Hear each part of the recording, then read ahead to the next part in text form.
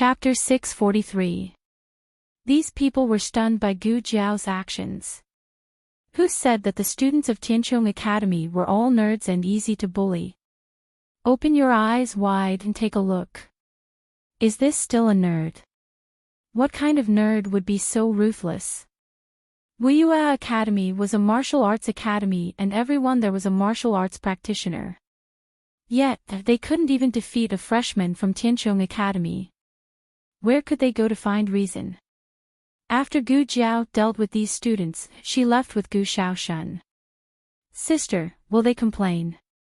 Gu Shaoshun asked. Logically speaking, they wouldn't. The main reason was that these people were shameless. If word got out that they were beaten up by a scholar, they wouldn't care about their reputation anymore. Gu Jiao's guess was right. None of these people were shameless enough to spread the news. However, it just so happened that the person they beat up was seen by the parent of a Wuyue Academy student who was passing by. The parent immediately informed Wuyue Academy. Before noon, the dean of Wuyue Academy and 2 teachers brought a few injured students into Tianqiong Academy. Dean Sun of the Tianqiong Academy was on duty and watering his beloved potted peony. When he heard his servant report that the people from the Wuyue Academy were here, his first reaction was, our academy's students are being bullied by them again. These people from Wuyue Academy were shameless and tyrannical. There weren't many academies nearby that hadn't been tortured by them. It wasn't that they could bully anyone. No one dared to provoke a noble young master like Mu Qingqin. However, there were thousands of students in the academy. Who could guarantee that every one of them was Mu Qingqin? The servant said embarrassedly, it seems like, our students, beat up their students. Dean Sun was speechless. This was the first time Dean Wu of Wuyue Academy encountered such a situation. Usually, it was others who complained to their academy. Today, the tables had turned. They actually went to complain to others. In Dean Sun's duty room, Dean Wu let Dean Sun and the other teachers of the Tianqiong Academy who didn't have classes in the morning take a look at the 8 students he had brought.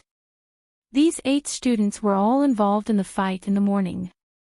Without exception, their faces were all bruised and swollen. One of them was seriously injured and sent to the clinic. He couldn't get out of bed at all, so he didn't come to the scene. Look! This is what your Tianqiong Academy has done. Dean Wu said coldly. Dean Sun's eyes lit up. Was it really done by a student of our academy? Wu Fuzi cleared his throat. Cough. Principal Sun's expression turned cold as he sternly said, you said it was done by a student of our academy. What evidence do you have? Dean Wu pointed at the group of bruised and swollen students and said angrily, they are the evidence. Who did it? President Sun whispered to Wu Fuzi. Wu Fuzi's lips didn't move. He squeezed out a voice that only the 2 of them could hear. They said it was a freshman with a birthmark on his face. He should be Xiao Lulang from Clear Heart Hole. Anyone who came to the academy was a student of the academy. When Wu Fuzi differentiated them, he didn't say which country they were from. He just said they were from a certain hole. This name sounded familiar. Dean Sun frowned and thought for a moment. Is he the freshman who went to the brothel on his first day here and got a demerit point? Wu Fuzi said. Yes, that's him. He paused and then added, he was also the one who tamed the Horse King. When the Horse King was mentioned, Dean Sun remembered how he was almost trampled to death by the Horse King. His face darkened. Dean Wu said coldly, Tianqiong Academy must give us an explanation today. Dean Sun laughed. What explanation do you want? Dean Wu said, you can't afford to be a teacher. Your academy has an unshirkable responsibility for producing such a student. You must compensate us for all the medical expenses and losses. Also, you must apologize to our academy. That student must also apologize to the student who was injured by him. Finally, this kind of lawless person doesn't deserve to be a student of Xingdu. It's better to expel him. A teacher from Tianchong Academy whose surname was Yang couldn't stand it anymore. Isn't Wuyue Academy's hand a bit too far? How we deal with our students is our academy's business. It's not up to you to interfere. What's more, haven't the students of the academy caused any trouble outside? What did you say at that time? It was just a student who was impulsive and let his emotions affect his decisions. Why do you have to make such a big fuss? If you make a big fuss, this kid's future will be ruined. Now you're not afraid of ruining his future. Wu Fuzi secretly gave his colleague a thumbs up. As expected of a teacher who taught policy. His debating skills were very good. The teachers from Wuyue Academy were choked. Their academy had always been domineering. If they bullied others, they would turn the matter into a small one. It was normal for them to act shamelessly and play Tai Chi. Dean Wu suddenly thought of the crux of the matter. But no one is as ruthless as you. Do you know that there's a student in our academy who's almost dead? Teacher Yang from Tianchong Academy said, just because you say it's our students who did it, does it mean it's our students? Do you think your dozen or so martial arts students can't beat a new student from our academy? No one will believe it if this gets out, right? The faces of the people from Wuyue Academy all turned red. Dean Wu was so angry that he became muddle-headed. Only now did he realize that more than 10 martial arts students had been defeated by a new student. It was so embarrassing. Dean Sun said, "All right, go and call that Xiao Lulang over. Let's hear what he has to say." Gu Jiao came over with Gu Xiaoshan. After all, according to the people from Wuyue Academy, Xiao Lulang had a little accomplice who didn't really fight. Dean Sun looked at Gu Jiao and asked, "They said that you beat them up. Do you have anything to say?" Gu Jiao glanced at them coldly. The group of Wuyue Academy students trembled like mice that had seen a cat. Dean Wu glared at the students of his academy. "What are you afraid of?" he thought. Could it be more embarrassing? Gu Xiaoshan was about to say, "Dean Sun, they started it first. There's someone called Brother Qin among them. He caught me and wanted to beat me up. Xiao Lulang attacked." However, Gu Jiao said without changing her expression, "I don't know them. I've never seen them before. I've never beaten them up." The students from Wuyue Academy were stunned. Was she that shameless? She had already beaten them up and she still didn't admit it. Where was the courage you had when you pinched us to death? Did you have the courage to step on Brother Qin's chest and ask for his life or his hand? If you have the ability, continue to fight. Gu Jiao, I'm not stupid. You can fight all you want. It's not worth it to fight the dean. You'll get a demerit. She was Xiao Lulang, the model student. Dean Wu was used to this kind of trick. The only difference was that they used to fool others. This was the first time someone used this kind of trick to fool them. Dean Wu said angrily, "You're lying." Gu Jiao looked at him indifferently. "How do you know I'm lying?" "You know so well. Have you done it before? Are you an old hand?" Dean Wu was so angry that he wanted to vomit blood. Whatever his sister said was right. Gu Xiaoshan immediately changed the topic and said seriously, "That's right. We didn't even see you today. Who knows who beat you up? You just have to blame it on us." Dean Wu was so angry that he rose to heaven. "Are you that great? Why do you have to blame it on you? You have to weigh your own weight. You're just two inferior people.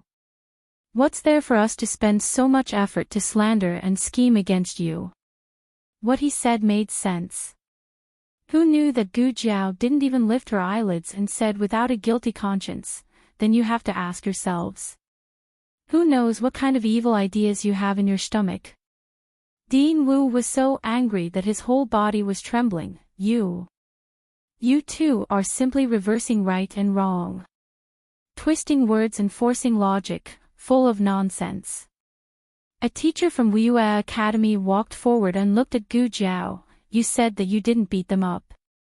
Do you have evidence to prove your innocence? Yes. Suddenly, a young man's resolute voice came from outside the door. It was Zhou Tong. Zhou Tong saluted Dinsen and the teachers of Tianqiong Academy in the room on duty and said, Dinsen, teachers, Xiao Lulang was resting in his room last night. He didn't leave the academy at all. I can testify. As soon as he finished speaking, another student of Clear Heart Hall walked over and said, I can also testify. Me too. The third student of Clear Heart Hall. Then, the fourth, the fifth, almost all the students of Clear Heart Hall came over. Yesterday, the academy had a break. We had an appointment with Xiao Lulang to play polo in the pasture. We played a bit late and drank a few cups at night. Then we went fishing. On the way back, we bought some dried vegetable pancakes from a shop on the east side of Three Flowers Street. In the middle of the night, I couldn't sleep. When I went to the washroom, I saw that the lights in Xiao Liulang's room were still on. I went in to say hello. He wasn't feeling well in the morning. I bought him a bowl of porridge and sent it to his room. He spilled the porridge. The group of people spoke very vividly, as if Xiao Lulang had really been with everyone last night. Flaws were impossible. If so many people couldn't even make up a story, how could these literary students write policy essays and eight-legged essays? They couldn't beat you in a fight, but they couldn't make up a story. The students of Five Mountains Academy were all dumbfounded. Dean Wu said angrily, you colluded with each other. Of course, people from your own academy will cover up for your own students. Zhou Tong put one hand behind his back and said calmly, if our testimonies are the same, then we're covering up for each other. What about you slandering our academy together? Your testimonies are testimonies, but our testimonies aren't. How about this? Let's directly report this to the authorities and let them decide. We can also let the world see how a freshman from our Tianqiong Academy defeated so many students from your Wuyue Academy with his own strength. Dinsen, let's open a martial arts class. This is a great opportunity for Tianqiong Academy to make a name for itself. After all, the students of Tianqiong Academy who have been teaching for several years can't even compare to the freshmen who have been teaching for 3 days. These literary students were really good at talking. Every sentence hit the nail on the head. Dean Wu's face turned green and red. To put it bluntly, he couldn't make a big deal out of it. He couldn't afford to lose face. At this moment, he already regretted asking for an explanation. Wasn't this asking for humiliation? In the end, the people of Five Mountains Academy didn't get any explanation. They were still angry. They gritted their teeth and walked away with a dark face. However, before they left, Dean Wu of Five Mountains Academy stopped and looked back at Gu Jiao coldly. No one knew if he was talking to Gu Jiao or everyone in Tianqiong Academy. Do you really think this matter is over? You probably don't know that Luo Qin's father is the deputy general of the Nangong family. Our academy can let it go, but the Nangong family. Dean Wu, you don't have to worry about the Nangong family. A deep and clear voice sounded from outside the door. Everyone looked in the direction of the voice and saw Mu Qingchen, who was wearing a blue and white academy uniform, walking over calmly. Mu Qingchen. Dean Wu frowned. Mu Qingchen cupped his hands at Dinsen and walked into the duty room. He stood beside Gu Jiao and said, Xiao Lulang is a student of Tianqiong Academy. Please tell Luo Qin that I, Mu Qingchen, don't care about a mere deputy general of the Nangong family. As soon as these words came out, everyone's hearts trembled. Mu Qingchen was the leader of the 4 great young masters of Xingdu. His father was from the Su family, which was ranked 9th. His mother was from the Mu family, which was ranked 5th. His great-aunt was the Wang family, which was ranked 3rd. The military power of the Xianyuan family was divided into 4 families, the Nangong family, the Han family, the Wang family, and the Mu family. This showed how noble Mu Qingchen's identity was. Dean Wu didn't say anything else and left with a gloomy face. Dean, we will also leave first. Mu Qingchen said to Dean Xian, wait. Dean Xin stopped all the students except Mu Qingchen. Go back and copy the Analects of Confucius. Don't miss a single word. These little bastards were lying to the heavens. Did they think he couldn't see through them? Dean Xin looked at Gu Jiao and said, and you, Xiao Lulang, you will be recorded as a demerit. If he didn't record a demerit, he would hit him again next time. When they came out of the duty room, the morning class was over. Do you want to eat? Mu Qingchen asked. Gu Jiao was a little depressed when she thought about being recorded again. However, she still had to eat. Yes. She replied indifferently. Didn't you go out to do something? Why are you back so soon? It's done. Gu Jiao noticed that he was holding a bag in his hand. Your stuff is going to fall out. Gu Jiao pointed at his bag. As soon as she said that, the little doll in Mu Qingchen's bag couldn't withstand the force and fell out. Mu Qingchen quickly caught it and stuffed it back into the bag without showing it to Gu Jiao. Gu Jiao looked at him strangely. He hesitated for a moment before explaining, a childhood playmate gave it to me. Gu Jiao, oh. It was a little doll. She had seen it, and it was quite ugly. By the way, do you recognize this? Gu Jiao took out a token and handed it to him. She had planned to try it out herself, but since Mu Qingchen was here, it wouldn't hurt to ask him. Mu Qingchen's expression changed when he saw the bronze token. Why do you have this? Gu Jiao rolled her eyes. I do have it. Can I enter the inner city with it? Mu Qingchen said indifferently, you could have. Let alone the inner city, you could have even entered the state preceptor hall. But now the owner of this token is missing, so you'd better not use it. Gu Jiao said, can I enter the state preceptor hall? Mu Qingchen. Is that my point? Mu Qingchen said earnestly, no matter how you got it, you'd better not take it out. Otherwise, you'll be arrested as an assassin. Gu Jiao asked, then, who is the owner of this token? Mu Qingchen paused and said seriously, the chess master of the 6 kingdoms, Mr. Meng. An old man. Gu Jiao touched her chin. Has he been to the state of Zhao? Has he been a beggar? Has he spent money to play chess with others? Mu Qingchen looked at Gu Jiao as if she was an idiot. Are you talking about Mr. Meng? He hasn't been to the state of Zhao. Also, do you know how honorable Mr. Meng is? I want to play chess with him, but I can't even use money. Being a beggar. What do you think? Gu Jiao nodded seriously. I don't think it's possible. By the way, do many people know Mr. Meng? Mu Qingchen shook his head. Mr. Meng doesn't like to deal with people. Not many people have seen him. When he came to the academy to play chess last time, I just watched him through a curtain. I didn't see his face. Gu Jiao asked again, haven't the people of the state preceptor hall seen him? Mu Qingchen thought carefully and said, the state preceptor probably saw him.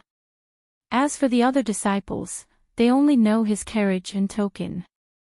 Gu Jiao touched her chin. I see. I understand. I understand everything. Mu Qingchen looked at her in confusion. What do you understand? Gu Jiao patted him on the shoulder. Help me ask for leave this afternoon. Mu Qingchen frowned and looked at her hand. Where are you going? The State Preceptor Hall. You will be caught if you take this token to the State Preceptor Hall. Gu Jiao rushed back to the house as fast as she could.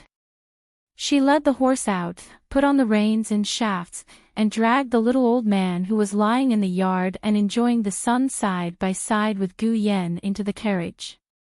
Mr. Meng was confused. What are you doing? Gu Jiao said seriously, pretend to be someone for me and take me to the State Preceptor Hall. Pretend to be who? The chess sage of the Six Kingdoms. Mr. Meng, the real chess sage of the Six Kingdoms, was speechless. Chapter 644. Gu Jiao said with great ambition, I've asked around. Not many people know the chess saint of the Six Nations. Among the places I'm going and the people I might meet along the way, only the State Preceptor has seen him.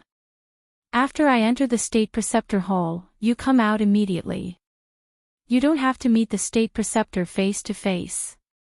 Old Master Meng said expressionlessly, you're quite thoughtful. Of course. Gu Jiao cleared her throat and changed her voice into a teenager's. I have a few lines for you.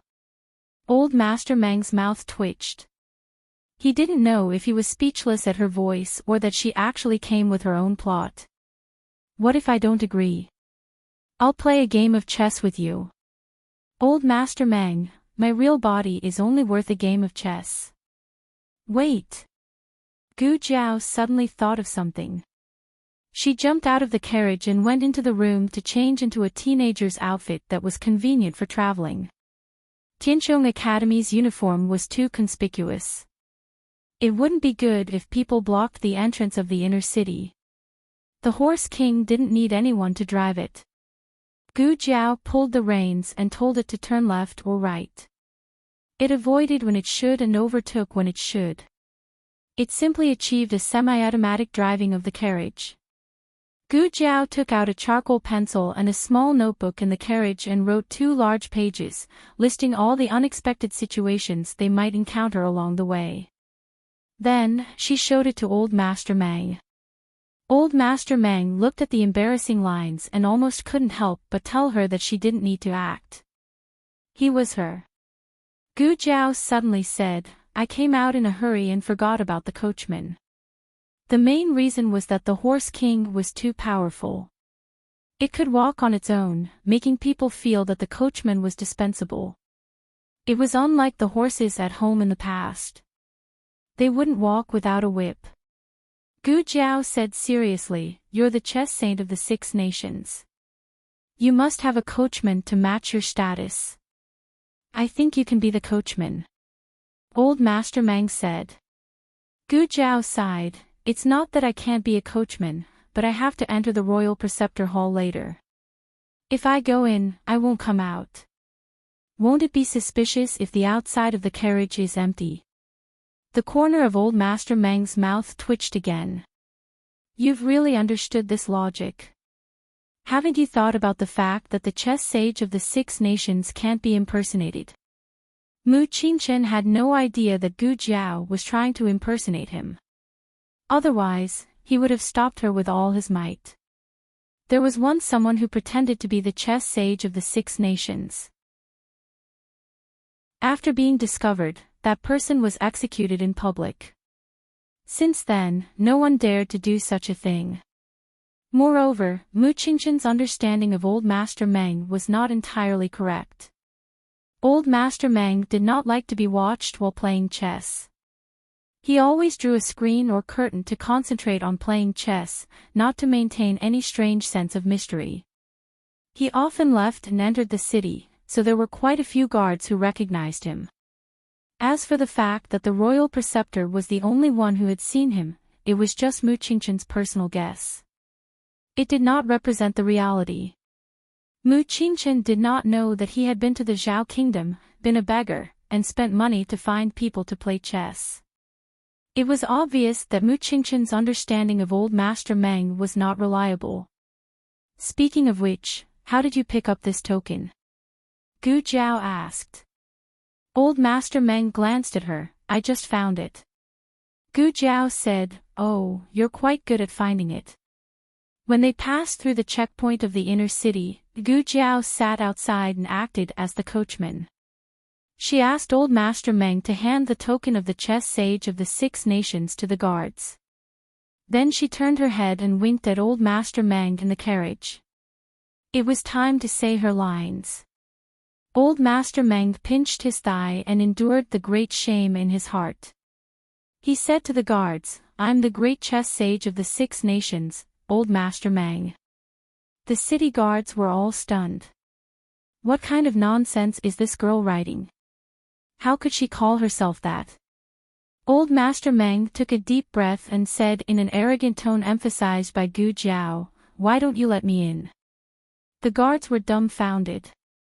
They were supposed to let him in. When had they ever stopped him? Weren't you the one who showed us the medallion? Old Master Meng put down the curtain with a bang. Gu Jiao gave Old Master Meng a thumbs up. His impromptu performance of slamming the curtain was good. It highlighted his character. Old Mr. Meng gritted his teeth. I was angry, ashamed, and ashamed. After entering the inner city, Gu Jiao found a nearby carriage shop and hired a coachman. The coachman knew the terrain of the inner city very well. Soon the carriage arrived at the royal preceptor palace.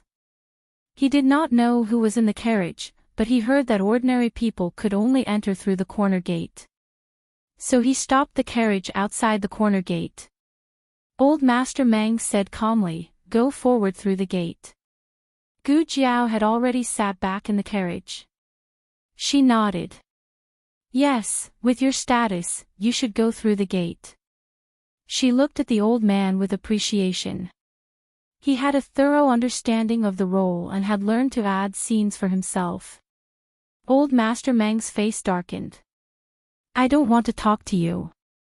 Both the gate and the corner gate were guarded.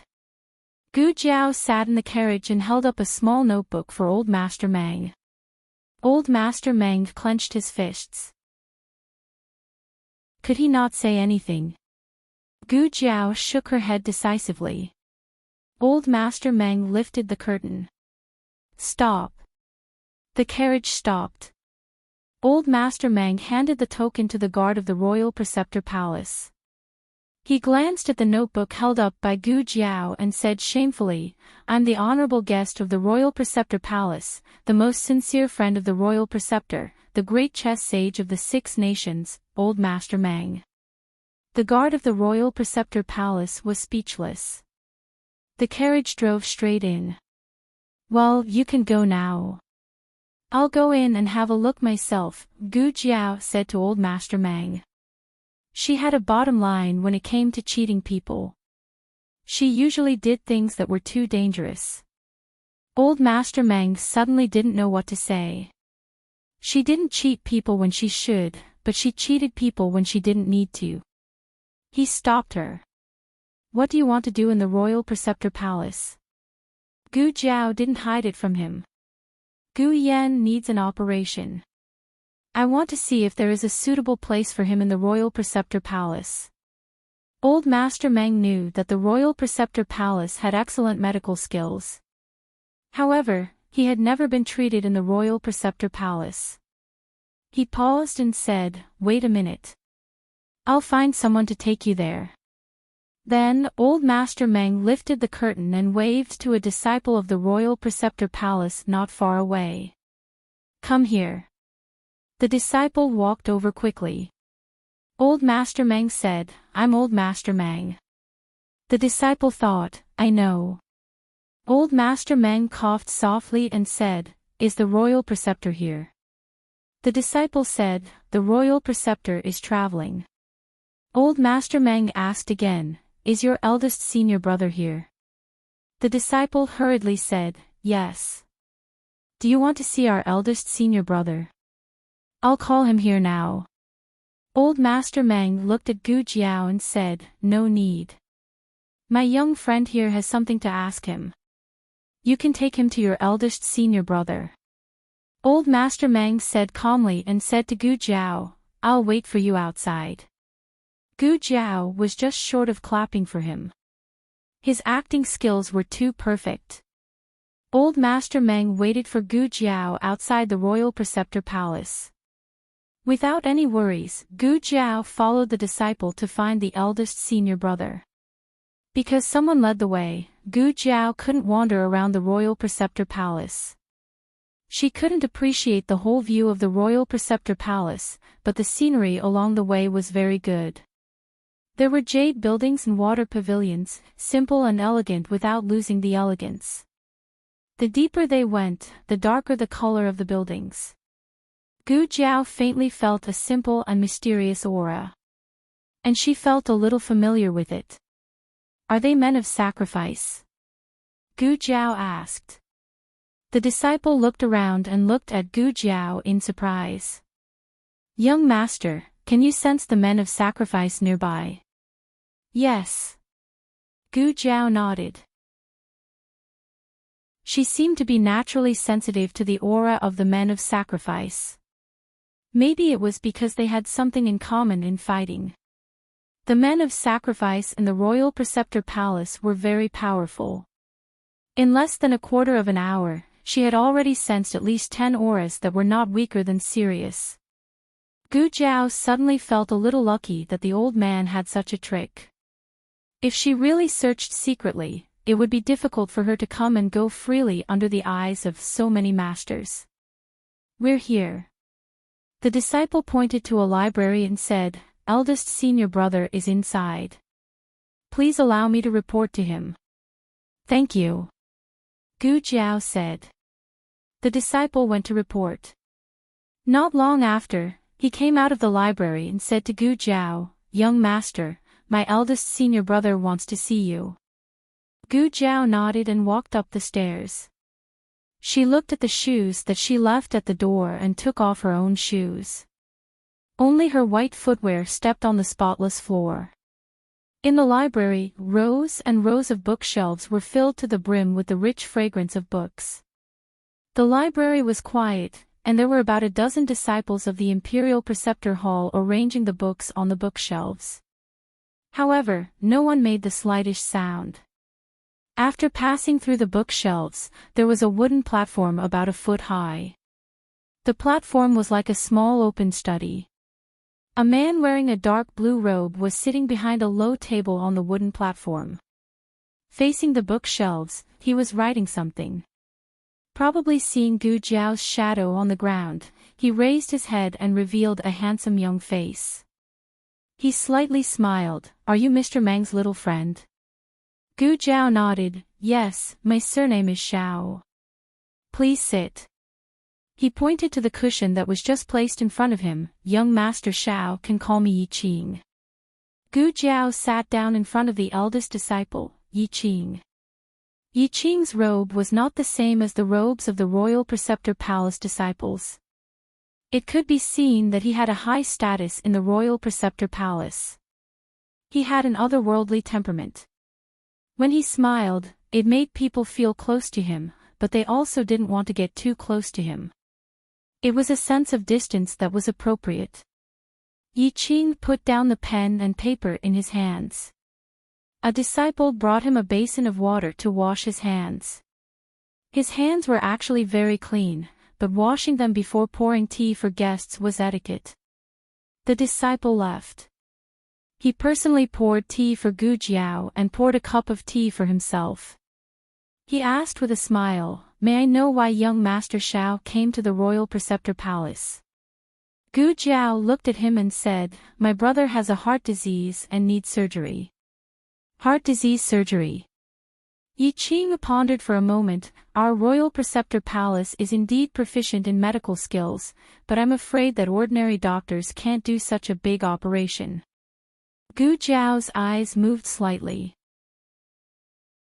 She felt that she saw the hope of Gu Yan's recovery. So your Royal Preceptor Palace can perform such a complicated operation? Yi Qing smiled and said, My master can. My master's medical skills are excellent. He once performed a heart disease operation for a patient. Gu Jiao asked, Was the operation successful? Yi Qing said, "It was successful. But unfortunately, although the patient's heart disease was cured, he didn't survive the accident. The world is really unpredictable." Gu Jiao said, "An accident is an accident, and an operation is an operation. What you said is very true." Yi Qing nodded with a smile, "But how did you know that your brother needed an operation? Ordinary people couldn't think of this." Gu Jiao said, "I know a little about medical skills." "I see." Yi Qing said regretfully, "Unfortunately, young Master Xiao came at the wrong time. My master went out. If young Master Xiao came a few days earlier, you might have met my master." It didn't matter. She could perform the operation herself. Gu Jiao said bluntly, "I can perform the operation myself. Can I borrow your operating room?" Perhaps because of Mr. Meng, Yi Qing was very generous and polite to Gu Jiao. He said pleasantly, "You can borrow the ordinary operating room. I don't have the key to my master's operating room. I have to wait for him to come back." Even the operating room could be understood. The Royal Preceptor Palace really had a culture of time travel. Gu Jiao pondered for a moment and suddenly asked, "Is it strange or not?" Yi Qing was stunned. "Forget it, it's nothing. This wasn't time travel." Gu Jiao waved her hand and changed the topic, "When will the Royal Preceptor come back?" "Ah." Yi Qing came back to his senses and said, "Master said before he left that he would be back in 20 days at the fastest and a month at the slowest." A month wasn't too long. With Gu Yan's current situation, he could afford to wait. This trip was much smoother than Gu Jiao imagined. Not only did she enter the Royal Preceptor Palace, she also confirmed the existence of the operating room and obtained permission to use it. Gu Jiao thanked Yi Qing and left the Royal Preceptor Palace under the escort of the disciples. She sat in the carriage, weighed the token in her hand, and sighed, "I didn't expect the identity of the chess saint of the 6 countries to be so useful." Old Master Meng straightened his back without batting an eyelid. Humph. Chapter 645. The novel will be updated more quickly. There are all kinds of novels that can't be found on the internet. Gu Jiao sent the coachman back to the carriage shop, and then went out of the inner city with Master Meng. "I still don't know your surname," Gu Jiao said. A best actor who could play the role of the chess sage of the 6 countries deserved a surname. "Meng," Master Meng said lightly. Gu Jiao looked at him strangely. "Your surname is Meng too." Master Meng, "Oh, does it sound familiar?" "Yes, I'm the chess sage of the 6 countries, Master Meng." Gu Jiao said, "Oh, that's quite a coincidence." Then, there was no more. Master Meng, as the saying goes, an old horse knows the way. After leaving the city, Gu Jiao didn't even need to pull the reins to turn. The Horse King made the carriage fully automatic and drove the carriage back to the small alley where they lived without stopping. The house was very lively today. Xiaoheng and little Jing Kong were here. Gu Jiao heard little Jing Kong's small voice from afar. The quiet yard seemed to be alive all of a sudden. Master Meng's face stiffened. Obviously, the shadow of being blown into ashes by little Jing Kong still lingered in his heart. Master Meng couldn't help but shiver when he heard little Jing Kong's voice. Master Meng hesitated and didn't step into the yard. The Horse King also didn't enter the yard. The man and the horse turned around tacitly.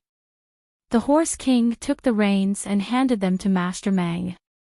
Master Meng grabbed the reins and walked the horse quickly. "Jiao Jiao." "Grandpa." "Little Shi." Little Jing Kong's excited voice suddenly sounded behind Master Meng. Master Meng's body stiffened again. The Horse King took back the reins without hesitation and ran away alone, leaving Master Meng behind. Little Jing Kong ran over, raised his little head, and looked at Master Meng. Grandpa. You've recovered. I didn't. I'm so dizzy. Mr. Meng covered his head and staggered into the study. Little Jing Kong threw himself into Gu Jiao's arms. Jiao Jiao. He was playing marbles with Gu Shaoshan in the courtyard just now and was sweating profusely.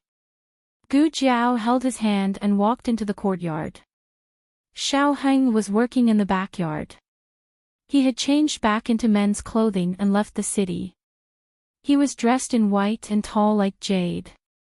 He was clearly chopping firewood and carrying water, but his every movement was pleasing to the eye. Gu Jiao went into the house and changed little Jing Kong into a set of dry clothes. Little Jing Kong went to play happily, and Gu Jiao went to the backyard. You're here. She stepped forward to greet him. Okay. Xiao Heng calmly responded and split the last piece of firewood in his hand. In fact, he had already seen her coming back. But as a man, sometimes he was a little prideful and had to wait for her to coax him. This made him very proud. After chopping the firewood, he went to carry water. Let me do it. Gu Jiao said. Xiao Heng said, no, you can sit down. Gu Jiao looked at him steadily and curved her lips. She did not refuse and moved a small stool to sit beside him. He put the wooden bucket into the well, turned the joystick, and pulled the bucket up bit by bit. Gu Jiao looked at him with her chin in her hands and asked, why did you come here today? The academy is on break. Xiao Heng said, Jing Kong wants to see you, so I came here. What about you? Gu Jiao asked.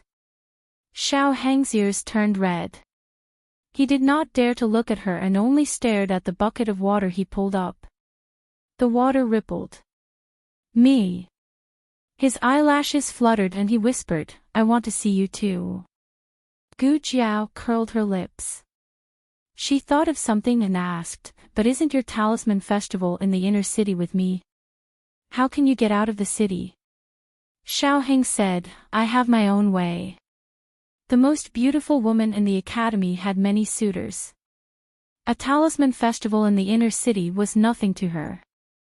Xiao Heng looked in the direction of the study and asked, the man called Grandpa by Jing Kong is? Gu Jiao said, he met a kind-hearted man from Jing Kong on the way. Jing Kong injured him with the black fire pearl. He is now recuperating here. His surname is Meng. There were many people with the surname Meng in the world. It was difficult to connect him with the chess master of the Six Kingdoms. Xiao Heng looked at the closed door and said, does he live in the study? Gu Jiao said, yes, there are no extra rooms in the house. There were only 3 main rooms in the house. Master Lu and Madame Nan shared one, Gu Shaoshan and Gu Yen shared one, and the last room was hers. Old Master Meng could only rest in the study. The study was not big, but only Xiao Heng and little Jing Kong needed to use the study. The rest of the family could use their own rooms. There was only one desk in the study. After moving it out, a bamboo bed made by Master Lu was placed on it. Xiao Heng whispered, if I had known, I would have told the headmaster that I would go back tomorrow morning. What? Gu Jiao didn't hear him clearly. Nothing. Xiao Heng said seriously, where did you go just now? They rarely interfered with each other's private affairs, but she didn't know if it was because their relationship had deepened, but it was difficult for him to leave her alone like before. Gu Jiao didn't hide it from him and said, I went to the Nation Masters Hall just now. The Nation Masters Hall? Xiao Heng was slightly stunned. He put the water on the well and turned to look at Gu Jiao. Did you go to the gate of the Nation Masters Hall or enter the Nation Masters Hall? I went in, Gu Jiao said. Xiao Heng was even more surprised. He had been in Xingdu for so long, so he had naturally heard of the Nation Masters Hall. It was the most heavily guarded place in Chengdu except for the imperial palace. Ordinary people couldn't get in at all. Not to mention ordinary people, even the dignitaries could rarely enter the Nation Master's Hall. But Gu Jiao not only went in, but also came out intact. How did you get in? Xiaoheng asked. Gu Jiao told Xiaoheng that she had asked Old Master Meng to pretend to be the chess sage of the Six Kingdoms and sneak into the Nation Master's Hall. Xiaoheng didn't say anything for a long time after hearing it. Are you sure he's a fake? He asked. Well, how can the chess sage of the Six Kingdoms be a beggar in Zhao Kingdom? I've seen him in Zhao Kingdom. As Gu Jiao spoke, she took out her small notebook and showed off the plot and lines that she had written exclusively to her husband. Xiaoheng looked at the lines and suddenly couldn't look directly at Old Master Meng in the study. After dinner, Xiaoheng and little Jing Kong returned to the inner city. Before leaving, Gu Jiao returned the inner city talisman of Gu Jiao to Xiaoheng. Now that she had the token of the chess sage of the Six Kingdoms, she didn't need this talisman anymore. Xiaoheng could take other people's tokens, but it was more convenient for him to have his own. After the two of them left, Gu Jiao also planned to go back to her room to rest. As soon as she turned around, she saw Old Master Meng looking outside the gate with a complicated expression. Gu Jiao followed his gaze and looked back, asking him, "What are you looking at?" "Who is that person?" Old Master Meng asked. Only two people went out of the house, Jing Kong and Xiaoheng. Naturally, Old Master Meng wasn't asking about Jing Kong. Gu Jiao raised her eyebrows and said, "My husband, Lu Lang. Didn't you hear his name?" Gu Jiao initially hid her identity from Old Master Meng, but after Xiao Lu Lang came to the house, and Master Nan and Master Lu kept calling him Lu Lang, it was difficult not to reveal her identity. Old Master Meng already knew who was Gu Jiao and who was Xiao Lu Lang. Old Master Meng frowned. "How can you have a husband at such a young age?" Gu Jiao said fiercely, "I do." Old Master Meng asked, "He's from Zhao Kingdom?" "Yes," Gu Jiao said. "Zhao Kingdom." Old Master Meng frowned and murmured. Gu Jiao was careless in some things, but most of the time, she was very careful. She caught the strange look in Old Master Meng's eyes and asked, "You don't think he's from Zhao Kingdom?" "That's not what I meant." Old Master Meng considered his words and said, "Forget it, maybe I was wrong." Gu Jiao pondered for a moment and suddenly said, No, you may not be wrong. Have you seen him somewhere else?" Old Master Meng recalled and said, "I did see someone who looked like him, but I didn't know him. I just saw him from afar." "Why would he remember?" It was probably because some people were born with a photographic memory. Gu Jiao thought of the person Imo Qinchua had seen and asked, "Where did you see him?" Old Master Meng said, "At the gate of the State Preceptor Hall." Gu Jiao asked, "Is he a disciple of the State Preceptor Hall?" Old Master Meng shook his head and said, "No, he wasn't wearing the robe of the State Preceptor Hall, and he didn't act like a disciple of the State Preceptor Hall. At that time, he looked more like he was going to the State Preceptor Hall for treatment." Treatment? Gu Jiao fell into deep thought. What Old Master Meng didn't say was that the people who could go to the State Preceptor Hall for treatment were not ordinary people. And that young man went in from the front gate. The eldest disciple of the State Preceptor Hall, Yi Qing, personally went to the gate to greet him. This was not a treatment that a young master of an aristocratic family could enjoy. That young man was most likely a member of the great Yan royal family. Chapter 646. Novels with content that can't be found on the internet are available here. Gu Jiao went back to the room to check Gu Yan's body and told him the good news of finding the operating room. Gu Yan rested his head on Gu Jiao's lap and fell asleep peacefully. It was late at night. In a courtyard of the Su mansion, Mu Qingchen took a bath and changed his clothes. He sat down by the bed with his long black hair hanging loosely. He opened the door of the bedside table and took out a brocade box. There was a shabby little doll in the brocade box.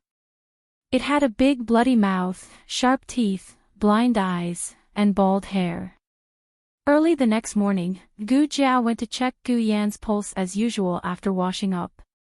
There was an old man and a horse at home. Occasionally, Xiaozhou would fly over from the inner city. The house was lively and Gu Yan was not so bored. Gu Jiao went to school with Gu Shaoshun without worry. Today, Mu Qingchen sat in the last row. Gu Jiao didn't want to sit with him at first, but Gu Jiao sadly found that except for Mu Qingchen's unapproachable aura, there was no other quiet place in the class. Gu Jiao looked to the left and saw Zhongding waving at her. Gu Jiao looked to the right and saw Zhou Tong waving at her. Gu Jiao thought for a while and sat down next to Mu Qingchen with her school bag in her arms. Zhou Tong sat in front of Gu Jiao and took out his homework weekly. Pa! Mu Qingchen threw his homework on the table in front of Gu Jiao.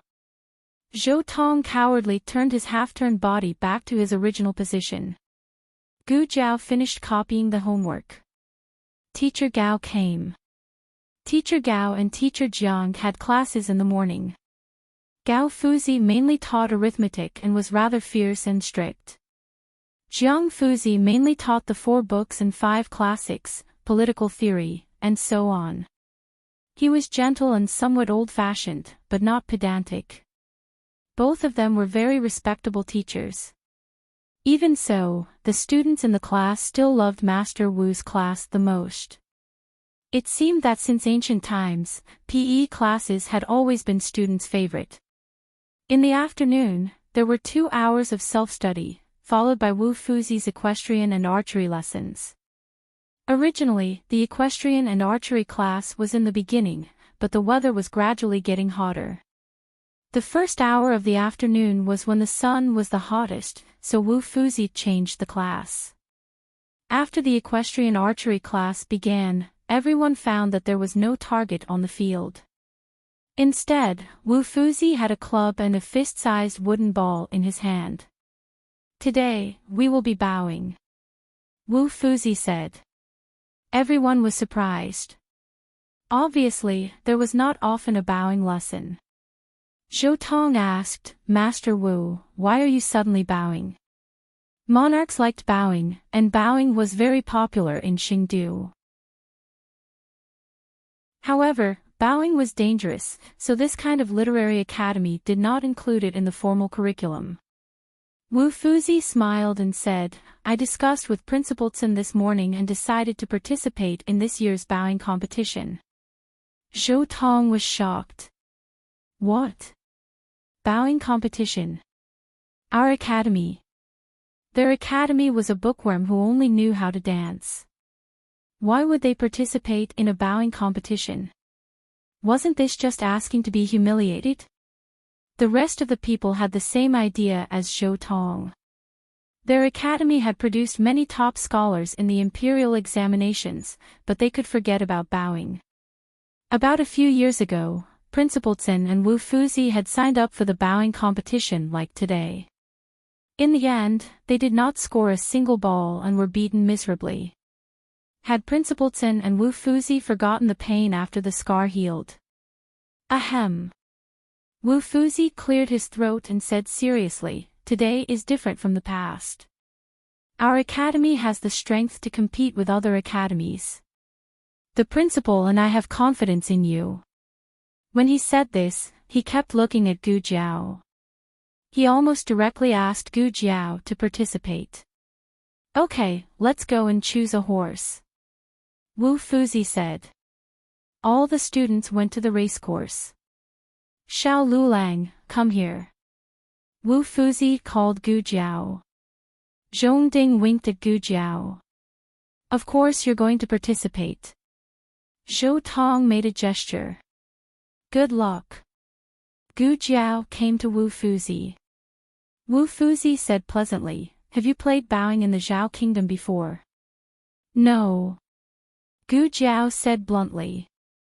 Ah. Wu Fuzi was stunned and smiled.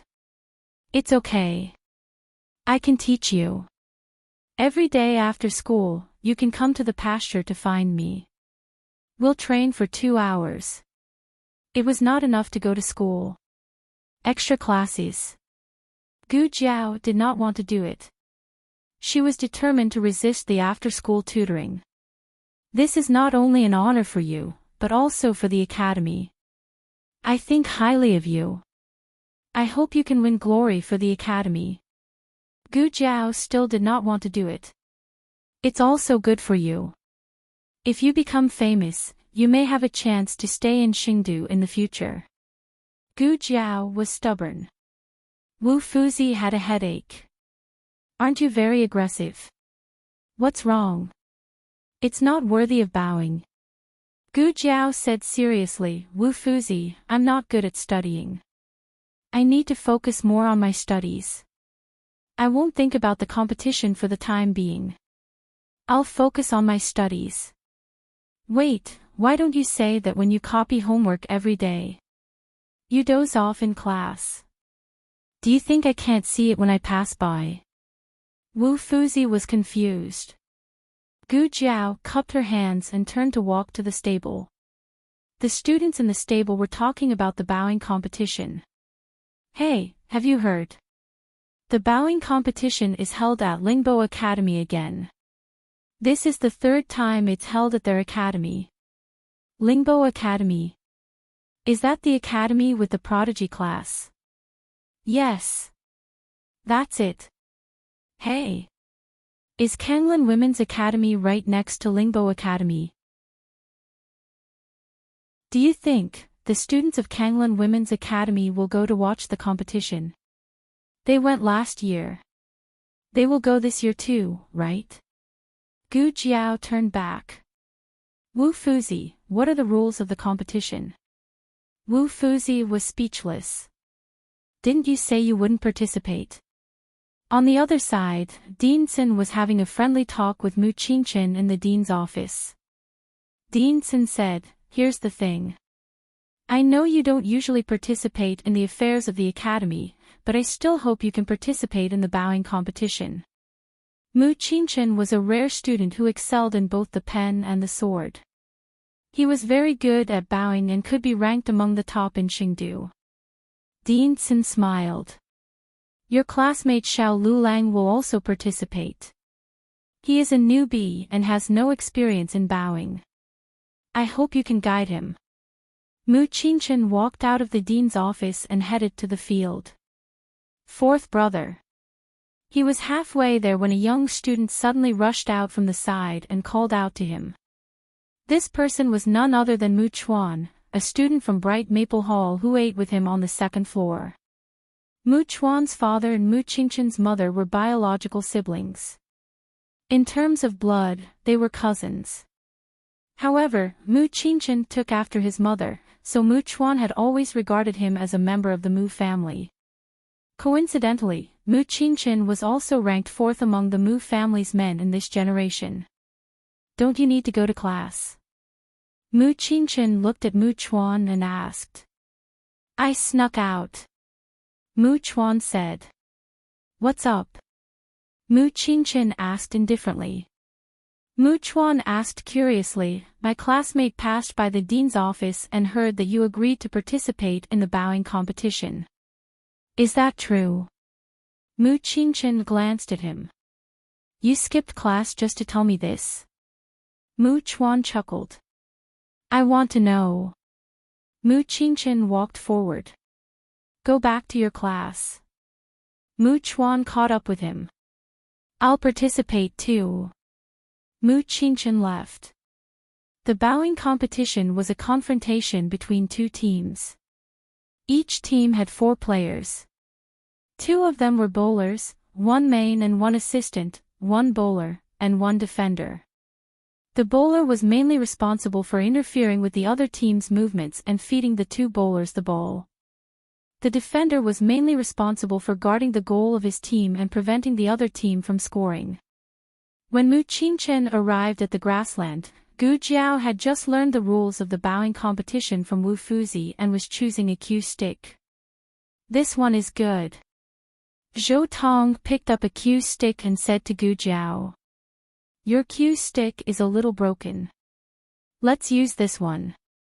Zhong Ding picked another one and handed it to Gu Jiao. A group of people surrounded the grassland to choose a cue stick for Gu Jiao. Mu Qingchen was about to walk over when suddenly, a group of people came from the other side of the grassland. It was a bit exaggerated to say that they were mighty. There were no more than 20 people in total, but their aura was so strong that it made people think of thousands of soldiers and horses. Among those people, a young man with a feminine temperament came over. He made an obeisance to Mu Qingchen and said something. Mu Qingchen nodded slightly and walked over with him. Zhong Ding couldn't help but look over. Among those powerful men, there seemed to be a noble young man in brocade clothes. He murmured, "Who are those people?" Zhou Tong craned his neck and looked over. He said in surprise, "Oh my God, they're from the Crown Prince's mansion." "How do you know?" Zhong Ding asked. Zhou Tong didn't dare to point with his finger, so he hinted with his eyes. "They're the brocade guards from the Crown Prince's mansion. I've seen them in the inner city." Zhong Ding said in disbelief, "The Crown Prince's mansion came to our academy." Oh my God! Was he dreaming? He couldn't believe that he could see the Crown Prince's mansion from afar. Zhou Tong continued, "That young man should be Prince Ming from the Crown Prince's mansion." "The Crown Prince's son?" Gu Jiao asked. "Yes." Zhou Tong nodded. "He's the Crown Prince's legitimate son." Gu Jiao looked over. Although they were far away, Gu Jiao's eyesight was very good. She could see the side of the young man's face clearly. It was a face brimming with confidence and dignity. He was talking to Mu Qingchen in a gentle manner. From time to time, he would smile as if he was a friend. Zhou Tong said enviously, "Only young Master Qingchen can be so respected that Prince Ming from the Crown Prince's mansion would lower himself to visit him. Unlike us, we don't even have the right to greet Prince Ming."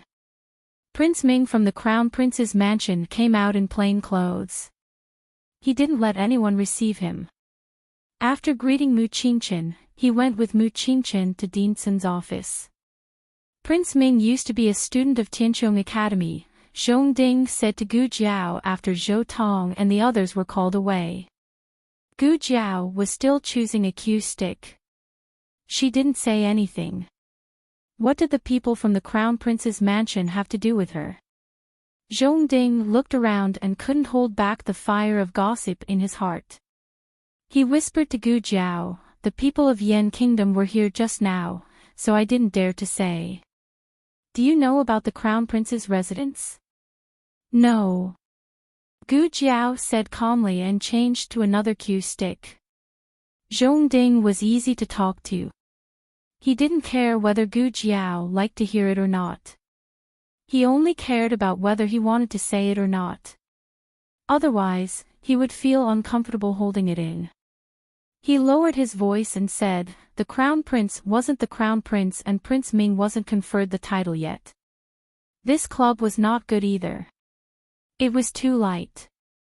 Gu Jiao frowned and changed another one. Zhong Ding walked in front of her. "The Crown Prince is the second son of the Emperor of Yan Kingdom. His mother is Imperial Concubine Han. Do you know the Han family?" "No." Gu Jiao said. Zhong Ding said, "I don't know much either. Anyway, it's a very powerful family. The original Crown Prince is the third princess of Empress Yuan." Hearing this, Gu Jiao finally reacted. Her hand holding the cue stick paused and she looked at Zhong Ding. "Princess. A princess can also be the Crown Prince." This surprised Gu Jiao. Zhongding hurriedly said, there was no such precedent. The crown princess of Yan Kingdom was the first. Do you know who the Empress Yuan's brother is?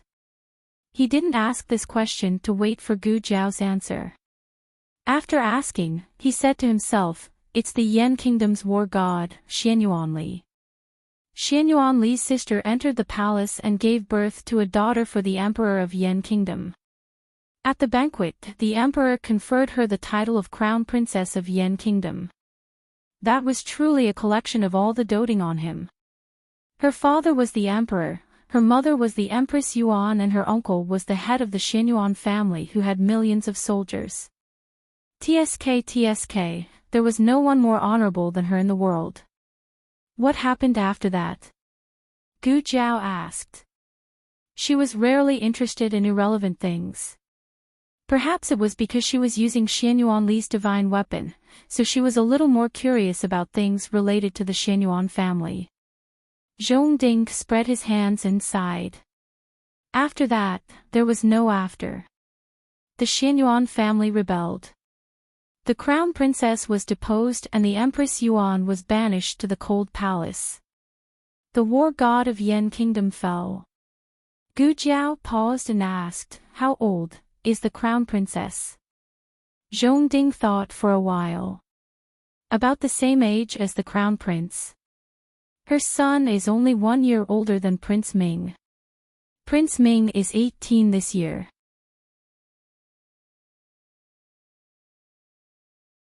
Chapter 647. There are all kinds of novels that you can't find on the internet. When Mu Qingchen came over, Zhongding immediately shut up. He led the horse and took the cue to find Zhou Tong and the others. Mu Qingchen looked at Zhongding's back and asked, what were you talking about just now? Why did he leave as soon as he saw me? Nothing, Gu Zhao said. She didn't like to gossip, let alone spread it. She paused. Perhaps she felt that she had to answer Mu Qingchen's question, so she added, I wasn't talking about you. Mu Qingchen stopped asking. He could almost guess that the arrival of Commandery Prince Ming had caused a stir. Although Commandery Prince Ming didn't show his identity, most of the students here were from Xingdu, and many of them were young masters of aristocratic families. Some of them might have seen Commandery Prince Ming before.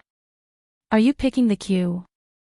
Mu Qingchen looked at Gu Zhao, who kept changing the queue, and asked. Yes, Gu Zhao replied faintly. None of the cue sticks were suitable for her. Mu Qingchen left without saying a word. Gu Zhao didn't care and continued to pick the cue sticks. But after a while, Mu Qingchen came back with a horse and a cue stick in his hand. Here you are. Gu Zhao glanced at him and took the cue from him. She weighed it in her hand and compared it. It was heavier than the other cue sticks, but for someone who was used to using the red tasseled spear, the weight was just right. Thank you, Gu Zhao said. Then she looked at him and asked, what are you going to use? This. Mu Qingchen grabbed a cue stick from the basket and got on the horse. I'll show you around. Gu Zhao also got on her horse. Okay. Mu Qingchen first introduced the requirements and rules of bowing to Gu Zhao. Bowing was first passed down from the royal family of the Jin state. As soon as it entered the Yan state, it was liked by the royal family. Later, it gradually became popular in the circle of nobles. Today, bowing was included in the curriculum of many aristocratic academies. There were no bow-striking classes in the Tianqiong Academy, but Wu Fuzi would often lead the students to bow-striking classes. Archery had very high requirements for horses. All archery racehorses had to go through very strict training. The training difficulty of archery racehorses was far higher than that of warhorses. The requirements for the bowler were not low. Horsemanship, skills, stamina, willpower, and adaptability were all indispensable. You win if you hit the ball into the opponent's hole. Mu Qingchen continued, but remember, you can't collide head-on with the ball, hit your opponent with the club, or interfere with your opponent's horse. You can't touch the ball with your body. These are the main taboos. It's inevitable that there will be some unexpected conflicts during the competition, so you have to protect yourself. As he spoke, he pointed at the protective gear carried over by the Academy's manservant and said, "The protective gear is here. Put it on and let's officially play a round." Gu Jiao put on the elbow and knee pads, and put on the palm pads, and went up the stage with Mu Qingqian. She tried the 4 seats one by one, and all of them were good. But the most amazing thing was the stroke she played when she bow striking. The ball was passed to her by Mu Qingqian. Due to Wu Fuzi's interference, the ball was actually a little off course. Who would have thought that she would accurately hook the ball over the top of her head? Then, with a swing of her club, she hit the ball into the hole from a distance that was impossible to see clearly. Everyone was amazed by this stroke. This momentum and this accuracy, she was simply a born archer. Mu Qingqian rode his horse to Gu Jiao's side and looked at her deeply. "Is this really your first time bow striking?" Gu Jiao nodded. Mu Qingqian wanted to say something but stopped on second thought. In the end, he just said, "That stroke just now was very skillful." Gu Jiao thought about it seriously and said, "Well, this is probably the legendary talent." Mu Qingqian was speechless. The afternoon's training soon ended. Gu Jiao played for the first time. Compared with Mu Qingqian, who had bow striking since childhood, her skills were naturally a little green, but basically met Wu Fuzi's expectations. There was one thing that Gu Jiao was too fierce, and she would commit a foul if she was not careful. She would easily be sent off the stage. Wu Fuzi said, "The game will be held in 7 days. In these days, everyone should practice hard." Wu Fuzi selected a total of 20 people. Only 4 of them really played, and there were several substitutes. In the next few days, Gu Jiao would stay in the academy after school to practice with Mu Qingqian and the others. Gu Shaoshun sat on the edge of the grassland and waited for her. In the blink of an eye, it was the day before the game. Wu Fuzi called everyone to the grassland and announced the players selected according to the training performance of these days. As expected, the first one was Mu Qingqian. The other 3 were Gu Jiao, Yuan Xiao from Bright Maple Hall, and Zhao Wei from Bright Moon Hall. Mu Chuan was a substitute. Gu Shaoshun was often waiting for Gu Jiao on the grassland, so he was a logistics team leader and also participated in the game with them.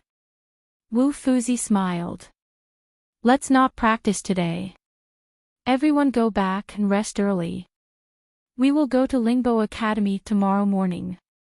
After returning to the house, Gu Jiao told her family about the game in the inner city tomorrow morning. Gu Yan suddenly said, "I want to watch your game too." Gu Jiao looked at Gu Yan and nodded. "Okay." Before going to bed, Gu Jiao checked Gu Yan's body again. It had become a habit for Gu Jiao to do it in the morning and in the evening. Gu Yan lay on the bed and obediently opened his shirt to let Gu Jiao put the stethoscope on. His condition hadn't deteriorated too much for the time being, so it wasn't a big problem for him to watch a game. After returning to the house, Gu Jiao put the stethoscope back into the small medicine box.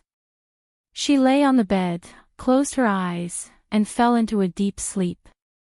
Gu Jiao didn't expect that she would dream again at night. Why did she say again? It wasn't the first time she dreamed after coming to Xingdu, but every time she woke up, she couldn't remember what she dreamed of. The sky in her dream was gray, and she couldn't tell the time.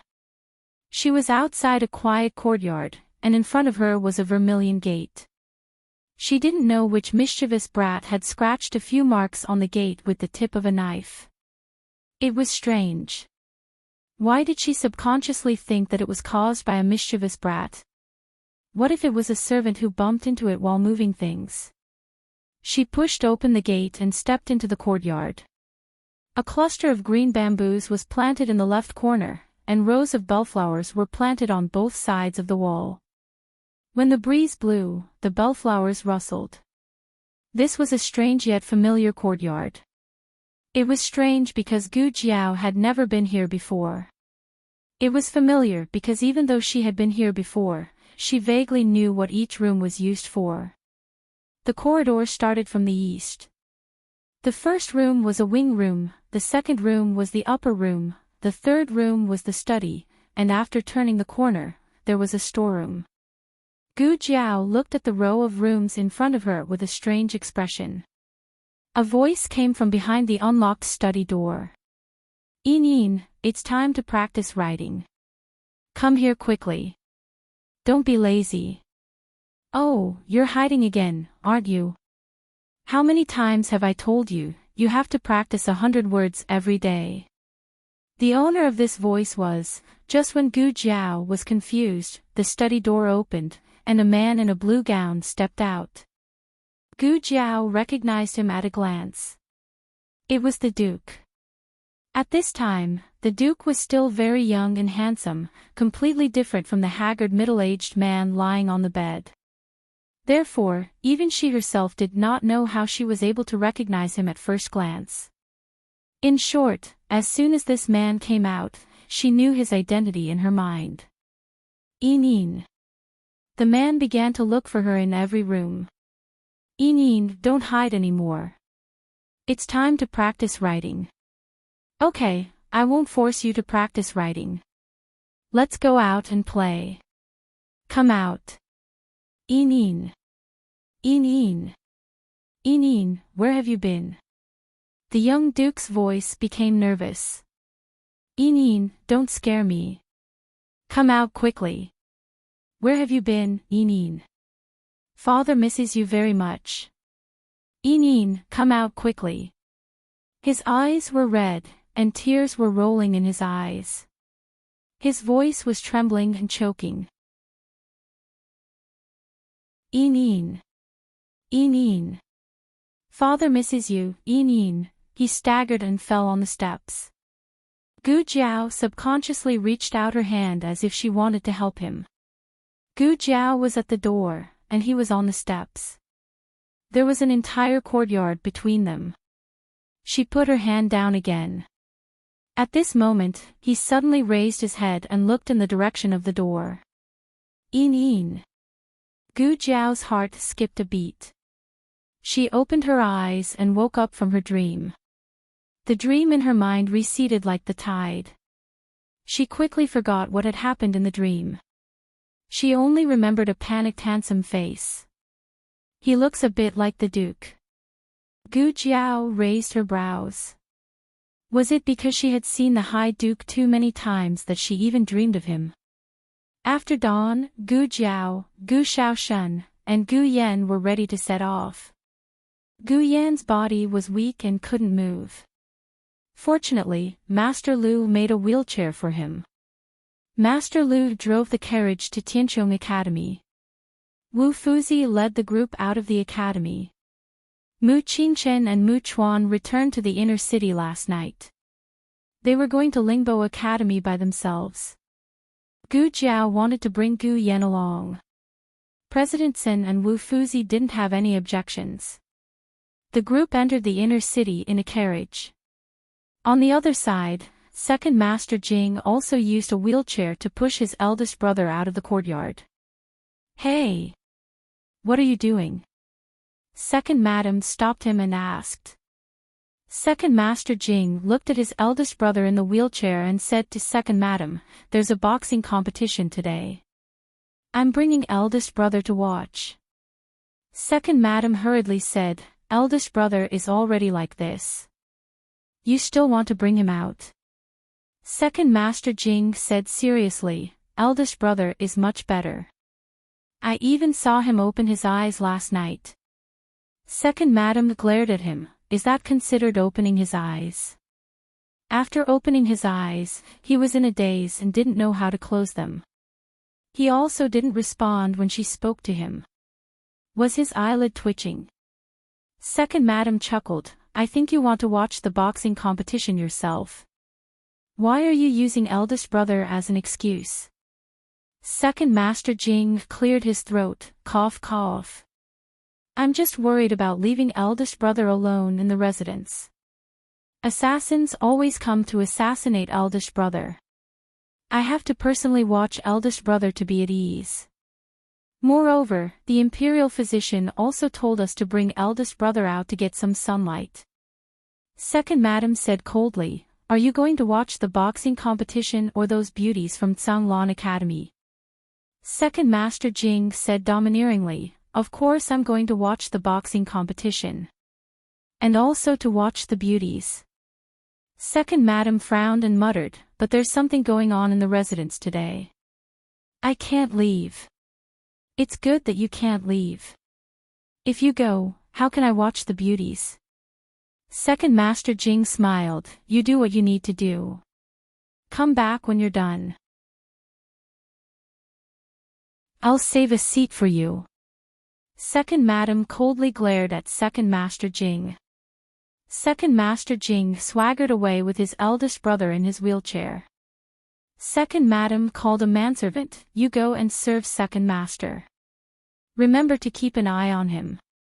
Don't let him mess around outside. The manservant replied, yes, madam. As the competition venue, Lingbo Academy gave the students a day off.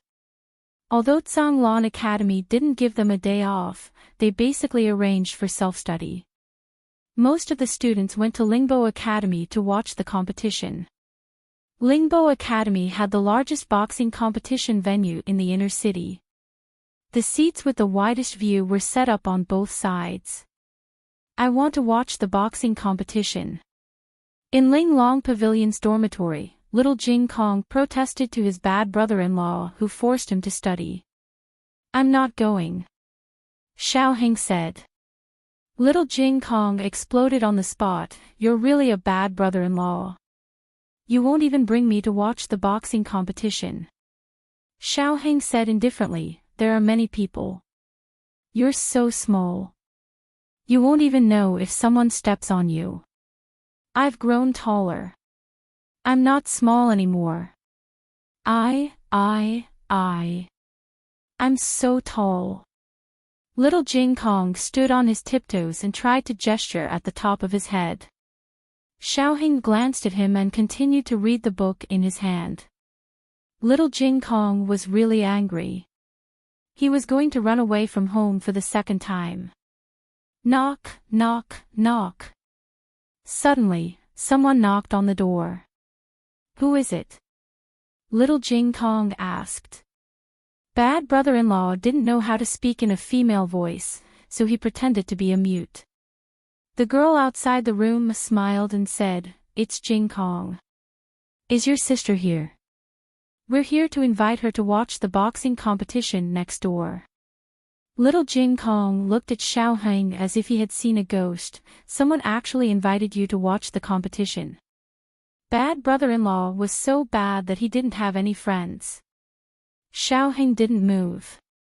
Little Jing Kong was going crazy. It's good enough that someone wants to be your friend, but you still don't like it. Little Jing Kong snorted, if you don't want to go, I'll go.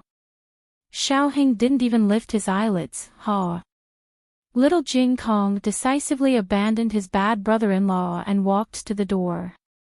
He looked at the three girls outside the room and said cutely, my sister won't go with you. I'll go with you. The three girls were stunned. The girl who spoke just now said, it's better not. We don't dare to take you without your sister's permission. They didn't invite her because they really treated her as a friend. They could only get a good seat if they invited her. Those young masters had already booked the best seats for the most beautiful girl in the academy. The three girls didn't give up and thought of something. One of them looked at the scholarly beauty in the room and said, I heard that Tianqiong Academy is also participating. Young Master Qingchen will play.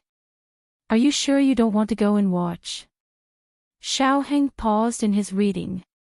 A quarter of an hour later, the most beautiful girl in Kanglan Women's Academy appeared in the Lingbo Academy's arena with a veil and a little black child. A large group of guards swarmed over. Miss Gu. Our young master has already arranged the grandstand. Miss Gu, please come with us. Miss Gu. Our young master has also arranged the grandstand. Miss Gu, please come with me. Miss Gu. Miss Gu. Xiaoheng took out a piece of paper. Where is the grandstand of Tianqiong Academy? A well-dressed guard raised his hand and said, over here. Here. Our young master has arranged the grandstand next to Tianqiong Academy.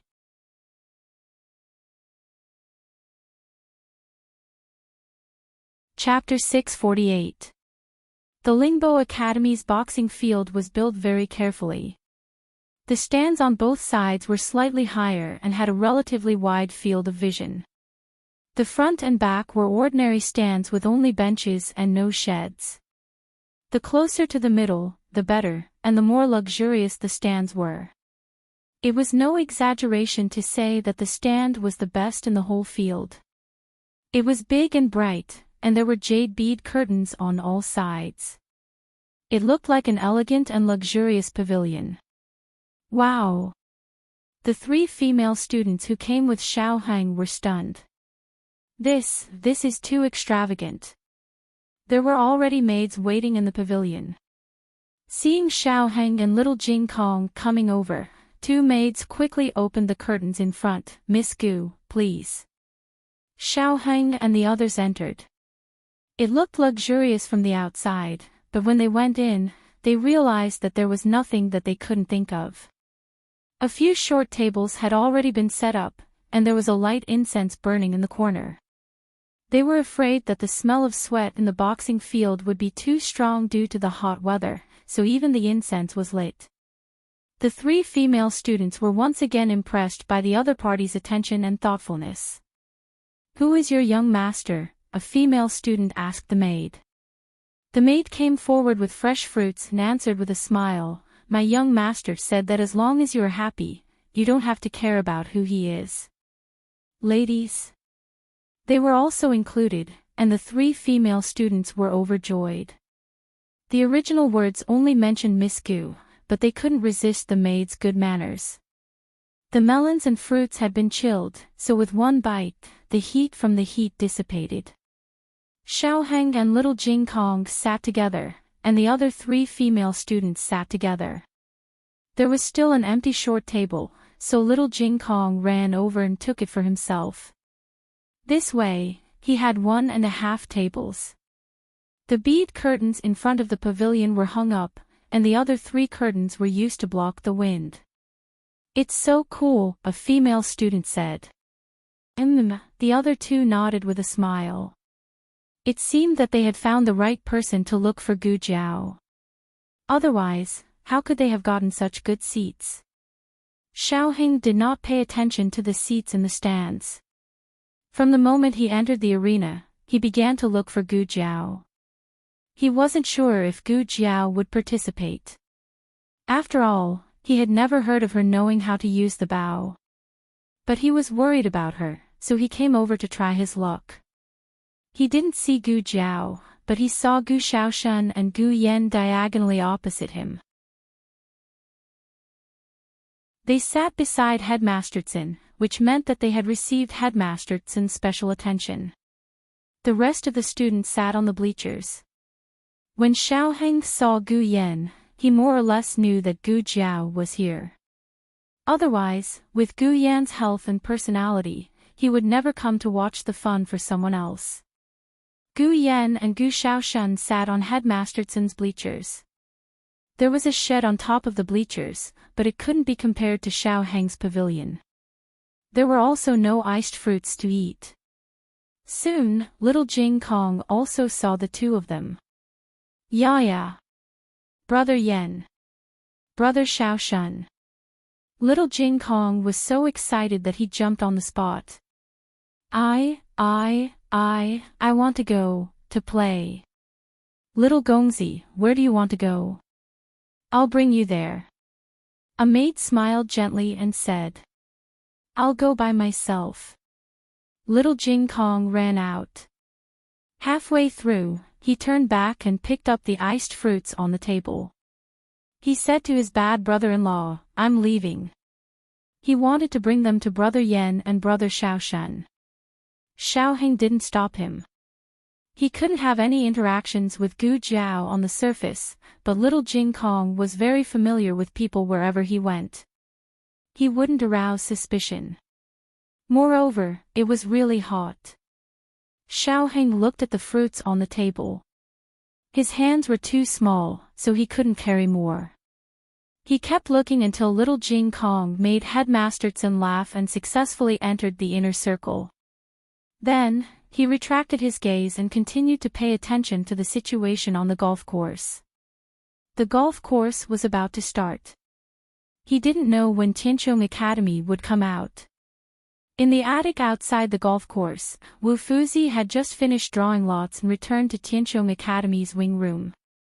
Gu Jiao, Mu Qingchen, and the others had already put on protective gear and were wiping the golf clubs in their hands.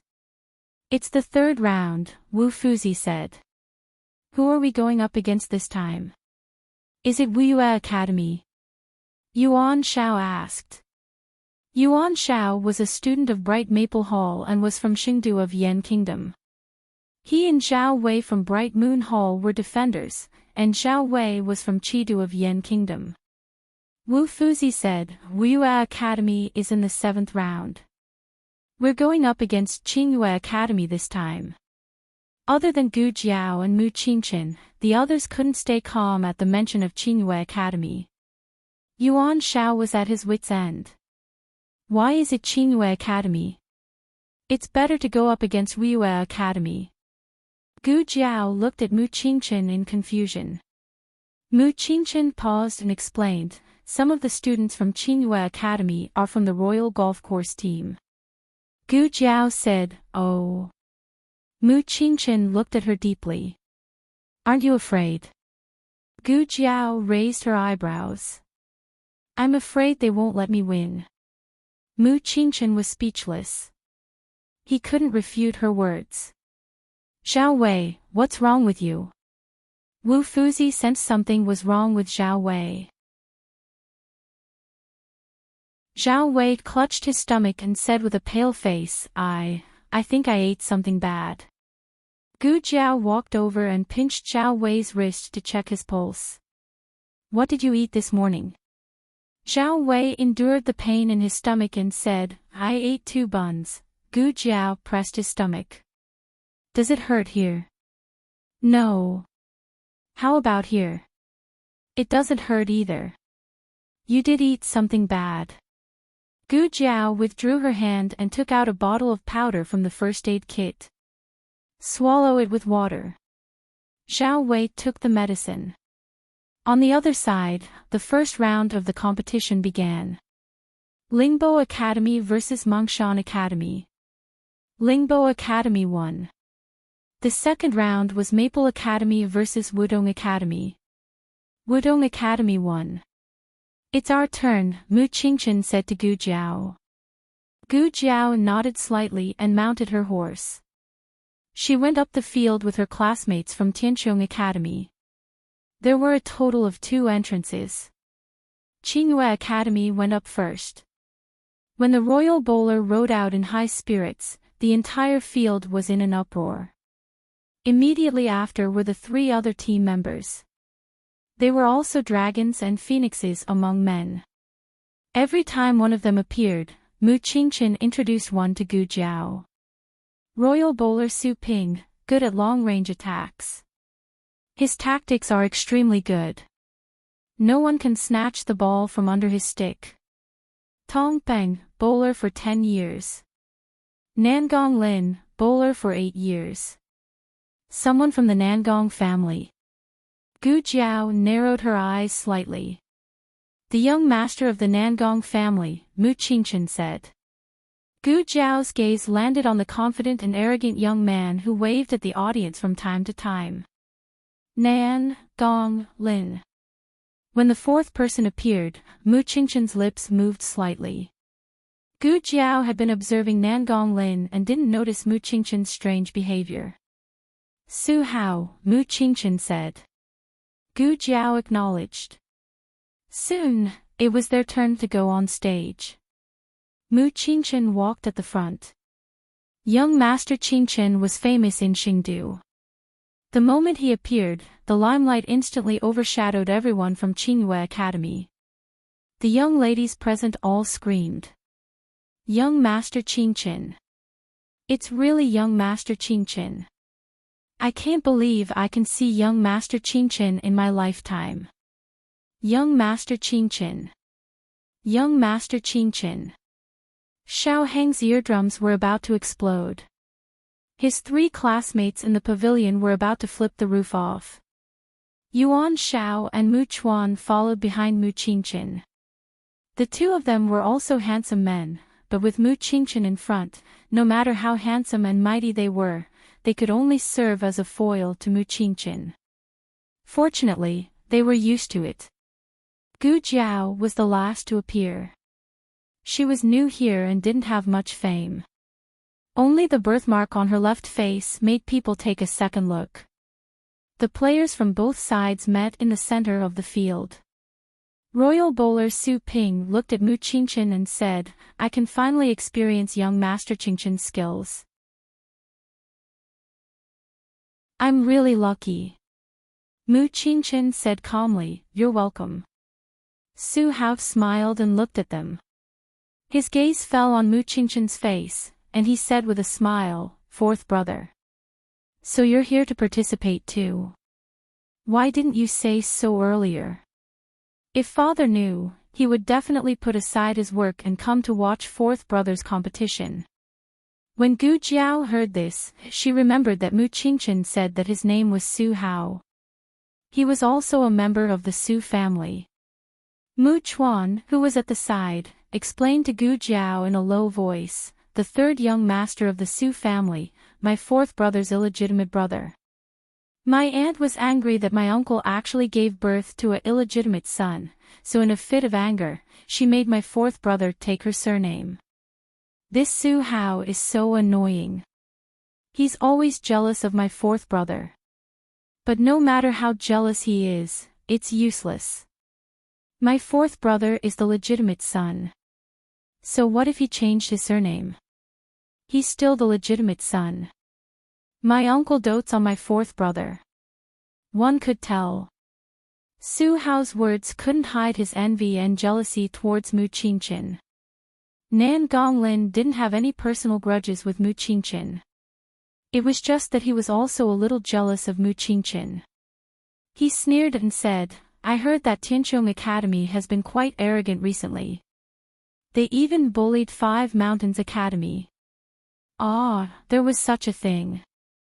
The son of the deputy general of the Nangong family was seriously injured by Gu Jiao. From Nan Gonglin's tone, it seemed like he wanted to seek revenge for his own people. It's you, right, kid? Nan Gonglin looked at Gu Jiao disdainfully. The birthmark on Gu Jiao's face was too easy to recognize. Nan Gonglin smiled threateningly. Horses have no eyes, be careful not to fall.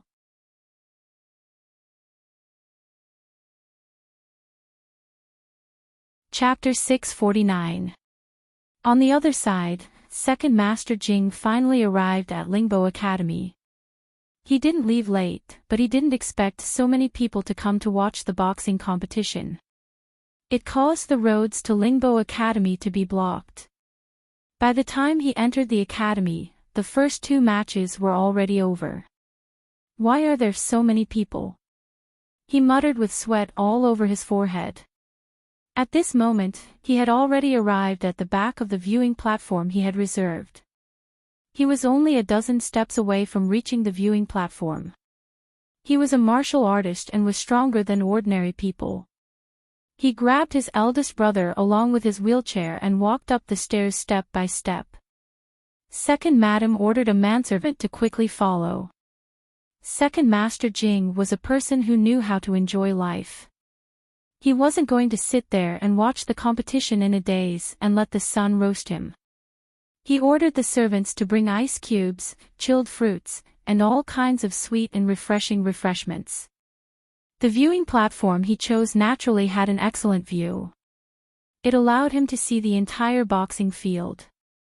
There was a roof on top, like a small pavilion, and it was ventilated on all sides. No, it was 3 sides. On his left side, there was a beaded curtain of broken jade hanging down from the place next door. He didn't ask anyone to prepare a curtain, so it must have been done by the people next door. Who is next door? Using such a high-quality curtain? Others might not know how to identify these broken jade, but how could he not recognize them? These weren't ordinary broken pieces of jade. They were whole pieces of jade that had been cut and polished into various shapes. Together with high-quality Eastern pearls, they were simply priceless, okay? Second Master Jing curiously looked to the left. Although there was a gap in the beaded curtain, it still blocked some of the view. Second Master Jing could only vaguely recognize that the people sitting next door were Fort Songlan Women's Academy students. One of the students had a straight back. Her bearing and temperament were excellent. She was noble and extraordinary, exuding the aura of a flower on a high mountain. This little beauty is a bit, Second Master Jing couldn't say. At this moment, perhaps because she felt Second Master Jing's gaze, the little beauty actually turned her head to look at him. Their gazes met across the bead curtain. That was a glance that seemed to come from the peak of a snowy mountain. Second Master Jing only felt that his heart had been shaken by someone. It was too cold. This kind of beauty couldn't be touched. However, there were 3 other little beauties next door, and their figures were also extremely graceful. Especially when the 3 of them were chatting and laughing. The curtains could block the line of sight but not sound. The young girl's laughter could be heard and Second Master Jing felt comfortable all over. This is life. Second Master Jing sat down on the cushion in the middle of the pavilion and placed the Duke's wheelchair beside him. Xiaoheng didn't pay too much attention to which family's men had come next door. His attention once again returned to the boxing field. The bowers from the Tianqiong Academy entered the arena. Xiaoheng immediately saw Gu Jiao, who was ranked 4th. He also saw the young man who was whispering to Gu Jiao. Thanks to his 3 female classmates, he knew that the young man was called Mu Chuan, the legitimate son of the Mu clan and ranked 5th in the clan. Young Master Qingchen, who had caused a sensation, was his aunt's son and the legitimate son of the Su clan. Xiaoheng didn't know why he didn't take his father's surname but his mother's. After that, the 2 sides greeted each other. The people from the Qingyue Academy were very arrogant. Su Ping from the imperial family's Bower team was arrogant, and the young man named Nangong Lin by his side was also not to be outdone. Nangong Lin said something to Gu Jiao and frowned slightly. Why did the people from the Nangong clan find Gu Jiao? Could it be that the identity of Xiao Lulang had been exposed? With the beating of the gongs and drums, the match between the 2 sides began. Mu Qingchen and Su Ping drew lots. Su Ping got the chance to play the first ball and fiercely hit the ball. Each game was divided into 8 sections, each section lasting for half a quarter of an hour. If someone committed a foul or was injured in the middle, the game would be paused and continued after the match was settled. Both sides had 3 chances to change players. Su Ping was indeed an expert in long-range attacks. His shot was extremely far and crossed the center line in an instant. Everyone rushed toward the Tianqiong Academy's ball hole without stopping to rest. Su Hao hooked the ball on the ground and passed it to Tongpeng, who was not far away. The ball seemed impossible to catch, but not only did Tongpeng catch it, but he also passed the ball to Nangong Lin at lightning speed. Nangong Lin was the assistant attacker. He could pass the ball to Su Ping or score by himself. Judging from the current situation on the field, the probability of him scoring by himself was very high. But at this moment, Mu Qingchen caught up. Nan Gonglin saw that the situation was not good. He quickly hit the ball and passed it to Su Ping. Su Ping didn't choose to use the club to dribble the ball. Instead, he directly threw the club and swung it out. The ball drew a beautiful arc in the air and accurately entered the hole. Beautiful. Second Master Jing clapped his hands. He was indeed a member of the royal family's archer team. That move just now was too wonderful. Gu Jiao tilted her head and looked at Su Ping. Well, he could play like that. Qinghua Academy won the first flag. The first section was not over yet, so the game continued. This time, Tianchong Academy started the game. Yuan Shao, you're up, Mu Qingchen said. I'm nervous. Yuan Shao was suppressed by the opponent's tactics and aura. Mu Qingchen said, it's okay. Just hit the ball. Yuan Shao swallowed his saliva and resisted the trembling of his hands. He swung the club first. Mu Chuan quickly followed. Mu Qingchen glanced at Gu Jiao. He didn't say anything, but all the trust in her was written in his eyes. Then, he didn't even look to see whether his team members had caught the ball or not. He rushed toward the opponent's hole. Second Master Jing was stunned.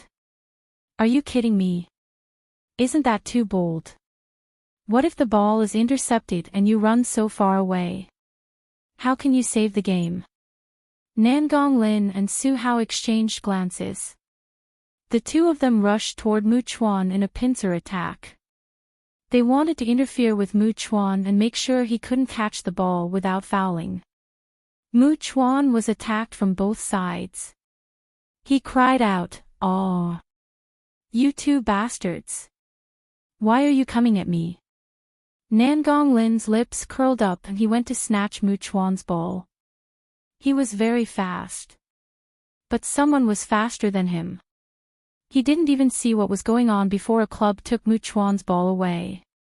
Nan Gonglin was slightly stunned. He turned his head and saw Gu Jiao's indifferent expression. Gu Jiao glanced at him indifferently. Without saying a word, she threw the club and hit the ball in her hand with a backhand. Everyone was stunned. Wait, wasn't this the same move that Su Ping used just now? Even the action of throwing the club and catching it with a backhand was exactly the same.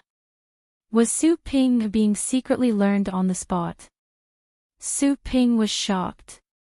This was a unique skill that he had practiced for many years. It was handsome and valiant. Not only could it be used to win, but it could also be used to show off. No one had ever learned it. How did this kid learn it? He was quite good at it. Xiaoheng stared at Gu Jiao without blinking. Under the sunlight, his girl was very eye-catching. His blood was boiling. Gu Jiao's ball was also very far away. It was very similar to Su Ping's curve. Mu Qingchen successfully got the ball and held it in. Tianchong Academy got a flag. At the end of the first section, both sides got a piece each. This result was somewhat unexpected. Although Mu Qingchen was the first young master of Xing City, no one had heard that he had any extraordinary talent in archery. No one expected him to play so well. However, the one who left the deepest impression was probably the kid with the birthmark on his face. How could he be so brazen as to steal their skills? How could he be so shameless? Just when everyone thought that Gu Jiao was already very shameless, she did something even more shameless. In the following game, as long as Nan Gonglin attacked, she would stop and not give a single ball to Nan Gonglin. However, as long as Su Ping attacked, she would watch obediently. Not only did she not snatch the ball, but she also did not allow her companions to snatch it. She was very fierce. Su Ping was like a child that she was quietly protecting. Every time he scored a goal, the light of excitement could be seen in her eyes. Then, with a turn of her head, she used Su Ping's moves one by one. Su Ping's face turned green. "Referee!" he shouted. "Can't I learn?" Gu Jiao asked innocently. The referee choked. There was no such rule. "You can learn from me," Gu Jiao looked at Su Ping and said shamelessly. Su Ping almost vomited blood. "Learn from you? What is there to learn? You little noob." However, it was this thick-skinned noob who learned all of Su Ping's skills.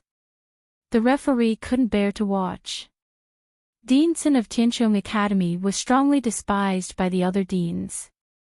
He raised his hand and weakly covered his head. "Cough, I stole from you based on my ability. If you have the ability, you can steal from me too. Can we fucking steal from you? Do you think we haven't stolen from you before? We don't know how to steal from you. What kind of pervert is this kid?" When it was Su Ping's turn to kick off, he suddenly sneezed due to his nose allergy. Then, Gu Jiao also sneezed loudly with the cue stick before kicking off. Everyone, at the end of the sixth section, the score was 17-17. It was a tie. Gu Jiao did not score many goals. She usually passed the ball to Mu Qingchen, but she became the focus of the game with her ability. Why is he like this? In Xiao Heng's pavilion, a female student muttered. Another female student said, "But I'm so happy to see young Master Qingchen win." A third female student said with a smile, "That's right. They cooperate so well. They're so compatible." Xiao Heng's face darkened. Next door, second Master Jing was also shocked by Gu Jiao's actions. He had watched bowls for many years, but this was the first time he had seen someone so brazenly steal from him. "Big brother, did you see that? This kid. Oh my god." Halfway through his sentence, second Master Jing turned his head and saw that his big brother's eyes were open. His eyes were bright and clear. He was so scared that he fell to the ground. He was just complaining to his big brother. He didn't think that his big brother could really open his eyes. It was very scary, okay? No. He calmed himself down and wiped the cold sweat from his forehead. He sat back on the cushion with lingering fear. "Big brother, when did you open your eyes? You should at least make a sound. It seems like you don't know how to make a sound." "Forget it." His big brother was like a zombie. He couldn't hear him. Occasionally, he would open his eyes, but it was just an unintentional movement. He couldn't see it all. He understood all of this. "Big brother, are you hot? Do you want me to fan you?" As he spoke, he picked up the folding fan on the table and stretched it in front of his big brother. The High Duke's vision was completely blocked by the fan. As second Master Jing fanned himself, he suddenly felt a chill on his neck. "Why does it feel like someone wants to kill me?" The seventh round of the competition began. Su Ping didn't know if it was because he didn't have any special skills to let Gu Jiao learn, or because he didn't dare to use his special skills. In short, he played relatively conservatively in this round. He thought that Gu Jiao would be as conservative as him. Unfortunately, he was wrong. Gu Jiao only learned the good things. She didn't learn the bad things. Tianqiong Academy launched an attack and won 2 chess pieces in a row. Qingyue Academy stopped the competition. Change players.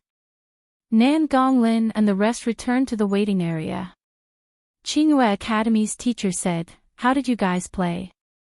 Why didn't you attack?" Su Ping was speechless.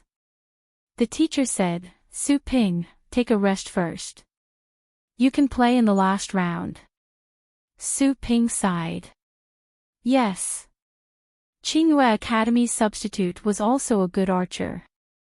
However, he was better at defense. Thus, Nan Gonglin took over Su Ping's position and became the main archer. He looked coldly at Gu Jiao on the field. He wouldn't let this kid have his way. He would definitely score and win this game. I'm going to the toilet, he said to the teacher. Go, hurry up. It's time to play, the teacher reminded. Yes. Nan Gonglin left the waiting area. Tianqiong Academy's people were waiting on the other side. He snapped his fingers. An accompanying secret guard came to him and cupped his hands. Young master. Nan Gonglin looked at Gu Jiao and said coldly, I want him to fall off the horse. The secret guard hesitated. This, Nan Gonglin said coldly, why? Can't you do it? The secret guard cupped his hands. I can do it. Nan Gonglin smiled proudly. That's good. Remember, make it look like he accidentally fell off the horse.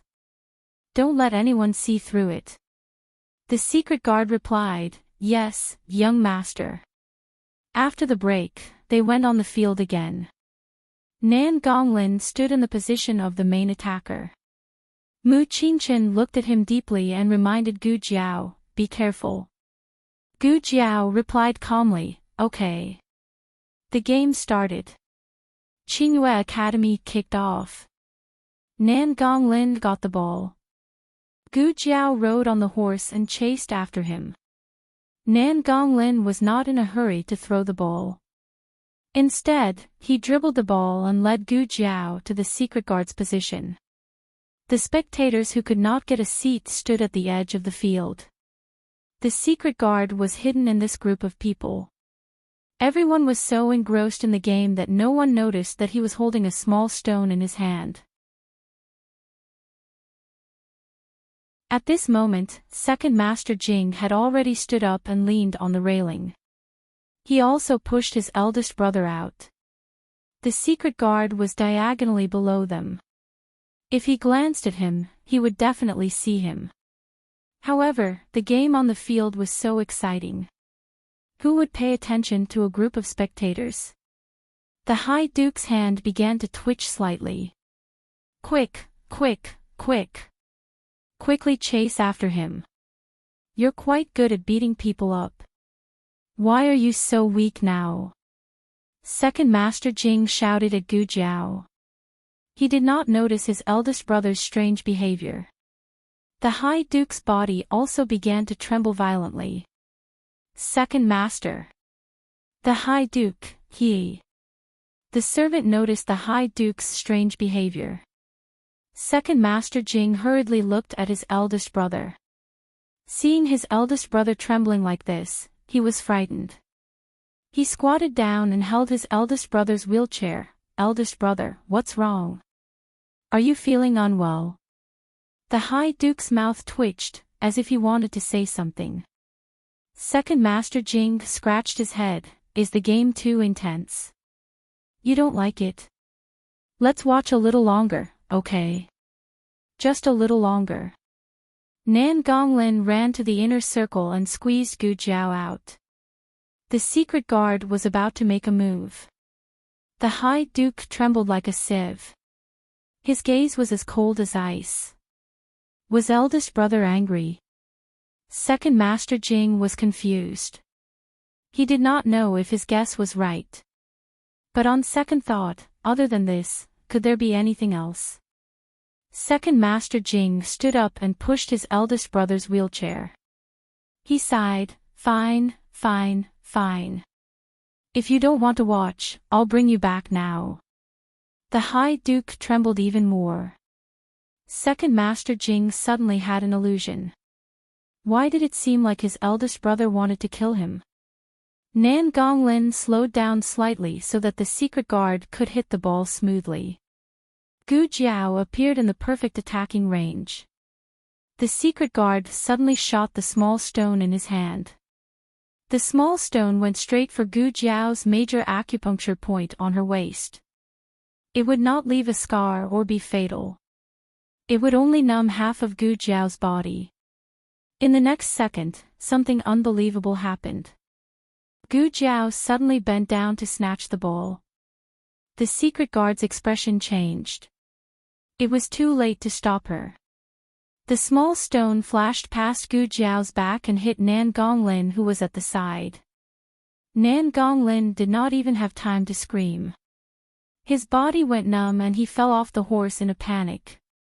And because he had slowed down, the bowman behind him had caught up. They were Mu Chuan and the Qingyue Academy students. Mu Chuan's horse was not as fast as the Qingyue Academy students.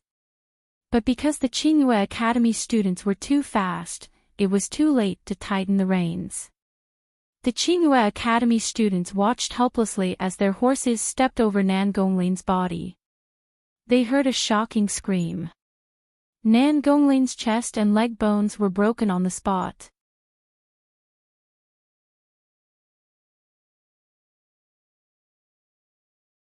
Chapter 650. There are novels with connotations that can't be found online here. After Nan Gonglin was trampled by the horse's hooves, Mu Chuan quickly tightened the reins in his hands. He didn't run at his maximum speed. With the tight reins, he managed to deviate his direction and galloped past Nan Gonglin. After galloping for more than 10 steps, his horse finally came to a stop. The situation between him and the Qingyue Academy student was like this. Gu Jiao went to snatch Nan Gonglin's ball, and he chased after her relentlessly. He wanted to attack Nan Gonglin from both sides with Gu Jiao. In order to prevent him from doing so, the Qingyue Academy student suddenly sped up and tried to use his horse to block his path. Who would have thought that something like this would happen? After Nan Gonglin's shrill scream, the entire venue fell silent. The referee hurried over. He squatted down and looked at Nan Gonglin, whose face was contorted in pain. He was shocked for a moment. Nan Gonglin, how are you? What else could Nan Gonglin do? He was in so much pain that he wanted to die, okay. He was a martial artist and had suffered a lot of physical pain since he was young. However, he had never been so ruthless. His entire chest seemed to have caved in, and the bones in his thighs were broken. Every breath he took felt like a knife was stabbing into his lungs. Nan Gonglin's secret guard was also stunned. He swore to the heavens that he was aiming at that guy from Tianqiong Academy. He had never thought of hurting his young master. Gu Jiao's horse also stopped. She rode over slowly and looked down at the seriously injured Nan Gonglin. Oh, you're injured. Can you still play in the competition? Listen, listen, listen. What kind of tone was this? Was she gloating? Nan Gonglin glared at Gu Jiao with bloodshot eyes as he suffered from the excruciating pain. He said to the referee, "It's him. He's the one who harmed me." The referee looked at Gu Jiao. When the audience heard this, they all looked at the new student from Tianqiong Academy. Mu Chuan refuted, "Hey, Nan Gonglin. You can eat whatever you want, but you can't speak whatever you want. How did the people of the Tianqiong Academy harm you? You were the one who fell down. Was it someone from your own academy who stepped on you? What does that have to do with us?" The student who stepped on Nan Gonglin was at a loss. I didn't do it on purpose." Of course, Nan Gonglin knew that he didn't do it on purpose, but this Xiao Lulang must have. Nan Gonglin gritted his teeth and said, "Why did you suddenly bend over to grab the ball? He didn't snatch it earlier or later. Instead, he followed him all the way. Whenever he schemed against him, he would snatch it." Who would dare to say that there was nothing fishy going on? Gu Jiao said confidently, "You slowed down, so of course I have to snatch the ball." Everyone paused. That's right, Nan Gonglin did suddenly slow down just now. If they didn't snatch it when he slowed down, were they supposed to snatch it when Nan Gonglin accelerated? Was there something wrong with his head? There was no problem with the Tianqiong Academy's operation. You. Nan Gonglin vomited a mouthful of blood. It was unknown whether it was due to injury or anger. Why did Nan Gonglin slow down? Wasn't it to make it easier for the secret guards to sneak an attack on Gu Jiao?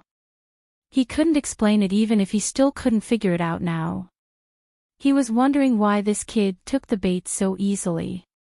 Wherever he led, he would follow. He didn't even snatch the ball all the way. This kid clearly snatched the ball quite quickly in front of him. He thought that it was because his skills were superb that this kid couldn't snatch it. Now, it seemed that this kid did it on purpose. He saw that Nan Gonglin was going to scheme against him, so he pretended to fall into the trap and revealed a flaw. At the crucial moment, he let Nan Gonglin fall into his trap. But Nan Gonglin couldn't say any of this. If he wanted to prove that this kid was scheming against him, he had to admit that he was scheming against this kid. Cheating would make him lose the right to participate in the competition forever. It would also make him the laughingstock of the whole city. He couldn't afford to lose this face. Therefore, he could only swallow his pride. After Nan Gonglin vomited another mouthful of blood, his consciousness started to blur, and his breathing became difficult and rapid. Could Gu Jiao cure him? The answer was yes, but why would she cure him?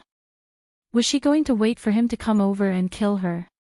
If she hadn't dodged just now, she would be the one with broken bones and a pneumothorax. Mu Qingchen rode his horse to Gu Jiao's side and asked in a low voice, "Are you okay?" "I'm fine," Gu Jiao said. Mu Qingchen glanced at Nan Gonglin, who was being carried off, and said to Gu Jiao, "Focus on the competition. Don't think too much." "Okay." Gu Jiao nodded. After Nan Gonglin was carried off the field, his companion who stepped on him also had a mental breakdown. He couldn't continue the competition and was replaced by a teacher from Qingyue Academy. After such a big incident, it was reasonable to say that the mentality of the students from Tianqiong Academy should be somewhat affected. However, it wasn't. It was just that, they were all quite thick-skinned. The 7th section ended with Tianqiong Academy winning another flag. The score was 20-17. Qingyue Academy was 17. In the last section, Su Ping went on the field. He had to score 3 goals to equalize the score. If there was only one Xiao Lulang or only one Mu Qingchen, he could give it a try. However, it was a bit difficult to deal with the two of them together. That guy called Xiao Lulang was too fucking annoying. If he used his unique skill, he was afraid that the guy would steal it. If he didn't use his unique skill, he was afraid that he would lose the competition. Su Ping had never played such a difficult game. In the end, Su Ping decided to go all out. Then, a strange scene happened. Not only did the 4 players from Tianqiong Academy not fight for the ball, they even fed it to Su Ping. "Your shot wasn't good." Su Ping almost couldn't catch it, Mu Chuan said to the students from Qingyue Academy after feeding Su Ping a ball. The students from Qingyue Academy were confused. "Wait, what kind of move was that?" The students from Tianqiong Academy looked at Gu Jiao with this expression. Anyway, she was leading by 3 flags. There was no hurry. She could learn slowly. It didn't matter if she lost points. Su Ping was so angry that he almost had a heart attack. What kind of experience was it when the opponents were collectively shameless? Indeed, only Su Ping could defeat Su Ping. Gu Jiao performed superbly. Using the Su style and Mu Qingchen's strong combination, they finally won the competition with a score of 23-20. This might not be the most perfect battle strategy, nor was it the most difficult battle, but it was definitely the most talked about battle. Young Master Qingshen's appearance was killer. A freshman from Tianqiong Academy stole from the opponent and crushed the opponent. Was this the distortion of human nature or the decay of morality? Young Master Nangong fell off the horse and was seriously injured. His life was uncertain and his future was uncertain. Although there were many outstanding and famous scenes in the competition after that, the crowd didn't seem to be as excited as they had imagined.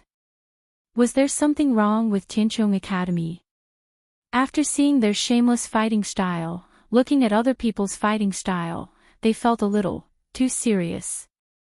Something was wrong with them. Fourth brother, congratulations on entering the next round of the competition. In the attic for the players to rest, Su Hao came to Tianqiong Academy's room and congratulated Mu Qingchen with a smile. Mu Chuan raised his eyebrows and said, "What's there to congratulate? Come and congratulate us after we get first place." So fourth brother's goal is to get first place. Su Hao smiled and said to Mu Qingchen, "Then I'll congratulate fourth brother in advance for getting first place. If father knows, he will definitely be happy for fourth brother." Fourth brother once said that he would never bow again. Father has been sad for a long time because of this. Why won't he bow again? Gu Jiao asked. Su Hao turned to look at Gu Jiao and said pleasantly, "My fourth brother once lost to someone, and then he swore never to bow again." "I didn't ask you," Gu Jiao said to Su Hao. Su Hao was stunned. Mu Chuan said impatiently, "Nangong Lin from your academy is already so injured, why do you still have the time to wander around here? Don't you have to show concern for your classmates?" Yuan Shao didn't rebuke Su Hao. He just opened the door very politely. Su Hao was speechless. After the end of the first day of the competition, it was time to announce the list of qualified students. Every qualified student of the academy had to ride around the field. When the name of Tianqiong Academy was announced, Mu Qingchen, Yuan Shao, Mu Chuan, and Gu Jiao rode on their horses and slowly entered the field from the passage. Everyone's eyes fell on them. Admittedly, Mu Qingchen still received the most attention, but Gu Jiao was ranked above Yuan Shao and the legitimate son of the Mu family. She received the most attention, second only to Mu Qingchen. Xiao Heng's gaze fell on Gu Jiao, and Gu Jiao also looked at Xiao Heng. Their gazes met in midair, and in just an instant, they gently moved away. In the eyes of outsiders, Xiao Heng was looking at the people of Tianqiong Academy, while Gu Jiao was looking at the audience in the stands. Gu Jiao quickly looked elsewhere, while Xiao Heng lowered his eyes, picked up the tea on the table, and took a sip. That freshman from Tianqiong Academy seemed to be looking over here just now. Was he looking at us? A female student in the pavilion asked. Was he? Another female student looked at Gu Jiao. He didn't look. Yes, he took a look. He was just curious, right? So, he didn't take a fancy to the prettiest girl in our academy. Finally, a guy doesn't like her. The three of them laughed in a low voice. Xiao Heng drank his tea silently. How would you know how much restraint and longing she had when she looked at him? On the other side, little Jing Kong bid farewell to Deanson of Tianqiong Academy, as well as his new friends Gu Shaoshun and Gu Yan. Little Jing Kong could wait for Gu Jiao to come over and get to know her, but even he knew that he couldn't have any interactions with Gu Jiao on the surface. Talking to Gu Yan and Gu Shaoshun was already the limit of what he could do on the surface. "Uncle Dean, I'm leaving. I'll come and play with you during the next competition." Deanson smiled and patted the kid's head. "Okay, I'll definitely come next time." Little Jing Kong held the big empty bowl that used to be filled with melons and fruits. He held back his strong longing for Gu Jiao and left resolutely. Dean Sin left the spectator stand with Gu Xiaoshan and Gu Yan and went to the entrance of Lingbo Academy to meet up with Gu Jiao and the others. You won't always be so lucky. It was a fighter from Wuyue Academy. He was shouting at Gu Jiao, Mu Qingchen, and the others. Mu Chuan crossed his arms and sneered. I don't know if we're lucky or not, but Wuyue Academy doesn't seem to be lucky. You're eliminated in the first round. Yuan Shaoshan added, Wuyue Academy didn't rely on luck. They relied on their strength. They lost because of their strength. What kind of heart-wrenching truth was this? The guy from Wuyue Academy was so angry that he walked away with smoke coming out of his 7 orifices. Take care. I won't send you off. Mu Chuan smiled and waved his hand. Sigh, I can finally hold my head high. I was bullied by those bastards in the past. It's a pity that I didn't meet them today. Otherwise, I would have beaten them to a pulp. Mu Qingchen looked at him speechlessly and said to Gu Jiao, shall we take the carriage or ride the horse? Ride the horse. It was very stuffy in the carriage. They got on the horses. After Gu Yan, Dean Sin, and the others got on the carriage, they left Lingbo Academy together. Is it okay? Gu Jiao asked Gu Yan. Gu Yan leaned against the window and nodded at Gu Jiao, who was riding the horse beside him. Yes, it's good. I'll come again next time. Gu Jiao twirled the reins in her hand. Okay. On the other side, Second Master Jing also got on the carriage and came out. He had a feast for his eyes today. He enjoyed watching the competition. It was even more enjoyable to watch the competition with the little beauties next door. Listening to the 3 girls talking and laughing, he felt that he was more than 10 years younger. This is what life is like. It's so hot. Second Master Jing opened the window and hung up the front curtain. He and his eldest brother were both men. There was no need to avoid being seen by others. It was too hot. He moved a small stool and sat at the door of the carriage. He fanned himself with his folding fan. At this moment, Dean Sin and the others came over. Dean Sin and Mu Qingchen recognized the House of Duke's carriage. Dean Sin stopped the carriage and bowed to the 2 people in the carriage. Duke, Second Master Jing. Mu Qingchen also greeted them. Second Master Jing was panicking from the heat. He waved his hand perfunctorily and exchanged a few words with the 2. Behind him, the Duke's hand shook again. Unfortunately, he did not see it. Then, if there's nothing else, we'll take our leave. Dean Sin said. Goodbye. Second Master Jing smiled. Dean Sin looked at Gu Jiao. Let's go. The group of people brushed past the House of Duke's carriage. No one expected that the Duke in the wheelchair would suddenly have blue veins on his forehead.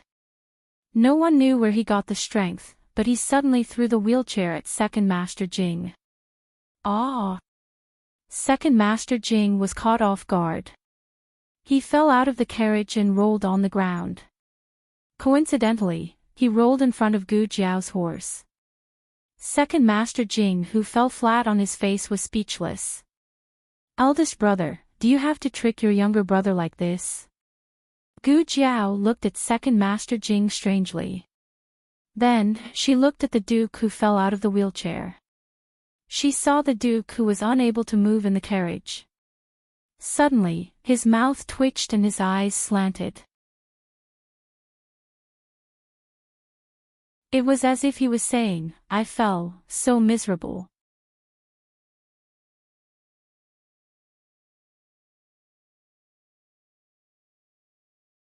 Chapter 651. Everyone was stunned by the Duke's miserable state.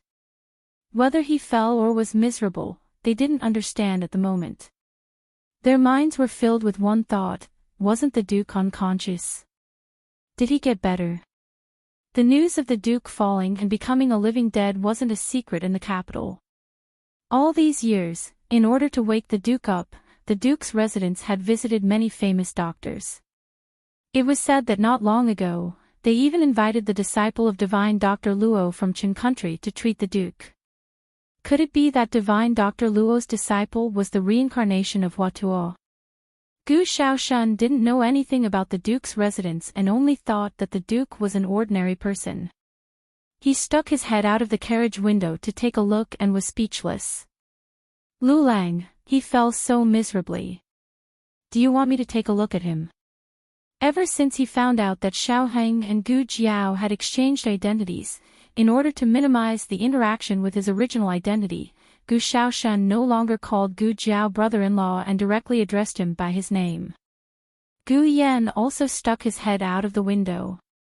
Both of their heads were pressed together and it was quite crowded. Gu Yan looked at the way the Duke looked at Gu Jiao and frowned in confusion. Gu Jiao got down from the horse.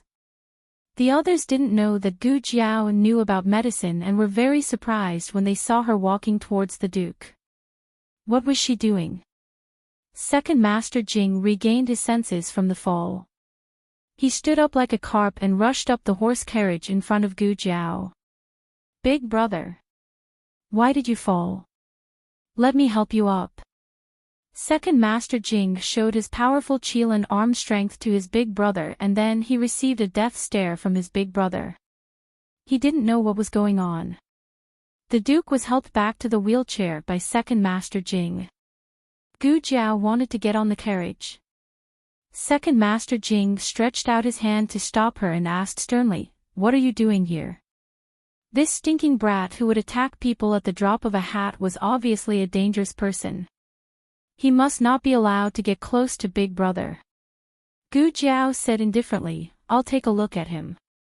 Second Master Jing said angrily, "You quack. I won't let you treat my big brother." Second Master Jing received the second wave of death stares from his eldest brother. Second Master Jing resentfully rubbed his nose and whispered to his eldest brother, "Eldest brother, don't be afraid. I won't let him get on the carriage." Second Master Jing received the third wave of death stares from his eldest brother. Gu Jiao was not in a hurry to speak. She only glanced at Second Master Jing. It was this seemingly casual glance that caused Second Master Jing's heart to involuntarily rise with the fear of being dominated by his brother-in-law. He cowered in a second, for young Master Qingqin's sake. "I'll reluctantly let you take a look at my eldest brother." Gu Jiao got into the carriage. "Make way." Gu Jiao said to Second Master Jing, "You're blocking the light. This is my own carriage. Why should I? I'll make way. I won't bicker with you." Second Master Jing heroically jumped off the carriage. "You get off too." He pulled the coachman off the carriage. He made himself the scapegoat. "Xiao Shun, give me the first aid kit," Gu Jiao said. Gu Shaoshun took out the first aid kit from her bag and agilely jumped off the carriage, handing it over to Gu Jiao. Gu Jiao did not bring her medicine box when she went out in case of emergencies. She brought a first aid kit with emergency medicine, a flashlight, and silver needles inside. Gu Jiao first took the Duke's pulse, then turned on the flashlight and shone it into the Duke's eyes. She used her body to block the light, so the others did not see what she was using to diagnose the Duke's illness. But looking at her posture, she really did look like a doctor. Mu Qingchen frowned slightly and turned to look at Gu Yan in the carriage beside him. Xiao Lulang really knows medicine. Gu Yan leaned against the window and snorted, "He's really good." Then last time Mu Qingchen thought of the situation when Gu Jiao went to the Duke's residence to treat the Duke's illness. She said that Mu Ruaxian's silver needles were crooked.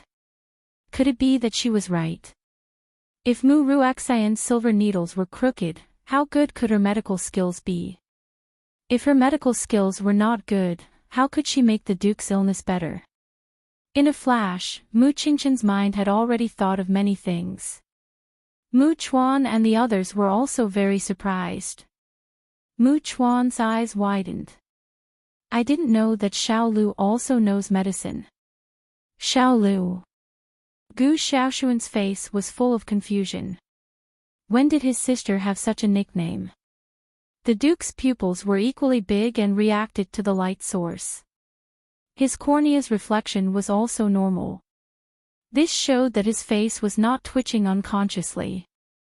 Even if he was not completely awake, at least he was out of a deep coma. Last time when she bandaged him, he seemed to be able to react to the outside world a little through his fingers. But it was not as big as today's progress. Gu Jiao was sure that the Duke was getting better. Although she was not sure if the reason for his improvement was Mu Ruoxian's treatment or something else. But his physical functions and nerve reflexes were still very poor. This was the after effect of his brain injury. Gu Jiao could not say for the time being whether he could speak or whether he could completely recover. Gu Jiao put the used cotton swabs and silver needles into a separate pouch. After packing up the first aid kit, she planned to get off the carriage. As soon as she moved, she felt a slight tug. She looked back and saw that the Duke's trembling fingers had unknowingly grabbed the corner of her clothes. Speaking of which, it was strange. She was someone who could push the door latch off, yet she was pulled by such a weak force. She frowned strangely. Then she looked at the Duke and asked, "Do you feel any discomfort?" The Duke could not speak, so he just held on and did not let go. Gu Jiao checked him again. He was almost out of strength. His fingers were trembling, but he still used the last of his strength to not let go. Gu Jiao did not understand this phenomenon. Was it just an irregular muscle reflex? Gu Jiao thought about it and took out a candy from the first aid kit. She opened the Duke's palm and let him hold the candy. After the archery competition ended, the contestants left one after another. The spectators also left one after another. Xiaoheng did not like to squeeze with others. When the three female classmates suggested that they go back to the academy, he let them go first. It's strange. You were so enthusiastic when you came.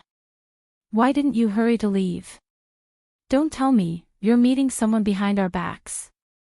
A female student gossiped. Xiaoheng did not look at her. He picked up the teacup and drank the tea.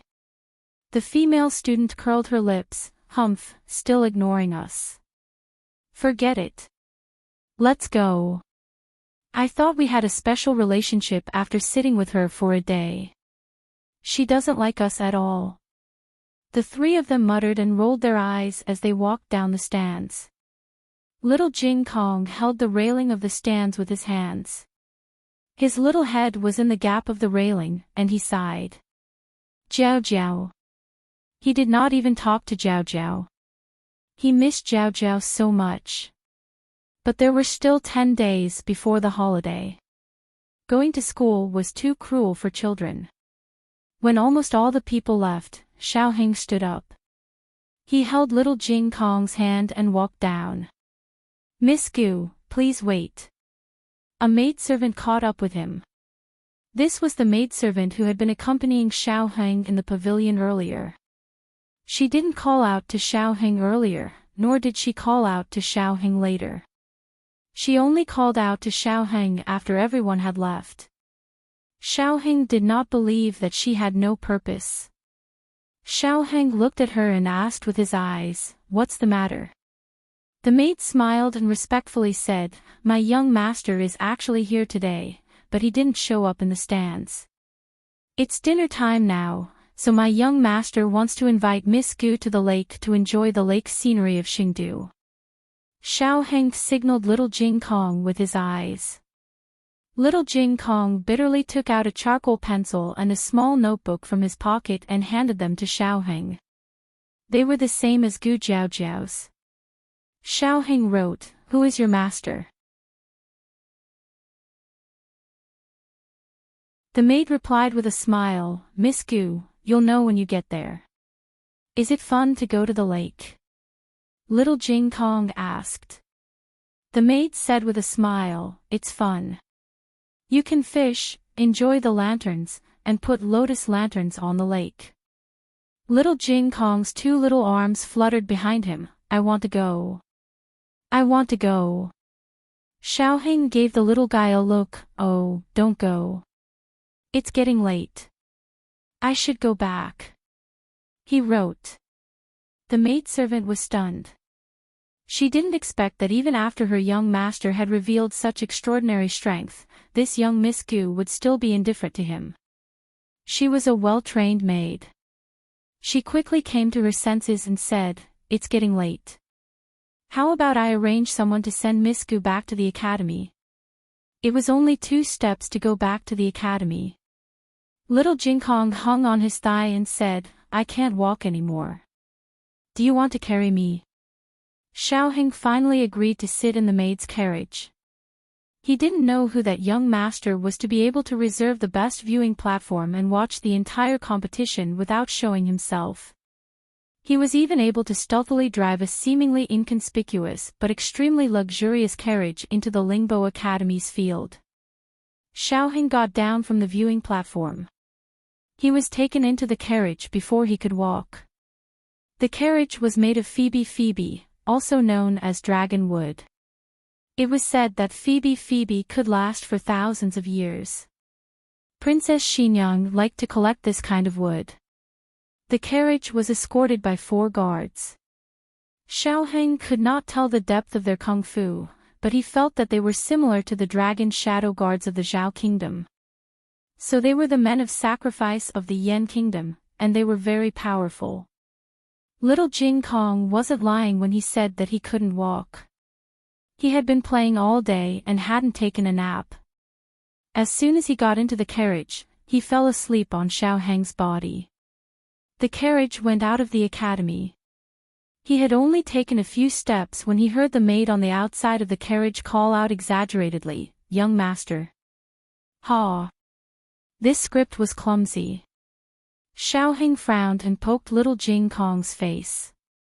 He was sleeping so soundly. Master, why are you here? The maid continued to act. Xiaoheng sat in the carriage and did not even lift his eyelids, let alone lift the curtain to greet the master. Ahem. The master cleared his throat. Maybe he gave the maid a look. The maid turned around and lifted the curtain slightly. She said to Xiaoheng, Miss Gu, my master would like to see you. The gap between the curtain and the curtain was just enough for Xiaoheng to see the master in the brocade robe. It was also enough for the master to see the first beauty in the gauze dress. Xiaoheng was wearing a veil, which covered a little of his face. He could vaguely see the outline of his face. Coupled with his pair of unparalleled eyes, it was obvious that he was devastatingly beautiful.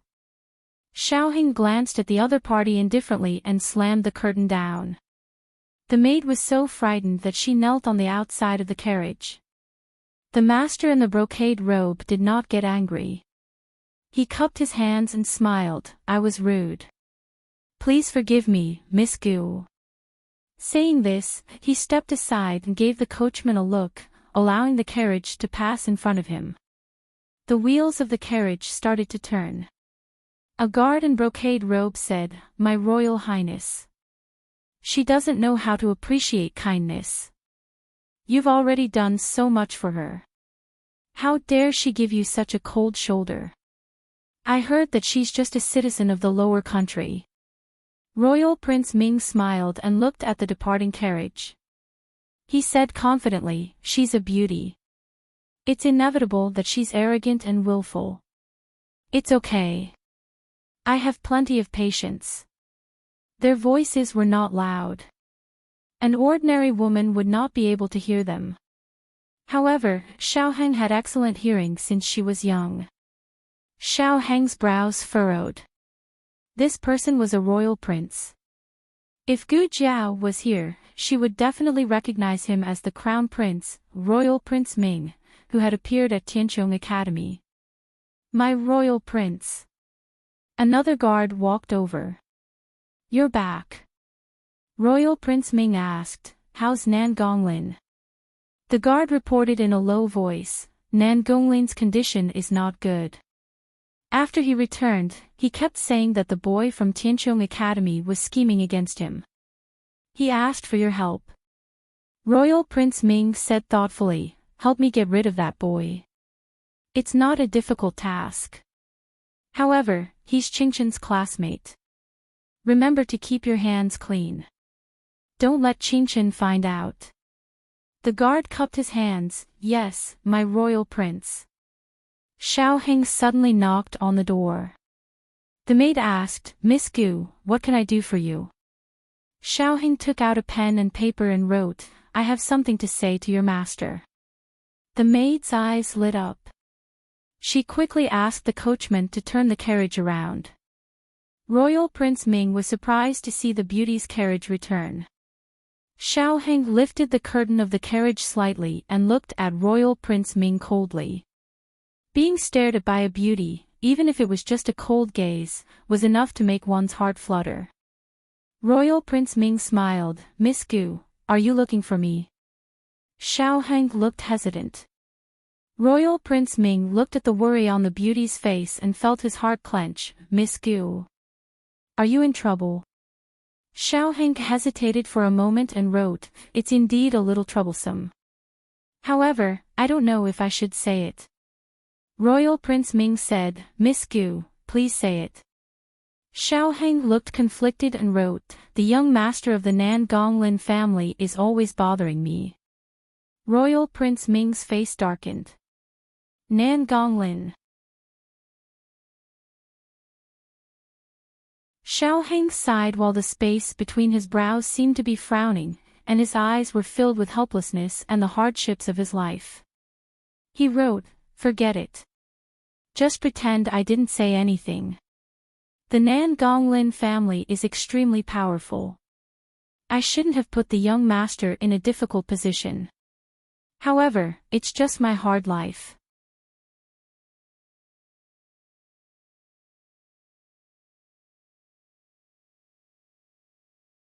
Chapter 652. Some words should not be said too much and should be left blank.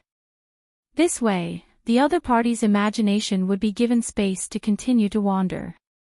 After Xiaoheng finished writing the last sentence, he left in the carriage, leaving Commandery Prince Ming standing in place with a cold expression.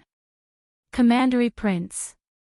The guard beside him called out, are you all right? What can happen to me? Commandery Prince Ming said coldly.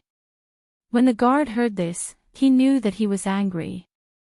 The guard hesitated for a moment and said what he thought, Commandery Prince, what Miss Gu said may not be true. You can't believe everything. The guard did not dare to covet the #1 beauty of the Kanglan Women's Academy, so he could look at the problem from an objective point of view. Commandery Prince Ming did not think so. He glanced at the guard coldly and said, do you mean that she is lying to me? The guard said, I just think that it is better to be cautious. Commandery Prince Ming snorted and said, she is just a weak woman from a lower country. She has no one to rely on in Xingdu. Would she dare to slander the Nangong family? Moreover, she is a girl. Would she speak without thinking to slander a man? Would she even disregard her reputation? A woman's reputation was greater than heaven. Commandery Prince Ming narrowed his eyes dangerously and said, Nangong Lin knows that I am interested in her, but he still dares to steal my woman. Very good, very good. The guard opened his mouth and said, Commandery Prince, why don't I go and check it out? Commandery Prince Ming snorted and said, can you find out about Nangong Lin?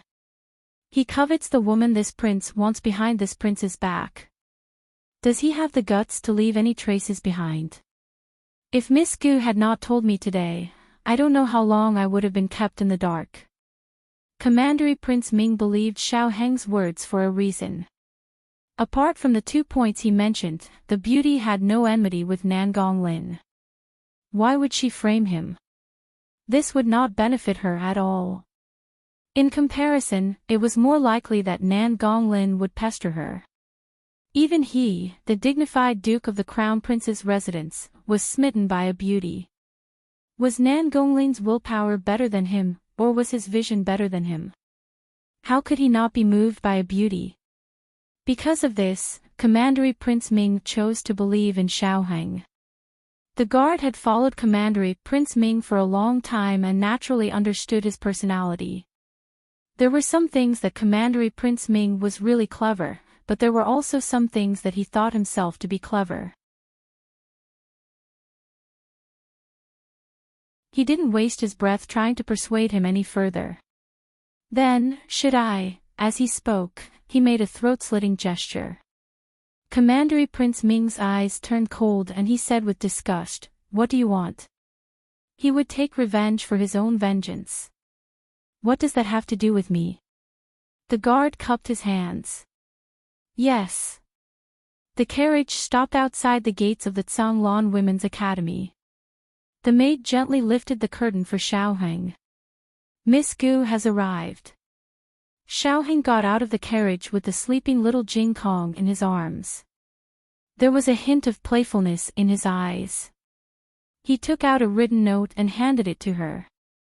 "Please tell your young master that thank you." Gu Jiao and the others left the inner city.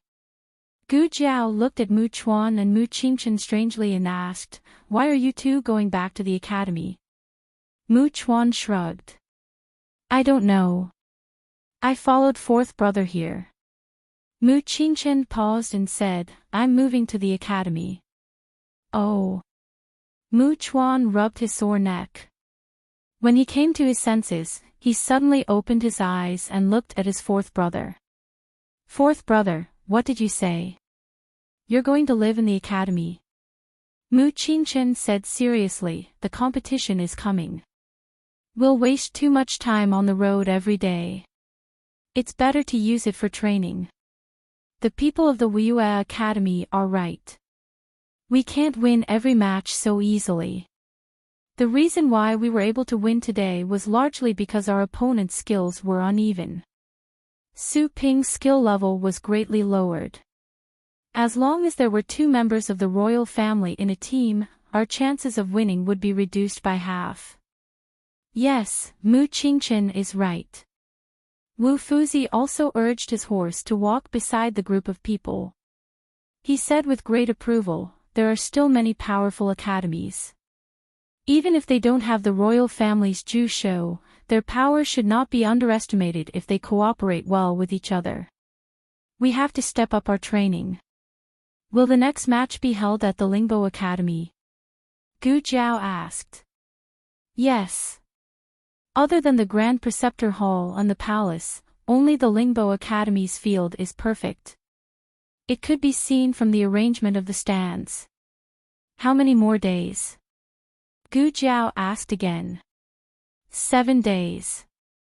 Wu Fuzi said, "There will be other competitions in the next 2 days. If you have time, you can go and watch. But you can't delay your training." "Does that mean I can delay my studies?" Wu Fuzi choked. "You can't say that. You can just do it secretly." In the carriage, Deanson pretended to be deaf. At dusk, the group arrived at the academy. Wu Fuzi wanted to analyze today's competition with everyone. Gu Jiao asked Gu Shaoshan to bring Gu Yan back first. The bowler team gathered at the field. School had already ended, but there were still many students gathered around the field. Everyone had heard that Tianqiong Academy had advanced to the next round and they were all surprised. Tianqiong Academy had never won any bowler competition. It would be a lie to say that they were extremely disappointed, but it wouldn't be right to say that they didn't care either. When Gu Jiao and the others rode their horses and slowly walked into the field, they were greeted by everyone's gazes. Everyone was mainly shocked and there wasn't any formal ceremony. But that moment of attention made the bowlers feel a long-lost glory. Mu Chuan straightened his back. Cough, cough. All right, all right. You all go over there and wait for me. Wu Fuzi's old face was burning.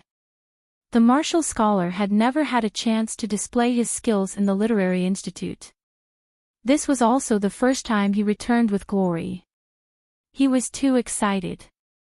He only won the first match and he already felt this way. He didn't dare to think about the next few matches. Deep breaths. Calm down. Wu Fuzi rode his horse over valiantly. Did our academy really win?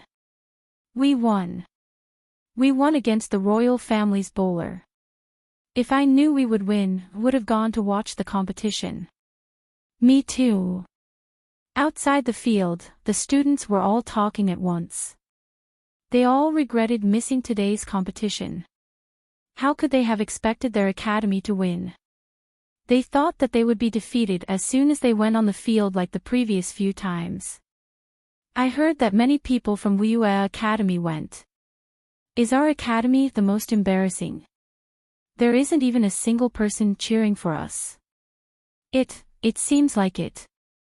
Everyone blushed with shame. Wu Fuzi finished analyzing everyone's performance today and asked them to go back and rest well. They would come back for training tomorrow morning. What's going on today? When Gu Jiao led the horse back to the stable, Mu Qingchen stopped her. Gu Jiao turned around and asked in astonishment, "What happened?" Nan Gonglin, Mu Qingchen said bluntly. Gu Jiao didn't deliberately hide it. He was hit in the waist and abdomen. Half of his body was paralyzed and he fell off the horse. Mu Qingchen frowned. He took a deep look at Gu Jiao and asked, "Are they here for you?" At that time, Gu Jiao was relatively close to the crowd. Nan Gonglin was on the other side of Gu Jiao. Nan Gonglin questioned Gu Jiao on the spot why she bent over to grab the ball. It was too chaotic at that time. No one understood the strangeness of this sentence. Now that they thought about it, was there any direct relationship between Gu Jiao bending over to grab the ball and Nan Gonglin falling off the horse? He couldn't have been frightened by Gu Jiao's grab of the ball and fell off the horse, right? But if the other party wanted to make Gu Jiao fall off the horse, everything made sense. What happened to you? Gu Jiao asked. Ha! Mu Qingchen was stunned. Bowing, Gu Jiao said. Mu Qingchen understood. It's not what Su Hao said. He didn't swear not to bow anymore because he had lost to anyone. Su Hao did see him lose to someone, but he was willing to admit defeat. Besides, he was happy to lose to that person. Seeing that he didn't intend to continue, Gu Jiao didn't force him. She led the horse back to the stable and handed it to the servant who took care of the stable. She turned and walked out. Mu Qingchen walked out with her. Just as they were about to say goodbye, Mu Qingchen suddenly spoke again. I once stayed in the manor for a period of time when I was young. That was when his mother left the Su family in a fit of anger after discovering Su Hao's existence. Su Hao was actually a mistress. His mother never knew that his father had a mistress outside. By the time she found out, Su Hao could already walk. It was a situation that even abortion medicine couldn't save. Su Hao was a day older than him. His mother had a difficult labor and only gave birth to him after 3 days. In the first 2 days of her life, his father was accompanying another woman to give birth. In order not to see his father, his mother kept moving. He went to Snow Cloud Villa when he was 9 years old. She was 6 years old when I first saw her, Mu Qingchen recalled. That childhood playmate. Gu Jiao thought of the ugly doll that fell out of Mu Qingchen's bag. She didn't see it clearly, but she could tell that it was quite ugly. Mu Qingchen nodded. I lived in the manor for 2 years. She lived in the villa next door. She liked to bow and always rode her date red pony to the foot of the mountain to look for people to bow. Later on, she left, and I never bowed again. This was the second time Gu Jiao heard him describe his childhood playmate as left. Is she no longer alive? Gu Jiao asked. Mu Qingchen paused, disappointment flashing across his eyes. Yes, she left when she was 8 years old. Before she left, she told me to take good care of her father. She also said that she would come back one day. Speaking of this, Mu Qingchen smiled bitterly. I really believed her at that time. I was so stupid. A dead person can't come back to life.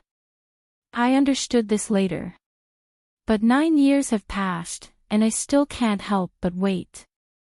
I just wait for the day when she can appear in front of me alive.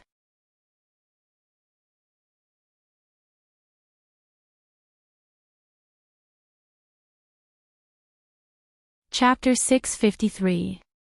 The weather changed quickly. Before Gu Jiao left the academy, heavy rain poured down. Mu Qingchen accompanied her to the gatehouse to hide from the rain for a while. No one spoke. Gu Jiao had always been a woman of few words. Mu Qingchen didn't say much either. But for some reason, he was willing to speak in front of Gu Jiao. But perhaps he recalled the sad past. After he finished talking about his childhood playmate, he didn't say a word until Gu Jiao left. When Gu Jiao returned home, night had completely fallen. The kitchen was filled with the aroma of delicious food. Madame Nan made scallion pancakes. The whole courtyard was filled with crispy fragrance. Gu Shaoshan had already described the exciting process of the boxing competition to Madame Nan, Master Lu, and Old Master Meng. It was different from the usual practice. The atmosphere on the field was difficult to describe with words. In short, it's very good. My sister is very good. Everyone in the family was very happy. Madame Nan made a table full of delicious dishes. No one ate first. They were all waiting for Gu Jiao to come back. As soon as Gu Jiao entered the house, she saw her family sitting in the central room waiting for her. She looked at everyone and then at the dishes on the table. She didn't say anything like they didn't have to wait for her in the future. Instead, she said, I'll come back earlier next time. Madame Nan smiled, it's okay. It was raining heavily just now. You didn't get wet, right? Gu Jiao shook her head, no, I hid from the rain at the academy for a while. Madame Nan said gently, go wash your hands and eat. The water is here, the water is here. Gu Shaoshan ran into the house with a basin of water. Gu Jiao washed her hands, I'll go and see Yen first. Madame Nan smiled, okay. Gu Yan was exhausted after a whole day of watching the competition. He fell asleep as soon as he got home. Gu Jiao touched his forehead and checked his pulse. After confirming that there was no major deterioration, she got up and walked out. In the central room, Mistress Nan said to Gu Jiao, I've pickled some radishes. Next time you go to the inner city, bring them to Lulang and Jingkong. I put vegetable oil in them, so they can be eaten in Jingkong too. Gu Jiao said, many thanks to Nan Shernyan. After dinner, Gu Jiao washed up and went back to her room to rest. Not only was Gu Yan exhausted, but she was also a little tired. Not long after, she fell into a deep sleep. That night, she fell asleep again. However, it was neither a large mansion nor a bustling street. Instead, it was at the back of a mountain range. She saw the young High Duke again.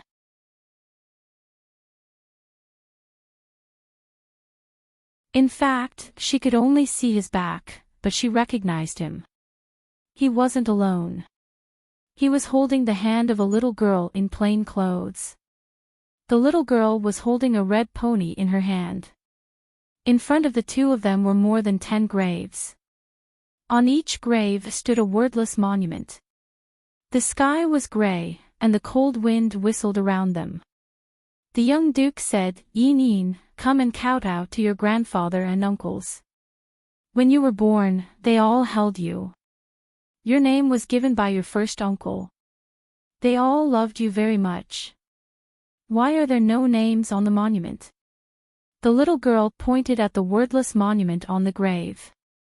The young duke said, "Because they can't write their names." The little girl asked, "Why? Did you lose their names?" The young duke said in a daze, "Yes, their names are lost." "Yin, when you grow up, can you find the names of grandfather and uncles?" The little girl said, "Okay, when I find them, I'll carve their names on the monument." The young duke looked into the distance. "Yes, carve their names on the monument. One day, the world will know that the people buried here are the sons of Xinyuan, who protected the Yan dynasty." Gu Jiao woke up in the middle of the night. The dream faded again, but this time she remembered more things than last time. In addition to the duke, there were more than 10 graves with wordless monuments. Gu Jiao was puzzled. The appearance of the graves was strange, and so was the appearance of the duke. She just saw him in the day, and then dreamed of him at night. It couldn't be that she had set her sights on a good-looking man, could it? Gu Jiao scratched her eyebrows. "Am I cuckolding my husband?" In the duke's mansion, the lights were bright, and the servants were busy. Second Madam was sweating profusely from managing everything inside and outside. "Is the medicine that Miss Mu asked you to boil ready? Is the porridge for the second master ready? Give me the paper money, I'll burn it myself." The duke was sick and had a high fever that didn't subside. The entire duke's residence was in a complete mess. Even though Muru Aksayan was treating the duke, the second madam still secretly burned some paper money for her ancestors to pray for her eldest brother's safety. The second master was like a frightened quail standing in front of his eldest brother's door. He did not know whether to enter or leave. Speaking of which, it was his eldest brother's fault that he fell sick. On the way back to the mansion, they met the courtesans parading the streets. He looked at them a few more times, which delayed the time to return to the mansion. As a result, there was a rainstorm. The carriage was drenched, and he and his eldest brother were drenched. His martial arts body could withstand it, but his eldest brother was in trouble. The second madam came back after burning the paper money. She glared at her husband. "It's all your fault." The second master said embarrassedly, "It's my fault, it's my fault." He really did not expect it to rain. If he knew earlier, he would not even look at the courtesans taking a bath, let alone the courtesans parading the streets. The second madam was angry at him, but she could not help but feel sorry for him. She said bitterly, "The porridge is ready. Eat some before coming back." The second master sighed, "I can't eat. I'll stay here and wait. I'll leave when eldest brother is fine." The second madam said, "It's useless for you to stay here. You won't be able to help Lady Mu." The second master thought for a while. Then, "I'll go kowtow to the ancestors." He turned around and left. The second madam looked at his back and helplessly shook her head. Inside the room, Muru Aksayan was treating the duke. Yi did not like outsiders watching her treat a patient. Other than her, there was only a personal maid she brought from Chun country in the room. The maid knew a little about medicine, so she was her assistant, acting as a medicine boy. Three-edged needle. Muru Aksayan sat by the bed and extended her hand to the maid. The maid handed over a brand new three-edged needle. The duke's high fever did not subside. Muru Aksayan used the three-edged needle to pierce the China duke's de Jouy point and let out a few drops of blood. After that, she treated the duke's wound and turned him over to lie down. "Hurry up with the medicine. I already urged them, but they said it would be done soon." Muru Aksayan did not say anything else. Waking her up in the middle of the night made her sleepy. Just as she planned to let the maid pour her a cup of strong tea to wake her up, she heard a weak voice. She frowned and looked at the Duke, who seemed to be talking in his sleep. She bent down and carefully listened to what the Duke was saying. "Young miss, is the Duke talking?" Shoot, Muru Axion made a shushing gesture. After listening for a while, she sat up and said to the maid, "He seems to be calling a name, Eneen." Muru Axion hesitated for a while before she took the Duke's pulse again and checked the temperature of his palm. Her finger was just about to touch his palm when the Duke grabbed it out of reflex. "Young miss." The maid was startled. The Duke called out that name, Eneen. "Eneen, the medicine is ready." The second madam personally walked over with the medicine. Just as she pushed the door open and entered the room, she saw her eldest brother grabbing Muru Axion. She paused in her steps. "Second madam." Muru Axion calmly greeted her and then pulled her hand out of his grasp. To be more precise, it was more like the Duke had taken the initiative to let go of her hand. He seemed to know that he had grabbed the wrong person. But the second madam was unable to see through these subtle movements. The second madam was stunned for a while before she walked forward with the medicine bowl. "The Duke's condition, how is it?" "I have already performed acupuncture on the Duke." "Let's wait and see," Muru Axion said. "Ah." The second madam pursed her lips and couldn't help but look at the Duke's hand. Muru Axion explained, "I was taking the Duke's pulse just now." The maid hurriedly explained to Muru Axion, "It was the Duke who grabbed my young miss." The Duke kept pulling my young miss' hand and calling, "Eneen." "Who is Eneen? Don't mistake my young miss for someone else." "Shut up," Muru Axion said coldly. The maid shut her mouth. The second madam looked at the Duke before looking at Muru Axion. She said in disbelief, "Did the Duke really call you Eneen?"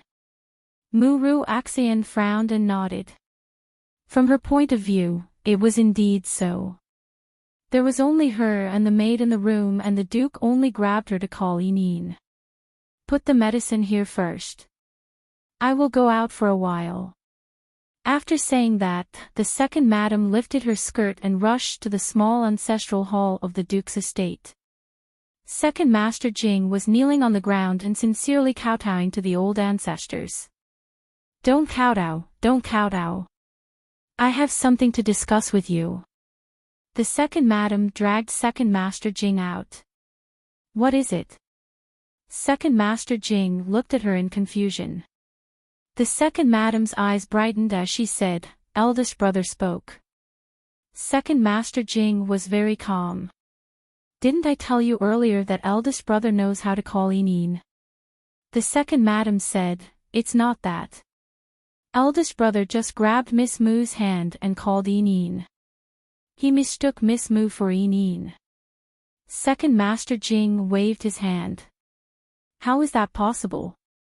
How many years has Eneen been gone? Of course I know Eneen isn't here anymore. But didn't eldest brother break this place?" The second madam pointed at her own head. "Perhaps he doesn't even remember." Second Master Jing shook his head decisively. "No, eldest brother won't forget." The second madam said, All right. I will treat it as eldest brother remembering. Let me ask you. Did eldest brother's condition improve after Miss Moo came to our estate? Did eldest brother call Eneen after Miss Moo saw him that day?" Second Master Jing kept recalling. "It seems that's right. Just now, eldest brother grabbed her and called her Eneen." The second madam emphasized this matter again. "What do you want to say?" Second Master Jing asked. The second madam smiled mysteriously. "I want to say that eldest brother wants a daughter. Miss Moo and Eneen are about the same age. If eldest brother really likes her, he can take her as his daughter. This. Second Master Jing hesitated. The second madam said, "Let Miss Mu call you father. Perhaps that will wake eldest brother up." Second Master Jing frowned. "Wait, didn't you say you didn't believe in talking to eldest brother? When Mu Qing Chen's classmates suggested it, you treated him as a quack and chased him out." The second madam said angrily, "Can't I believe it now?" Second Master Jing raised his brows. Oh. Then his 500 taels of medical fee wasn't in vain. The second madam respected the Duke's heart. Ever since she married into the Duke's estate, she hadn't been bullied or punished. If her maternal family encountered any problems, she didn't need to personally say anything. Eldest brother would take the initiative to ask second master to compensate her maternal family. She really hoped that eldest brother would wake up. But that girl might not be willing. Second Master Jing said. The second madam smiled. "I will go and sound her out first." Soon, the second madam went to the Duke's room and called Mu Ru Axian to the courtyard. She softly explained Inin's identity to her. "She is my eldest brother's daughter." Mu Ru Axian nodded. "I see." The second madam smiled. "You're about the same age as my eldest brother's daughter. You've been by my eldest brother's side these past few days." It must have made him think of his daughter. The Duke's family's daughter has a high status. Ru Axian doesn't dare to compare herself to her. No matter how arrogant Mu Ru Axian was, she wouldn't compare herself to the daughter of an aristocratic family. "You haven't asked about Miss Mu's mother?" the second madam asked. Mu Ru Axian said gloomily, "My parents passed away early. It was my master who raised me. She really has a hard life." The second madam held her hand and patted it lightly. "If Inin was still alive, she would be about your age." After the second madam left, a maid asked Mu Ru Axian, "Young mistress, what does the second madam mean? Why did she suddenly say so many strange things to you?" Mu Ru Axian looked at the hand the Duke had grabbed and said calmly, "Who knows?" The next day, a piece of news spread like wildfire in the Duke's estate. A few maids gathered in the garden to do some sweeping. The first maid said, "Have you heard? The Duke wants to adopt Miss Mu as his daughter." The second maid said, "Who did you hear it from?" The first maid said, "Don't worry about what I heard. Just tell me if you believe it or not." The second maid said, "I don't believe it." The third maid came over. "It's true. I heard it." The Duke held Miss Mu's hand and called out his daughter's name. The fourth maid also came over. "The Duke is awake." The first maid said, "He only wakes up when Miss Mu is with him." The second maid said, "It seems that Miss Mu is going to be our Duke's family's daughter. She's a bit arrogant. I don't really like her." The first maid said, "Do I need you to like her? It's enough that the Duke likes her." Gu Jiao didn't know anything about what happened in the Duke's estate. She had been training in the mornings and evenings and going to school during the day. She was extremely busy. In the blink of an eye, it was the 6th day. The next day was the second round of the archery competition. They didn't have any funds last time, so they could only stay at the academy. They had to get up early on the day of the competition. This time, the academy gave them a sum of money and Wu Fuzi booked an inn in the inner city for them to stay there for the night. This way, they wouldn't have to get up early the next morning and waste their energy on the road. The contestants had to enter the venue early, but the audience didn't. Thus, Gu Yan and Gu Shaoshun would go the next morning. Principal Tsin had a spacious and comfortable carriage to take care of them. The group entered the inner city in a grandiose manner. The inn that Wu Fuzi booked was called New Moon Inn. It was about 2 miles away from Lingbo Academy. After getting off the carriage, Mu Chuan saw the inn and complained, "This place is very far from Lingbo Academy." Wu Fuzi coughed lightly. "It's only 2 miles away. It's not far. We'll be there soon." The main reason was that the money given by the academy was only enough to book this inn. Recently, because of the archery competition, the prices of the nearby inns had all increased. "This inn is so shabby," Mu Chuan said disdainfully. The young master of the Mu family, who lived in luxury, had never stayed in such a shabby inn even when his mother punished him to experience the hardships of the common people. Ahem. "It looks shabby from the outside, but it's not bad inside," Wu Fuzi said as he stepped over the threshold. With a clang, the plaque in the lobby fell down. Wu Fuzi was speechless. "Fourth brother, let's go home," Mu Chuan whispered to Mu Qingchen. Mu Qingchen glanced at Gu Jiao, who had already gone upstairs with her bag, and said indifferently, "You can go back by yourself." After saying that, he also walked up the stairs. "Hey! Fourth brother," Wu Fuzi booked the best rooms for them. Each of them had a room on the second floor. Even Wu Fuzi's room wasn't as good as theirs. Gu Jiao's room was between Mu Qingchen and Mu Chuan's room. Mu Chuan came over with his bag. "Xiao Lulang, I'll switch rooms with you." He wanted to be next to his fourth brother. Gu Jiao didn't have any objections. Mu Chuan got his wish and stayed next to Mu Qingchen. When Mu Qingchen came over to find Gu Jiao, he saw Mu Chuan's face that deserved a slap. Mu Chuan smiled brightly and opened his arms. "Fourth brother. Are you surprised? Are you surprised?" Mu Qingchen was speechless. They had dinner in the main hall. In order to ensure everyone's safety, Wu Fuzi tasted every dish to make sure it wasn't poisonous and harmless before asking the waiter to bring it out. They had to enter early tomorrow, so everyone went back to their rooms to rest after dinner. Wu Fuzi guarded the corridor and didn't allow anyone to come out for a walk. It was a little stuffy in the room. Gu Jiao opened the window to get some fresh air. Her room was facing the street. Standing by the window, she could see half of the night view of the street. Chengdu's night view was more prosperous than the capital of the Zhao kingdom.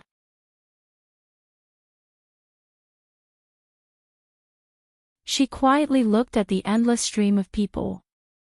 Suddenly, she saw a familiar figure. The night was very dark and he was very far away, but she was sure that she didn't see wrong. She stared at his portrait countless times and pictured his expression in her mind. It was him. Nangongli with a broken arm. Nangongli had just come out of a shop and stepped into the Nangong family's carriage. Gu Jiao narrowed her eyes dangerously and jumped down from the second floor.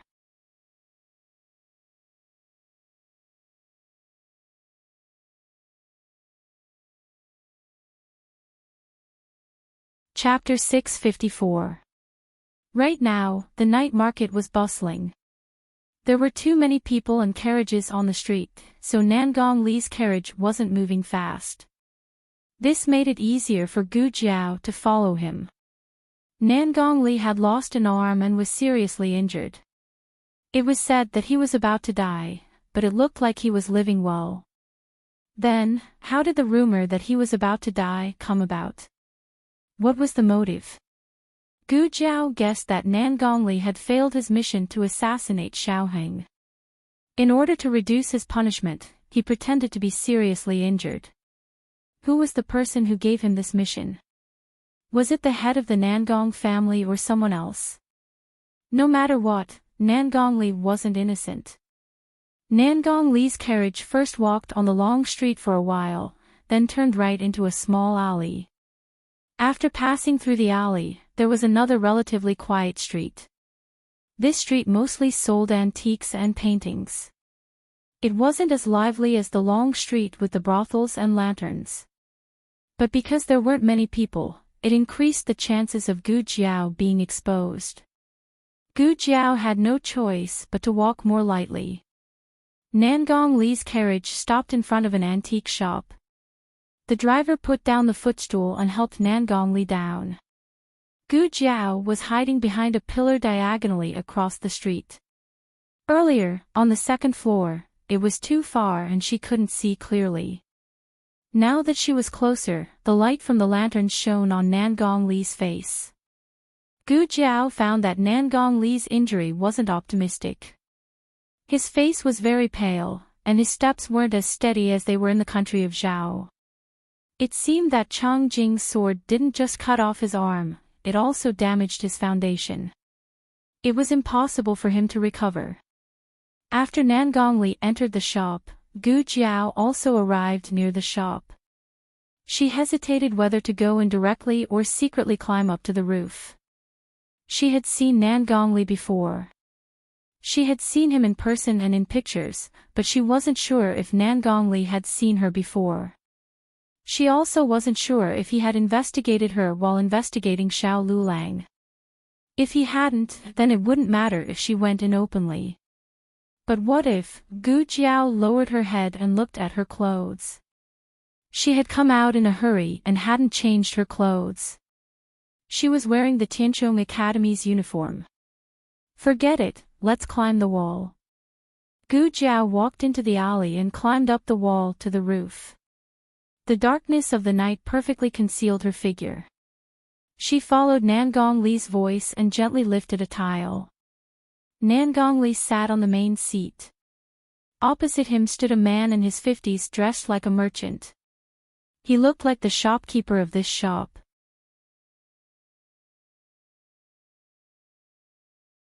Gu Jiao was now at the 10th level of Yen Kingdom, so there was naturally no situation where she could not understand their conversation. She heard Nangong Li ask, "How's the situation over there?" The shopkeeper sighed. His Highness was very angry. He asked why he couldn't even handle such a small matter. Nangong Li said, "This is no small matter. One of my arms is gone." The shopkeeper hurriedly said, "General, you have worked hard and made great contributions. His Highness also said that General should recuperate well." I'm afraid that if I wasn't so badly injured, His Highness would punish me, right?" His Highness was also angry. How could His Highness not understand your loyalty to His Highness? When Gu Jiao heard this, she more or less understood what was going on. The small matter that Nangong Li was talking about should be the assassination of Xiaoheng. However, this matter didn't seem to be the Nangong family's idea. There was also a highness behind it. Only the Great Yen royal family could be called a highness. Why did the Great Yen royal family want Xiaoheng's life? Was Xiaoheng related to the Great Yen royal family? Nangong Li said impatiently, "Okay, let's not talk about this. How's the investigation going?" At present, it seemed that this shopkeeper had 3 identities. The first was the shopkeeper of this shop. The second was the informant of that highness. The third was Nangong Li's confidant. The shopkeeper said, "A few years ago, the young master of the Dark Knight sect left home in a fit of pique with the old master. After that, there was no news of him. Those elders of the Dark Knight sect who went to the Zhao country should have gone to look for the young master. Who would have thought that they didn't meet the young master but happened to save you?" Nangong Li frowned and said, "I was unconscious at that time and couldn't tell them that the one who hurt me was the young master of the Dark Knight sect. When I woke up in the Nangong family, they had already left." "Wait, wasn't it Chang Jing who hurt you? How did you become the young master of the Dark Knight sect?" What was the Dark Knight sect? Gu Jiao was confused. The shopkeeper hesitated and said, then, "General, are you going to tell the Dark Knight sect about the young master?" Nangong Li snorted coldly, "So what if I tell them? Will they be able to kill their young sect master to avenge me? The young master hurt me, but their protector also saved me. According to the old master's nature of protecting his children, he will definitely say that the merits offset the faults. He won't put justice before family. The shopkeeper sighed and said, "The old master had a son at an old age. You don't know how much he cherishes this son. Naturally, he can't bear to punish him." Nangongli said coldly, "But I can't let it go." The shopkeeper's face changed slightly. "General, are you going to?" Nangongli didn't continue. "I have my own arrangements for this matter."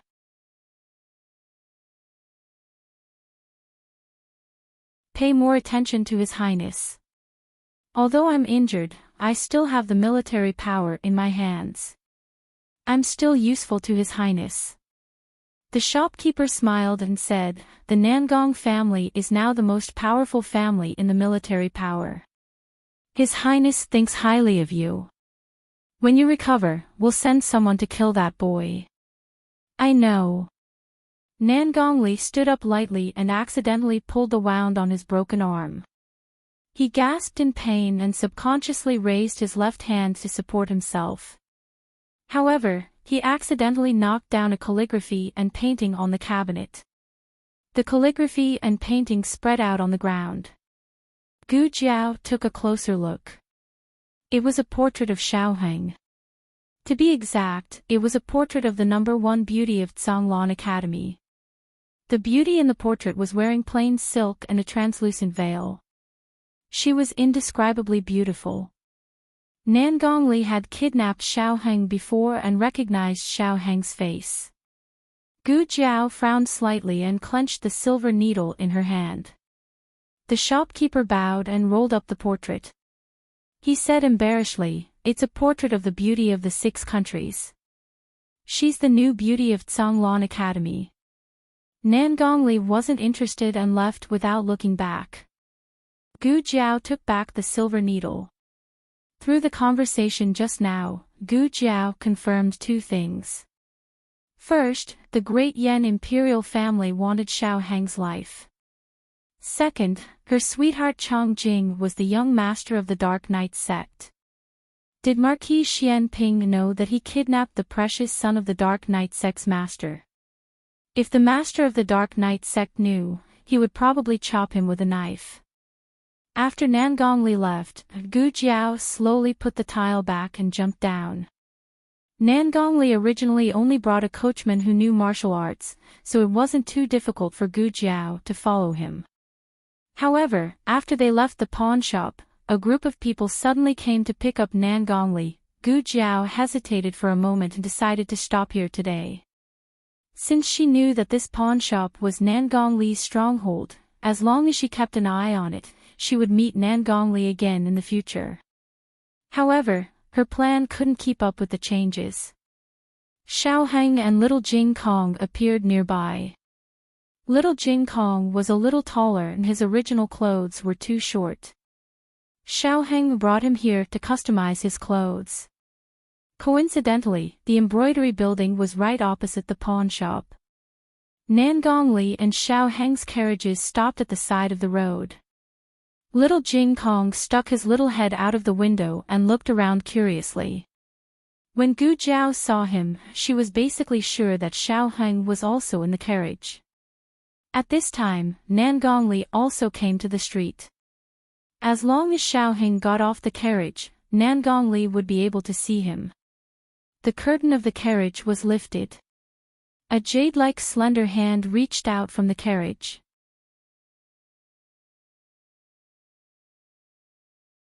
As if there was some kind of invisible attraction, Nangongli subconsciously looked at the carriage opposite. Little Jing Kong jumped down first. He was so tan that he looked like a little black egg. He blended into the night and didn't show his appearance. However, Xiaoheng was too eye-catching. Just as Xiaoheng bowed and walked out of the carriage, Gu Jiao suddenly picked up a small stone beside her feet and threw it at Nangongli. With a bang, a big bump appeared on Nangongli's head. The guards around Nangongli and the carriage surrounded him. "Protect the general," one of the guards said. With this distraction, Xiaoheng successfully entered the embroidery building. Nangong glanced at the carriage but didn't see anything. At this time, his attention was no longer on the carriage that made him feel uneasy. His whereabouts were exposed. He covered the bump on his head and shouted, "Chase after them." Yes. 8 guards rushed forward and chased in the direction where the stone was thrown. Gu Jiao was still wearing the clothes of Tianqiong Academy. It was really not a good time to fight. She quickly retreated. The other party chased after her relentlessly and divided into 3 groups to surround her. Just as she passed by a small alley, a bony hand suddenly reached over, covered her mouth, and pulled her over. Because the force was too strong, she bumped into the other party's arms. She shook one of her arms and a silver needle fell into her hand. "It's me." A familiar voice sounded in her ears. Gu Jiao pulled back her hand and turned to look at him. Mu Qingchen looked around and confirmed that Gu Jiao recognized him. He used his qinggong to take Gu Jiao to a carriage at the other end of the alley. Nangong Li's 8 guards surrounded them from different directions and finally locked onto the carriage. The coachman wasn't there. The guards exchanged vigilant looks with each other. One of them asked, "Who's in the carriage? Come out." Mu Qingchen looked at Gu Jiao beside him and signaled her to open the secret compartment under the seat. Gu Jiao did as she was told and found a set of brand new women's clothes inside. From the style, it seemed to be Su Shui's. "If you don't come out, we'll take action," the guard said coldly. Gu Jiao put on Su Shui's clothes. To be honest, it was a little small, but it was barely enough to cover Tianqiong Academy's uniform. Mu Qingchen's original intention was to let Gu Jiao put it on directly. He didn't know that the person beside him was a woman, so naturally, he didn't think it was inconvenient for her to change. However, seeing Gu Jiao so stubbornly put it on, he didn't suspect anything. He just thought that Gu Jiao misunderstood his intention. He lifted the curtain a little to cover Gu Jiao and only revealed himself. Not everyone had seen young Master Qingchen before, but his clothes were extraordinary and he had an aristocratic aura. The guards were all stunned.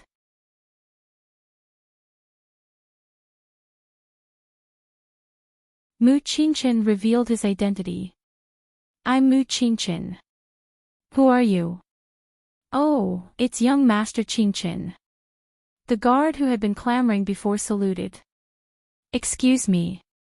Young Master Qingchen was famous in Xingdu. Some people might not have seen him, but they would have heard of him.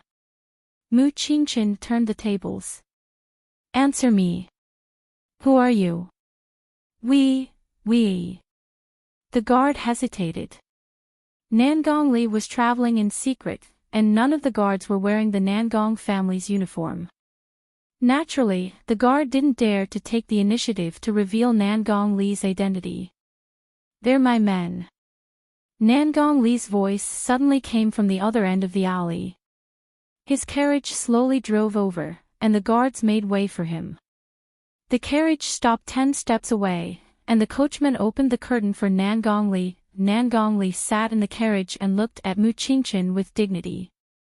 That was if one ignored the big bump on his head. "Young Master Mu, long time no see." Mu Qingchen politely greeted him. "So it's General Nangong. I heard that General Nangong was seriously injured, but it seems that you've recovered well." It was a lie. His face was pale, and it was obvious that he was enduring great pain all the time. Nangong Li didn't beat around the bush. He said bluntly, "I'm chasing an assassin, but I lost track of him when I came here." "Did young Master Qingchen see him?" "No." Mu Qingchen said without a change in expression. Nangong Li took a deep look at Mu Qingchen. "There seems to be another person in young Master Mu's carriage." Nangong Li was an expert, so it wasn't difficult for him to hear another breath in the carriage. Mu Qingchen said, "It's my 3rd sister. She caught a cold and ran to the inn to see me. I was about to send her back home." "Oh." Nangong Li was skeptical. Mu Qingchen lifted the curtain a little, revealing Gu Jiao. Gu Jiao loosened her hair and used a hairband to tie it behind her head. She also wore a veil to cover the birthmark on her face, only revealing a pair of calm eyes. Mu Qingchen said to Gu Jiao, "It's General Nangong." He was implying that Gu Jiao should bow to Nangong Li. But why would Gu Jiao bow to such a person? Gu Jiao looked at Nangong Li and asked in her female voice, "What's the matter, General Nangong?" Her tone was a bit arrogant. Mu Qingchen almost choked. Nangong Li had been observing Gu Jiao, so he didn't notice Mu Qingchen's surprise. The Su family's status was higher than the Nangong family's. Although Nangong Li was unhappy, he didn't suspect anything. In the end, he didn't see any flaws and left with his guards. After they left, Mu Qingchen looked at Gu Jiao as if he had seen a ghost. You just, oh. Gu Jiao changed back to her teenage voice and said without any guilt, "I like to listen to operas. I learned a little." Hearing the familiar teenage voice, Mu Qingchen breathed a sigh of relief. For a moment, he almost thought that his classmate was a girl.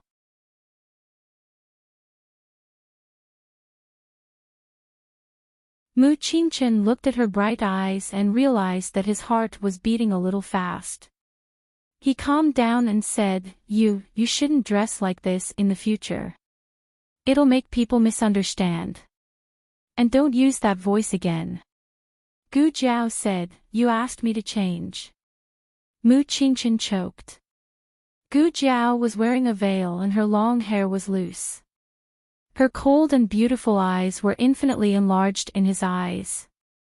Mu Qingchen didn't dare to look at her anymore. He quickly changed the topic and asked, "Why did General Nangong say that you were an assassin? Did you really assassinate him?" Gu Jiao said, "No, I just threw a stone at him." Mu Qingchen was puzzled. "Why?" Gu Jiao said fiercely, "Because his son bullied me. I'm angry." Mu Qingchen.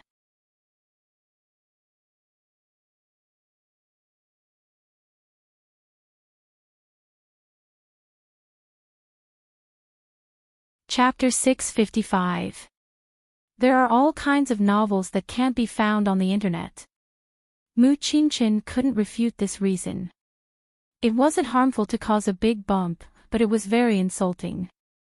Mu Qingchen asked, "Since you know he is General Nangong, how dare you throw stones at him?" Gu Jiao said, "Is a general that great?" Mu Qingchen sighed. Newborn calves are not afraid of tigers. When the military power of the Xinyuan family was divided into four, the Nangong family occupied the majority.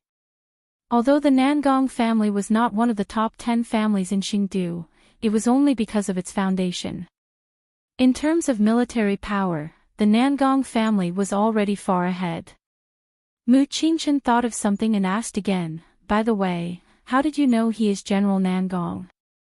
Gu Jiao said, "I didn't know at first, but I heard him talking to someone. He said that his son fell off the horse and was injured during the shooting competition, so I guessed it." Mu Qingchen no longer doubted anything. Gu Jiao felt it was a pity that she didn't bring any weapons or hidden weapons to the competition. If she had the black fire pearl, she would have blown Nangong Li into a pig's head. Mu Qingchen turned his head and saw Gu Jiao frowning as if she didn't perform well. He suddenly didn't know what to say. The coachman who was sent away by Mu Qingchen came back with a stick of candied haws in his hand. "Young master, there are no delicious snacks nearby, so I only bought candied haws." The coachman handed the stick to Mu Qingchen. Mu Qingchen didn't really want to eat candied haws. In his opinion, candied haws were something that only girls and children liked to eat. He was about to let the coachman take it away when he suddenly thought of something and handed the stick of candied haws to Gu Jiao. "Here." "Oh, thank you." Gu Jiao didn't refuse. On the way back to the inn, Gu Jiao ate the stick of candied haws without hesitation. In case Nangongli counterattacked, she didn't take off her woman's clothes, but only took off her veil. Mu Qingchen looked out of the window on the other side, occasionally glancing back at her. The way she chewed on candied haws was somewhat similar to Su Shui's. Mu Qingchen frowned. What was he thinking? Xiao Lulang was a man. Gu Jiao and Mu Qingchen both escaped through the window. At that time, the peddlers downstairs had not arrived yet. Now, there was a long queue, so they had to go back to the inn through the main entrance. Wu Fuzi's eyeballs almost fell out of their sockets when he saw the two people coming over from the staircase. When did you two go out? I've been waiting here for a long time. Wu Fuzi exploded, what are you doing? Gu Jiao said, yeah, I just walked around.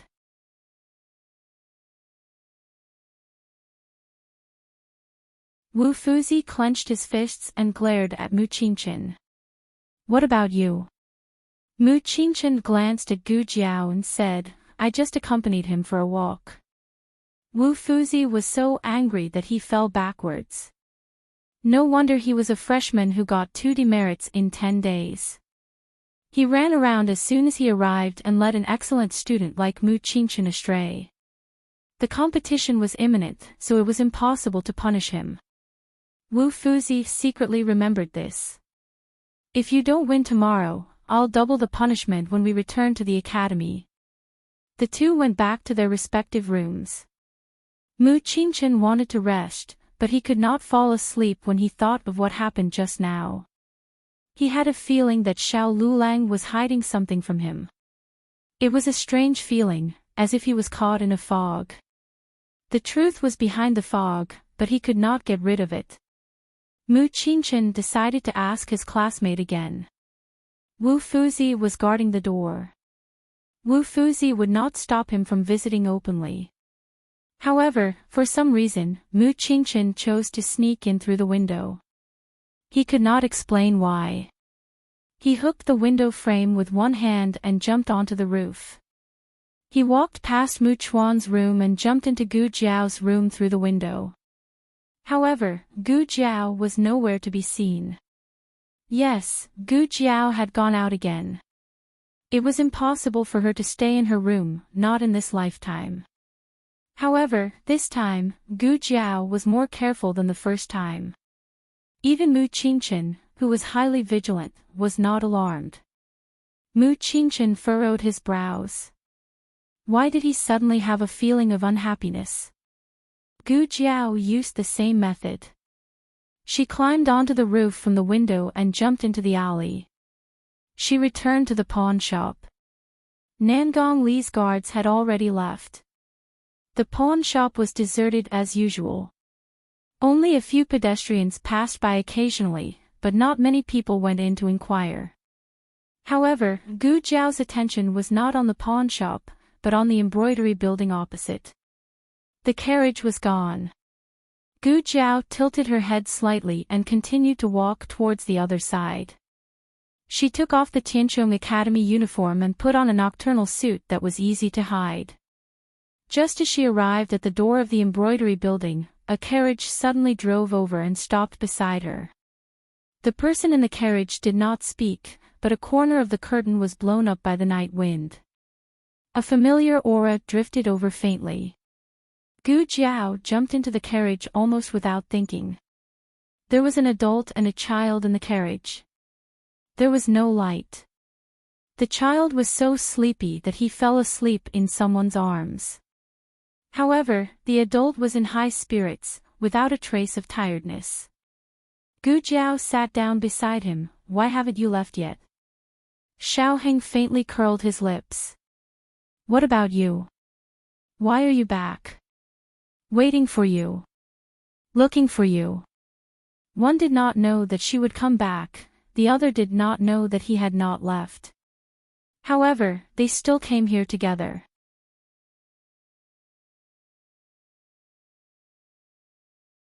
Nangongli didn't see you, right? Gu Jiao asked. No. When Gu Jiao threw a stone at Nan Gongli, Xiaoheng felt that something was wrong. He did not look back. He held little Jing Kong's hand and walked quickly into the shop. In fact, he did not see Gu Jiao. He only saw Nan Gongli. However, he knew that except for Gu Jiao, no one would divert Nan Gongli's attention. "Are you hurt?" Xiaoheng asked. "No." Gu Jiao said, "They didn't catch me." Xiaoheng looked at Gu Jiao up and down with the help of the thin moonlight and the candlelight on the street. He opened her palm and slid his fingertips gently to see if there were any hidden wounds. After confirming that there were no wounds, he said, then, he did not withdraw his hand. He just held Gu Jiao's small hand and rubbed her palm with his fingertips to comfort her. A girl's hand was always soft, small and slender. He could completely cover it with his big palm. Gu Jiao looked at the hand he was holding and felt the intimacy he inadvertently revealed. She knew what had happened to her. This was a pair of hands stained with blood. They had dug through mountains of corpses and bones and taken people's heads. His hand was clean. It was so clean that Gu Jiao did not even want to let a speck of dust touch it. At this moment, this clean hand clasped hers tightly, as if he wanted to pull her out of the sea of corpses and blood. "Jiao Jiao." Little Jing Kong sleep-talking broke the temporary silence in the carriage. Gu Jiao withdrew her hand from Xiaoheng's grasp and touched little Jing Kong's back. She found that he was sweating. She took out a handkerchief to wipe his sweat and said to Xiaoheng, "Two things." Xiaoheng looked at her retracted hand and frowned imperceptibly. Gu Jiao said, "The people who want to kill you are the royal family of the Yan dynasty." "The royal family of the Yan dynasty." Xiaoheng looked thoughtful. Also, Gu Jiao continued, "Chang Jing is the young master of the Dark Knight sect." "She is the young master of the Dark Knight sect." This news was shocking. Xiaoheng always thought that Chang Jing was just an ordinary secret guard. What is the Dark Knight sect? Gu Jiao wanted to ask for a long time. It's an assassin organization that doesn't belong to any country. Xiaoheng didn't know much about it. He paid more attention to the affairs of the imperial court and only heard about it occasionally in Jianghu. Soon, the carriage stopped at the door of the inn where Gu Jiao and the others lived. In fact, Gu Jiao did not say where she lived after getting on the carriage. However, if a person really wanted to know, he or she could find out about Tianqiong Academy by any means possible. Therefore, there was no such thing as being powerless in this world. It was just a matter of whether you put your heart into it or not. In the past, it was Gu Jiao who sent Xiaoheng.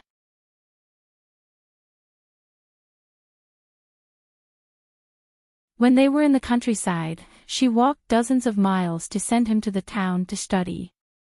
After they came to the capital, she always sent him to the Imperial College and Hanlin Academy. Gu Jiao was not used to being suddenly sent back by Xiaoheng. She pulled her little ears and said, "Then, I'm leaving." Xiaoheng gently tugged at her sleeve and said, "You're leaving just like that?" Gu Jiao, who could kill a cow with a hammer, was pulled by someone's slender fingers. She looked over in confusion and said, Xiaoheng raised his head. The moonlight fell on his handsome jade-like face. The corners of his lips curled up slightly. "Aren't there two things?" "What's the other thing?" Gu Jiao said seriously, "The mastermind behind this is the great Yan royal family. Chang Jing is the young master of the Dark Knight sect. These are two things." Xiaoheng looked at her with a faint smile and said, "These are all information. Telling them information can only be considered one thing." Ah! Could he be so serious about words? Xiaoheng's fingertips slid down her sleeve and grabbed her slightly cold fingers. He gently hooked them and stood up. The carriage was not very high, so he could only bend down. He held Gu Jiao's hand with one hand and supported himself with the other by Gu Jiao's side. He pressed down on Gu Jiao. His unique aura suddenly enveloped Gu Jiao. A ray of moonlight shone through the gap in the curtains and shone on his eyes. She used to think that Jing Kong was an eyelash demon. Now that she looked at it carefully, she realized that Xiao Heng was one too. Gu Jiao was stunned again. Xiao Heng was angry and amused at the same time. He had mustered up so much courage to do such a shameless thing, but she only cared about admiring his face. Gu Jiao sat in the carriage and stared at him without blinking. Xiao Heng raised the hand that was playing with her fingertips and gently pinched her chin. He asked in a hoarse voice, "Did you remember the other thing?" After his voice had completely changed, Xiao Heng's voice became more and more pleasant. It was young, clean, and had the attractive charm of a mature man. Gu Jiao's little soul was hooked away. Xiao Heng laughed softly and lowered his body. "Gu Jiao, Jiao, remember, this is only the second thing." With that, he tilted his head slightly and kissed her lips in the carriage. The next day, the people from Tianqiong Academy rode their horses to Lingbo Academy after breakfast at the inn. The archery field was already surrounded by people who had come to watch the competition. The seats in the stands were basically all reserved. What was different was that Gu Jiao actually found a small area of blue and white among the colorful uniforms. Were the students from Tianqiong Academy coming to watch the competition? There weren't many people, only a dozen or so. They seemed especially weak among the hundreds of people in the academy. Wu Fuzi was very excited.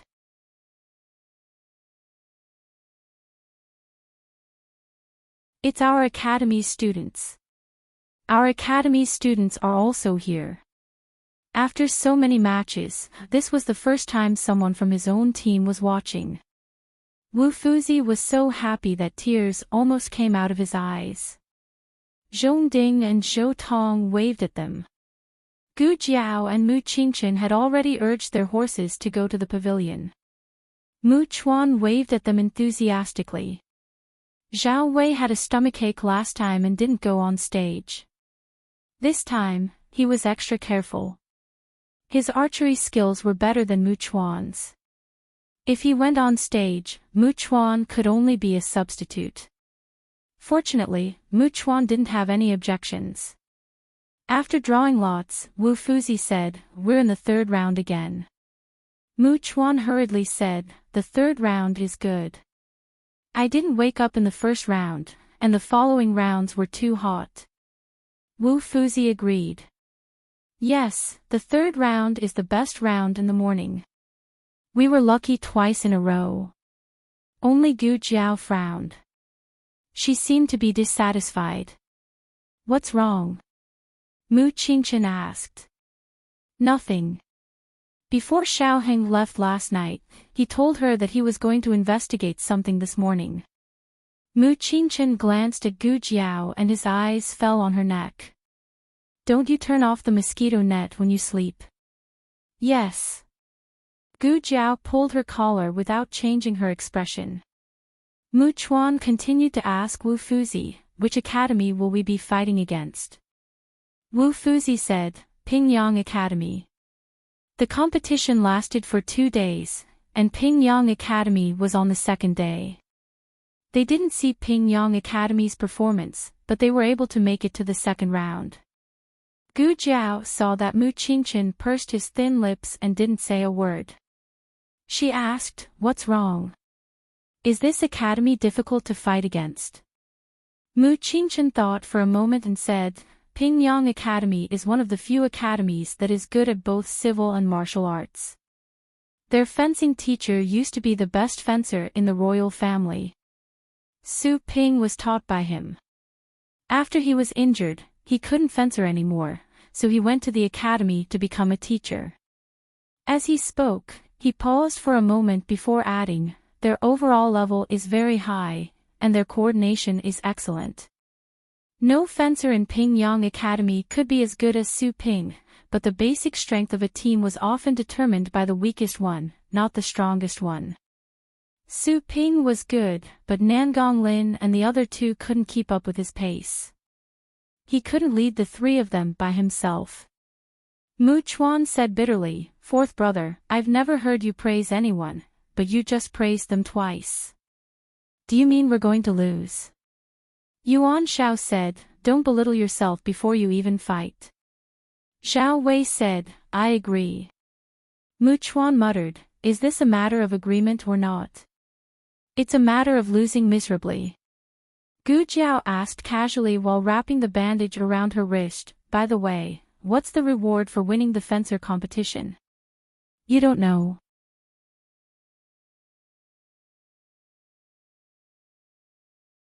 Mu Qingchen looked at her strangely. "I don't know." No one had told her. Mu Qingchen frowned and looked away. "I thought you were going for the reward. If you get third place, you can have a piece of Inner City talisman. The second place will get 1,000 taels of gold." Gu Jiao's bandaged hand paused. Gu Chongqing fought desperately at the border, and the Emperor of Zhao Kingdom only rewarded him with 1,000 taels of silver after he came back. Was the Emperor of Yan Kingdom so generous? "What's the reward for the first place?" Gu Jiao asked. Mu Qingchen said with some reverence, "The first place will have the opportunity to enter the palace to meet the Emperor."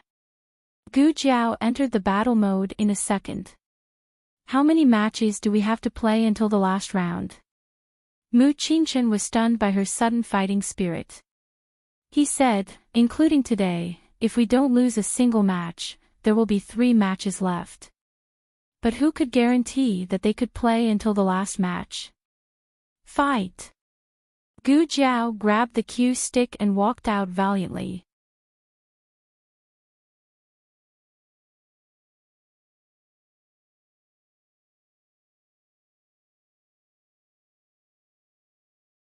Chapter 656. All the novels that you can't find on the internet are available here. Tianqiong Academy had successfully defeated Qinghua Academy in the last round, which was quite impressive. They were looking forward to the duel between Tianqiong Academy and Pingyang Academy. They wondered what kind of tricks the freshmen would play this time. Mu Qingchen was the leader. Last time, Mu Chuan and Yuan Shao followed him, and Gu Jiao was his tail. Today, Mu Chuan was a substitute and replaced Xiao Wei. However, Xiao Wei and Yuan Shao both gave the second place to Gu Jiao. Gu Jiao didn't think there was anything wrong with it. It didn't make any difference to her whether she was second or fourth. As soon as Mu Qingchen entered the arena, all the girls in the stands became excited. They were in ancient times, where etiquette was very strict. If they were in modern times, Gu Jiao would probably hear a lot of girls calling him hubby. "Young Master Qingchen. Young Master Qingchen." There was really a bold girl who shouted at Mu Qingchen. Anyway, she was wearing a veil, so no one could recognize her. Her shout was like an opening, and the people around her also waved their handkerchiefs and shouted. Gu Jiao raised her eyebrows. "You have so many fangirls." In fact, there were already enough fangirls last time. After winning the archery competition, Mu Qingchen's popularity soared again, and many girls who didn't belong to him came through the back door to watch him perform archery.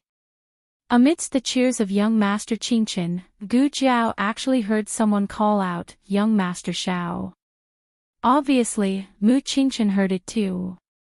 When he was called Young Master Qingchen, Mu Qingchen didn't even bat an eyelid. However, when Gu Jiao was called Young Master Shao, he couldn't help but turn his head to look in that direction. There was a sea of people, so how could he see who was calling? Wherever his gaze swept across, the young ladies all clutched their chests. They were about to faint. Young Master Qingchen was looking in their direction. Did he hear them calling him? He didn't look anywhere but at them. "Is young Master Qingchen looking at me? I think he's looking at me. It was me." Mu Qingchen's action was just a subconscious one. When he realized it, he frowned slightly and quickly looked away. Gu Jiao, on the other hand, glanced at the crowd a few more times. Oh, where are her fangirls? It was gone after a single cry. Its combat power was too weak. Xiaoheng had something to do in the morning, so he didn't come, but the grandstand he used last time was still reserved for him. The 3 students of the Azure Water Women's Academy were sitting in their respective seats with smiles on their faces. The seat closest to the front was reserved for the number 1 beauty.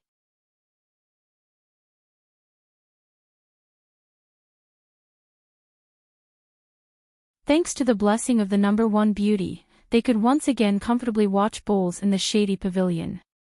The people next door were still from the public house. Second Master Jing sat upright on the cushion while Second Furen sat beside him in a dignified and elegant manner. Second Madam smiled and poured a cup of fruit wine for Second Master Jing. She said gently, "Didn't my husband want to come and watch the bow? Why aren't you saying anything?" Second Master Jing was as still as a bell. "Don't you know why I'm not saying anything? I can't even watch the beauty," he muttered softly with hidden bitterness. "What did my husband say?" Second Madam didn't hear him clearly. Second Master Jing's eyelids drooped helplessly. "Nothing. I'm just worried about eldest brother." Second Madam turned her head to look at the Duke beside her. "With Miss Mu here, eldest brother will be fine." The Duke sat in a wheelchair with Mu Ru Axian by his side. Originally, Second Madam didn't plan to bring the Duke to watch the bow competition. After all, he had just recovered from his cold and needed to rest. However, Mu Ru Axian said that it would be good for the Duke's condition to move around. The Duke stared at the bow without blinking. Mu Ru Axian wasn't sure if he was conscious, but she still smiled and asked, "Duke, do you like to watch the bow competition?" The Duke couldn't answer. Mu Ru Axian continued, "I heard that Madame Jing is good at the bow competition." Madame Jing, Jing Yin-Yin's birth mother, was the eldest daughter of the Xianyuan family. The children of the Xianyuan family were all highly skilled in martial arts. Riding and shooting was nothing difficult for them. The Duke's face seemed to twitch slightly. When Mu Ru Axian looked at the Duke again, he was gone. "Young miss, this is the spring water you wanted." The maid passed a porcelain bottle filled with spring water to Mu Ru Axian in high spirits. It said that Ling Bo Academy has a natural spring water that is drawn down from the mountain using a water wheel. "Young miss, quickly taste it. Is it sweet?" Mu Ru Axian glanced at her and took the porcelain bottle. "I know. I'll drink it later." The maid smiled and lowered her eyes before retreating to Mu Ru Axian's side. Mr. Qing Chen is here." A female student from Tsanglan Academy couldn't help but exclaim excitedly. Mu Ru Axian had seen Mu Qing Chen up close in the Duke's residence before, but she wasn't as excited as them. She inadvertently glanced at the Duke and noticed that he seemed to be very excited. His fingers, which were placed on the armrest, trembled slightly. His empty eyes seemed to have regained their spirit. This was the 3rd round of the competition. The Duke hadn't been like this in the previous 2 rounds. If it was in the past, she wouldn't have asked about anything other than the treatment. However, it was different now.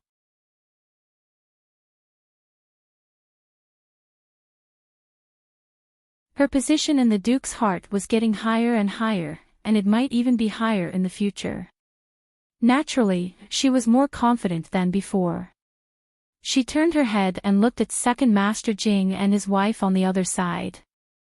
She asked, "Second Master Jing, Second Madam, are Mr. Qing Chen and the Duke old friends?" Of course, they were old friends. Otherwise, Mu Qing Chen wouldn't have brought a doctor over to treat the Duke. The reason Mu Ru Axian asked this question was because she wanted to know more about the 2 of them. There wasn't anything that couldn't be said. Second Master Jing said, when Yin was young, my eldest brother brought her to live in the Snow Cloud Manor for a period of time. Mu Qingchen happened to live in the manor next door. Mu Qingchen's handwriting was taught by my eldest brother. I see. Mu Ruaxian nodded. It was no wonder the Duke had such a reaction when he saw Mu Qingchen. He probably saw Mu Qingchen as his favorite student. Mu Ruaxian couldn't help but look at Mu Qingchen again. Coincidentally, Gu Jiao rode her horse over from behind. Mu Ruaxian immediately saw her face. Why is it him? Mu Ruaxian looked at Second Master Jing in disbelief. Second Master Jing, didn't you tell me that you beat him so badly that he couldn't get out of bed? You even compensated him with 500 taels. Look at him now. Does he look like he was injured before? Second Master Jing instantly choked. Fuck, I forgot about this. Last time, Mu Ruaxian's arm was dislocated by Gu Jiao. Mu Ruaxian used the excuse of treating the Duke's illness to force him to capture that brat. Who would have thought that not only would he not be captured, he would also lose 500 taels. He lost face and naturally wouldn't admit it. He could only say that he originally wanted to capture him, but that brat wouldn't comply no matter what. He didn't control his strength and ended up crippling him. Second Madam also looked at Second Master Jing. That's right. That's what you also told me. Second Master Jing coughed lightly and looked at Gu Jiao, who was practicing on the field. He said seriously, I did beat him up. Who told him to recover so quickly? In order to divert attention, he stood up and went behind his eldest brother's wheelchair. Eldest brother likes to watch Mu Qingchen hit the bow, right? Come. Let's go and watch. After saying that, he decisively pushed his wheelchair to the side of the railing. After the players from Tianqiong Academy were in position, the players from Pingyang Academy entered the field from the other side of the track. All four of them were dressed in black and held golf clubs in their hands. Their eyes were piercingly cold as they rode on tall horses. The aura of the four people and four horses was too strong. It was as if a strong murderous aura had shrouded the entire field in an instant. Zhao Wei suddenly touched his arm. What's wrong? Yuan Shao, don't mention it.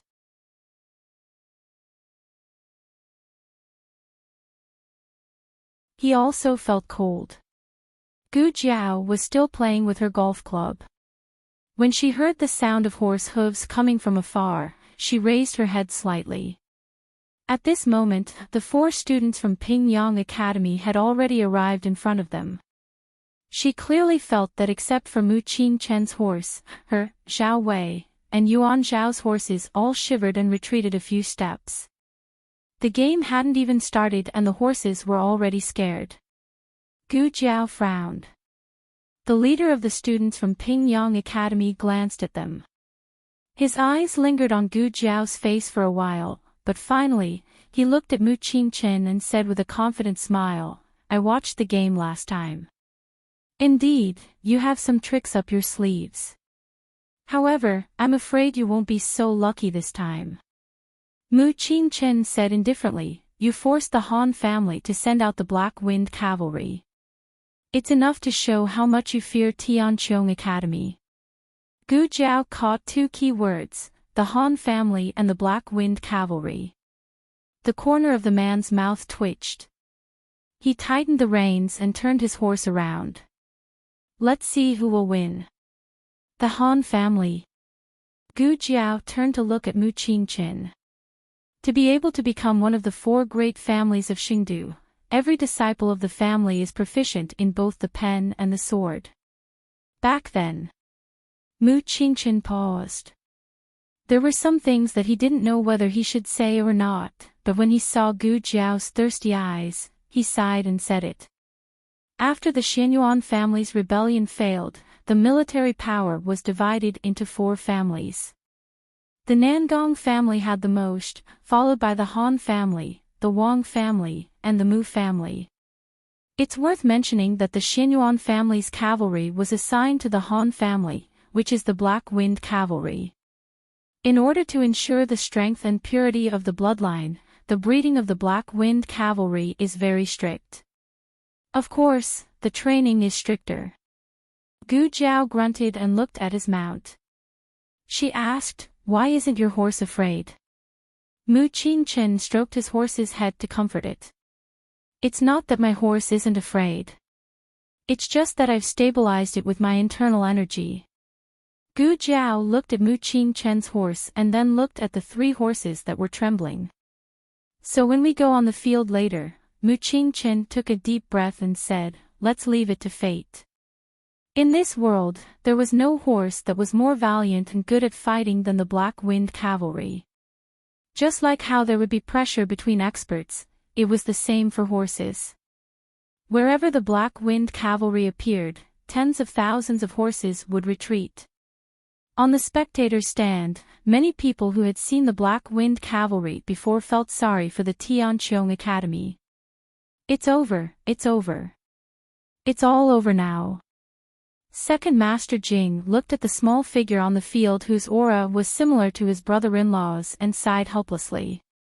"Why is it over?"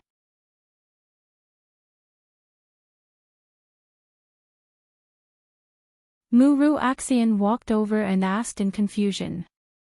She was from the Qin Kingdom and didn't understand the political affairs of the Yan Kingdom.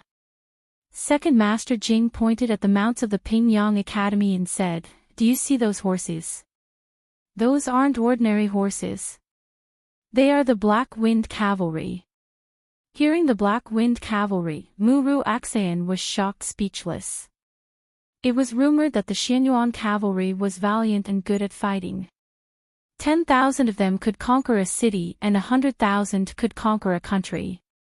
They relied on the invincible Black Wind Cavalry of the Xinyuan family. It was rumored that this kind of horse was more ferocious and domineering than ordinary war horses. They were known as the men of sacrifice among horses. "Is it necessary to have a match?" Second Master Jing muttered. He knew clearly whether it was necessary or not. The Han family and the Mu family didn't get along well with each other. The young master of the Han family probably wanted to trample Mu Qingchen under his feet. That was why he sent out the Black Wind Cavalry. Sigh. Second Master Jing grabbed his collar impatiently. Annoying. I don't want to watch anymore. Wait. What was he annoyed about? Wasn't it exactly what he wanted when that brat's academy lost? Second young Master Jing smirked and stared at the boxing field with his bright and spirited eyes. The gong sounded and the match officially started. The first ball was from the Tianqiong Academy.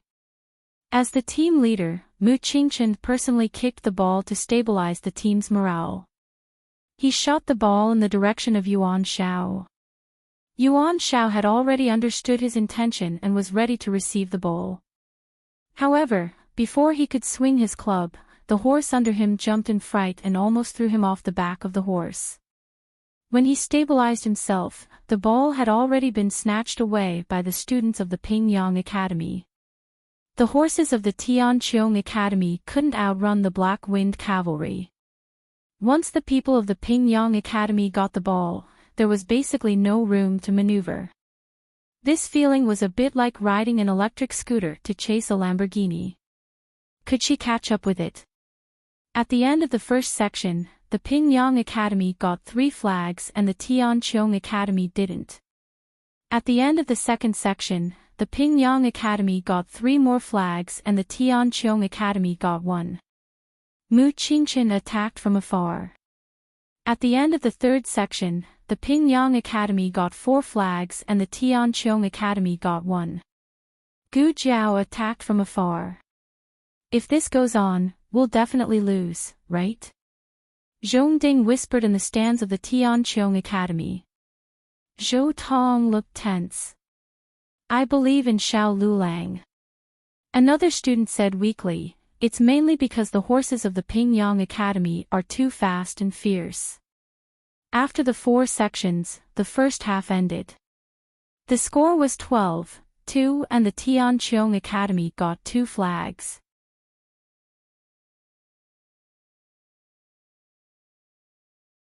It was over. They had no chance at all. They had finally regained their confidence and came to watch a match, but they were about to lose completely.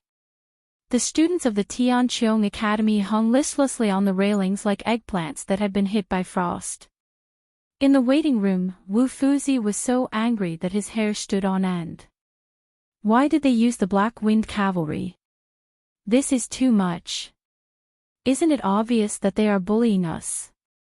They used ordinary horses in the last section. The horses of the aristocratic families were not ordinary, but it depended on who they were compared to. In front of the Black Wind Cavalry, 10,000 horses could kneel. Wu Fuzi could not take this lying down. He rolled up his sleeves and said, "No, I'll go and reason with their dean. You're allowed to steal the skills on the spot, but we're not allowed to use the Black Wind Cavalry." A mocking voice sounded at the door. Everyone looked toward the source of the voice. It was the Pingyang Academy's young master Han Che. He crossed his arms and leaned against the door frame. He smiled and said, "Did our academy break the rules?" Wu Fuzi was completely speechless with this sentence. Yes, there was no rule that forbade the use of the Black Wind Cavalry, but that was because the person who made the rule did not expect that one day, someone would ride the Black Wind Cavalry to attack the bow. You're using a sledgehammer to kill a chicken. Is this how you use the Black Wind Cavalry? Han Che smiled contemptuously and said, "See you in the arena." Wu Fuzi clenched his fists and gritted his teeth to suppress his anger.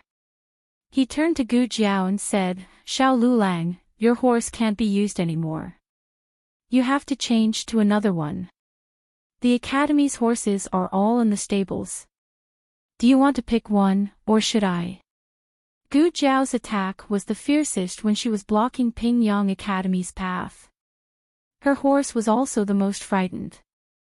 On one hand, it was the pressure from the Black Wind Cavalry, and on the other hand, it was the threat from its master. Gu Jiao said, "I'll go." "That's true. It's all the same." There was no horse in the stables that was not afraid of the Black Wind Cavalry. The stables of the various academies were separated.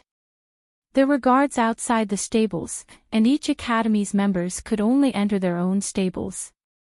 Tianqiong Academy's stables were the innermost. Gu Jiao walked forward. As she walked, she suddenly felt a small black shadow flash past her. She tilted her head and frowned slightly. In the next second, the small black shadow flashed past her again. Gu Jiao narrowed her eyes and walked a few steps forward. When the small black shadow flashed past her for the 3rd time, she decisively reached out her hand and caught the small black shadow. The small black shadow was lifted and hung in the air. Gu Jiao took a closer look and was instantly stunned. Jing Kong.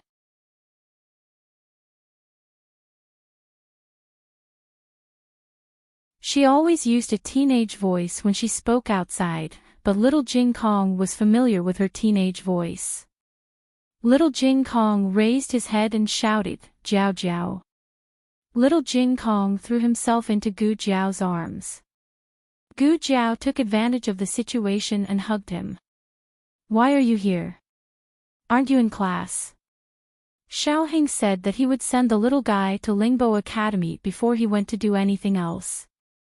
Little Jing Kong widened his eyes in a second. "I didn't skip class." Gu Jiao was speechless. Very well, it was a fact that he skipped class. Gu Jiao put the little guy on the ground and asked him to stand properly. Then, she bent down slightly and looked at him at eye level. She asked seriously, "Why did you skip class?" I. Little Jing Kong lowered his head and grabbed his little pocket. Gu Jiao pointed at the part of his pocket that his little hand was covering. What's in your pocket? Take it out. Little Jing Kong took it out guiltily. It's little flower and little rope. I want to braid little Shi's hair. Gu Jiao was slightly stunned. Little Jing Kong mustered up his courage and raised his head. But I've finished all my homework. I've also memorized the teacher's lessons. I really learned everything before I came out. Little Shi is here? Gu Jiao asked. The little guy nodded and said pitifully, yes, I miss little Shi so much. Last time, I told Brother Xiaoshan that if he and Brother Yen came again, he would secretly bring little Shi over for me to play with.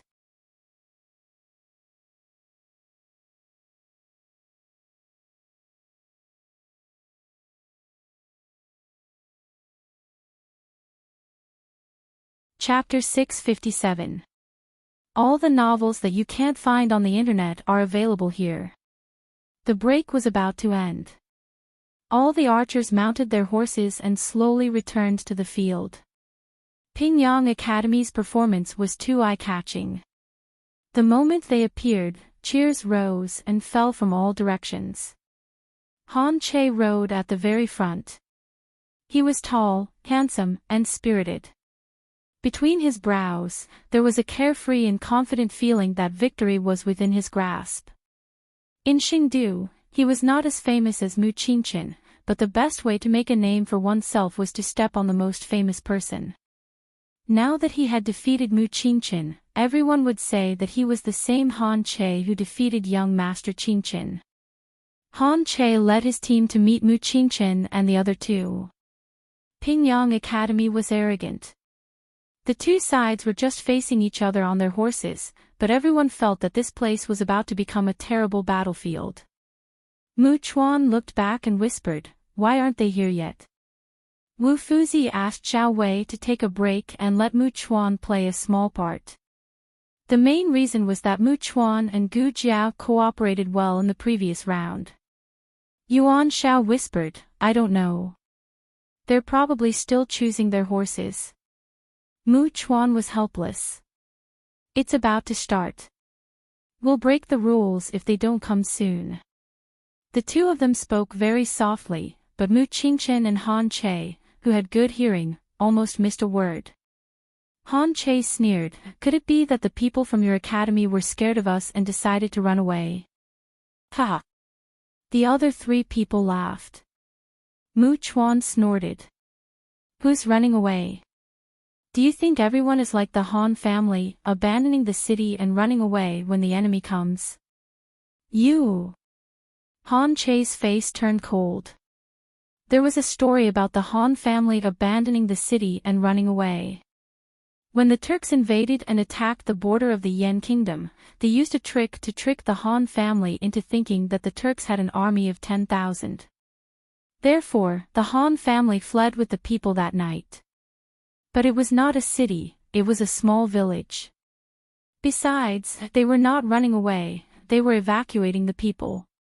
Mu Chuan knew what he was thinking. He snorted. "You're just a coward." Han Che's eyes almost popped out of their sockets as the veins on his forehead bulged violently. His companion gave him a look, telling him not to get angry so easily. It was not good to go on the field with anger.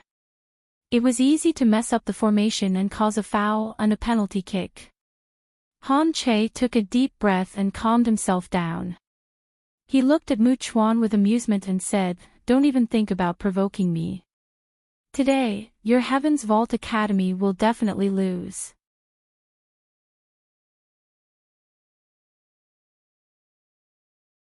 In the second half, I won't let you get a single goal. Mu Chuan was so angry that he almost slapped him with his golf club. What's so great about that? Wasn't it all because of the Black Wind Cavalry? If you have the ability, change to another horse and fight with us. Han Che did not get angry. Instead, he laughed. It's my ability to have the Black Wind Cavalry. If you have the ability, go get some Black Wind cavalry for the Mu clan too. Where did Muchuan get it? Really? Why didn't the Mu family get the Black Wind cavalry when they divided the military power of the Xinyuan family? No one knew if Han Che did it intentionally or not, but he gently pulled on the reins. The Black Wind horse under him suddenly took 2 steps towards Tianqiong Academy. Mu Chuan's and Yuan Zhao's horses neighed in fear as they retreated and tried to escape. Referee. He's breaking the rules. Mu Chuan said to the referee. The referee looked over. Han Che curled his lips and said with a smile, "My horses didn't touch them. They were the ones who were scared." Mu Chuan gritted his teeth and said, "You're shameless." Mu Chuan. Mu Qingchen calmly called out to him. Mu Chuan unwillingly suppressed the anger in his heart. He was so angry.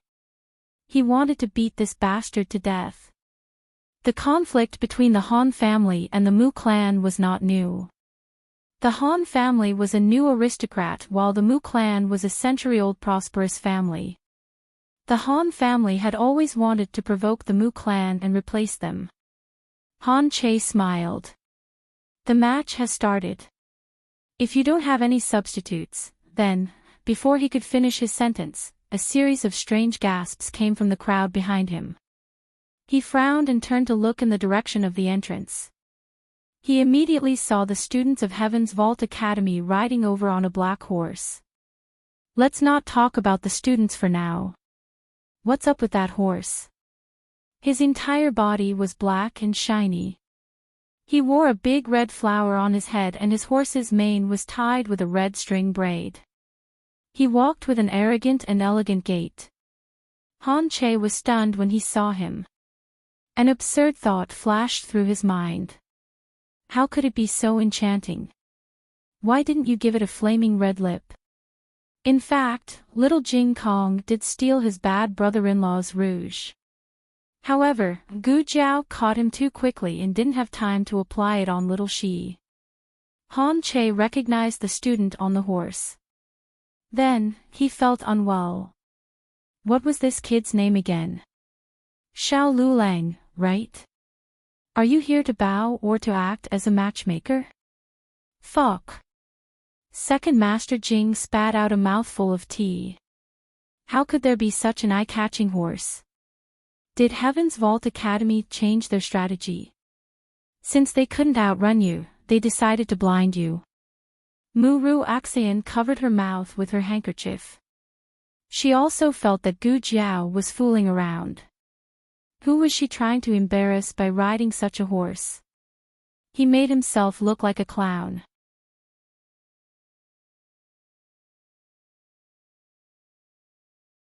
The Duke on the wheelchair suddenly felt strange. His hand gripped the armrest tightly.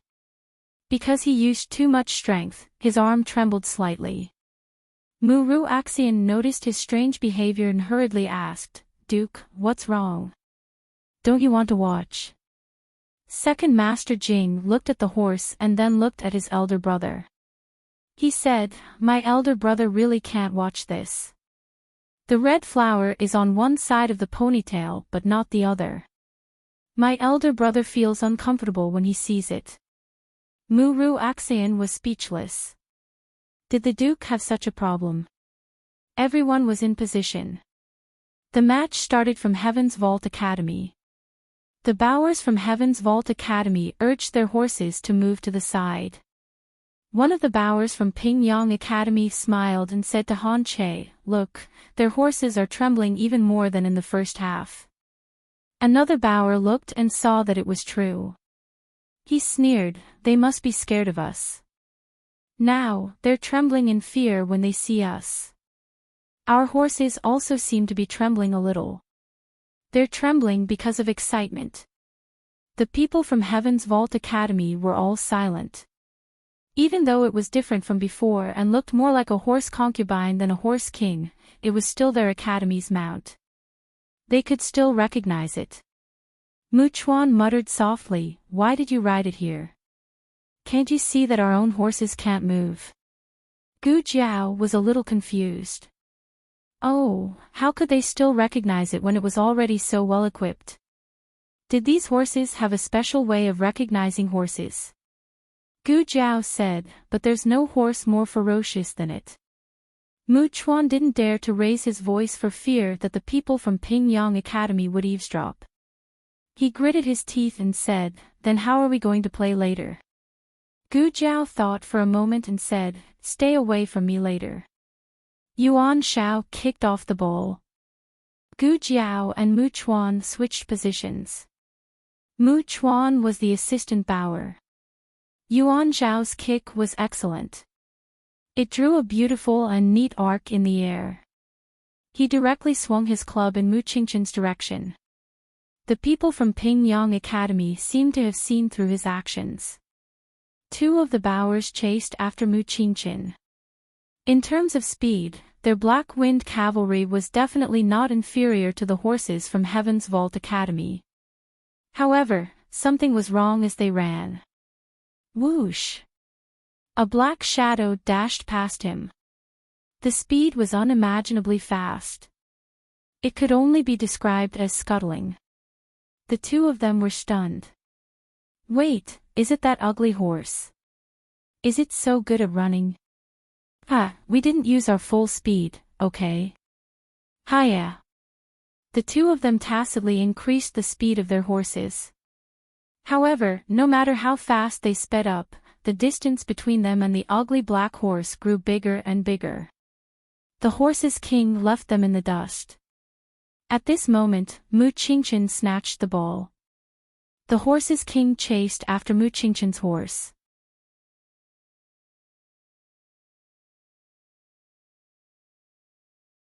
Mu Qingchen's horse was so scared that it used all its strength to charge forward. Fourth brother. Mu Chuan urged his horse and waved at Mu Qingchen. Mu Qingchen saw Mu Chuan's speed and threw the ball in front of Mu Chuan. The ball was very close to Pingyang Academy's hole. As long as Mu Chuan caught the ball, the flag would be theirs. Han Che and another comrade attacked Mu Chuan from both sides. Mu Chuan turned around to take a look and shouted, "No way! Why are you all coming at me?" His horse was no match for the black-winged cavalry. There was no way he could outrun them.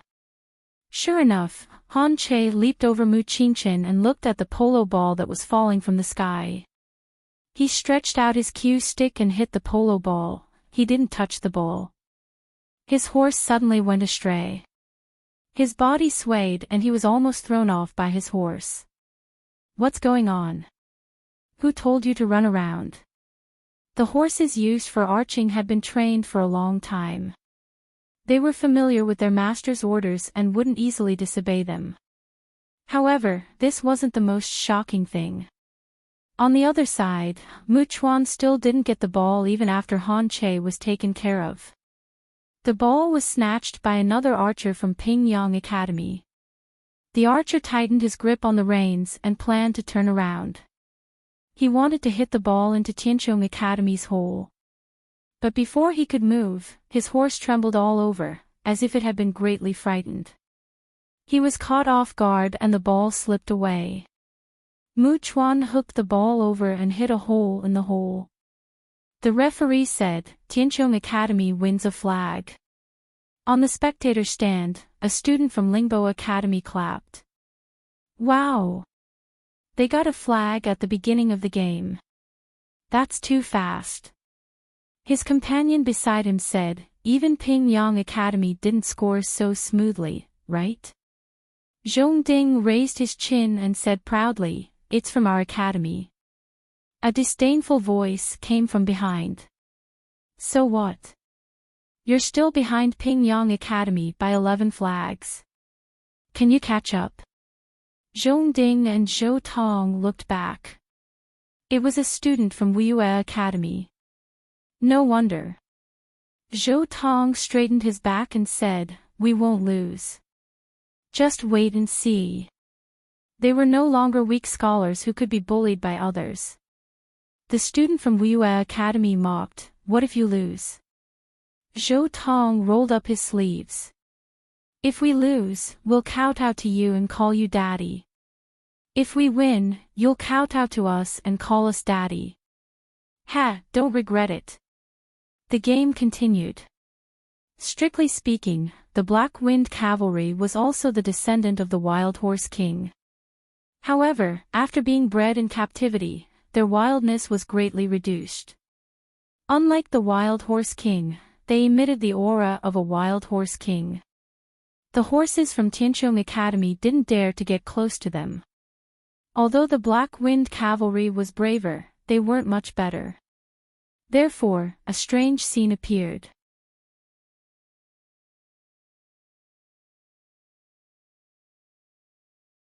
Gu Jiao rode the Horse King like a big bad wolf that entered a flock of sheep. Wherever she went, the sheep would scatter. Gu Jiao didn't try to snatch the ball. She only did one thing, chase after the Black Wind Cavalry from Pingyang Academy.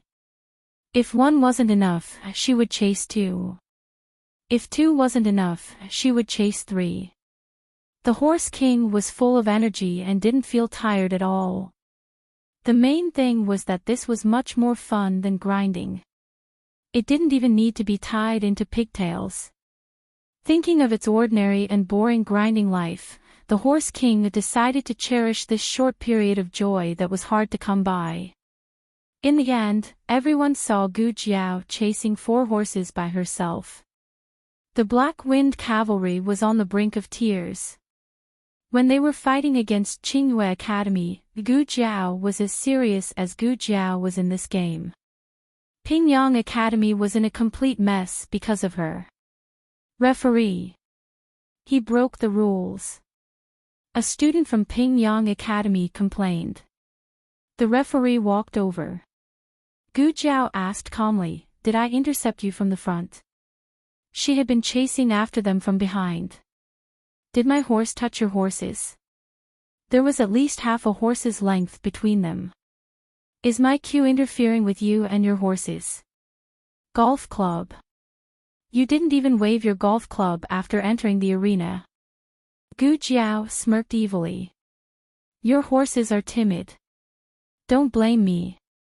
Wasn't this what Han Che had said to Tianchong Academy just now? My horses didn't touch them.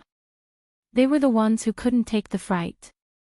They didn't expect Han Che's words to turn into a slap to their faces so quickly. Painful, really painful. This kid is good. On the spectator's stand, Second Master Jing couldn't help but praise Gu Jiao. It's that horse that's powerful. Muru Axayan said, anyone riding that horse would win. Second Master Jing frowned. He didn't agree with her words. Do you think anyone can ride that kind of wild horse? He was a martial artist. Years ago, when the Xianyuan family was on the decline, he had the opportunity to choose a black wind horse that belonged to him. His brother-in-law had asked him, "Do you want a horse that is easy to ride or a good horse?" He didn't understand at that time but gradually understood later. It was a pity that he would never have the chance to tell his brother-in-law the real answer in his heart. Under Gu Jiao's and her horse's efforts, Pingyang Academy didn't score a single ball after 3 rounds. They finally managed to snatch a ball and Han Che had already brought it to Tianchong Academy's hole. Gu Jiao rode her horse and stopped there. Han Che's horse immediately turned around and ran. Han Che. Are the 3 of you going to snatch the ball? Gu Jiao asked the 3 students from Pingyang Academy who were eyeing them covetously. The 3 students' mouths twitched. You might not believe it, but I want to go over, but my horse won't. Oh. Gu Jiao shrugged and sighed.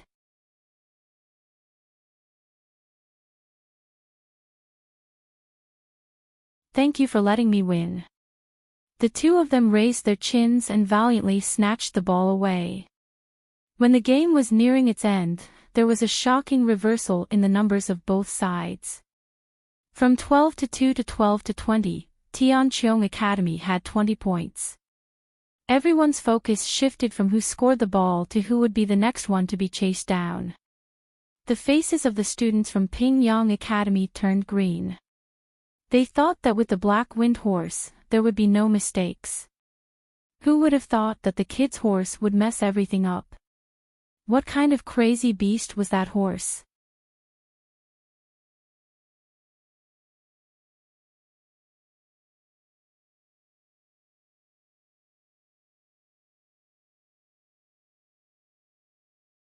Chapter 658. Novels with inner content that can't be found on the internet are all available here. What did it mean to live long enough to see? They were definitely watching Tianqiong Academy's bowler. They never knew that a bowler competition could be like this. In the first round, they had learned from Su Ping and used Su Ping to defeat Su Ping, which was already an eye-opener.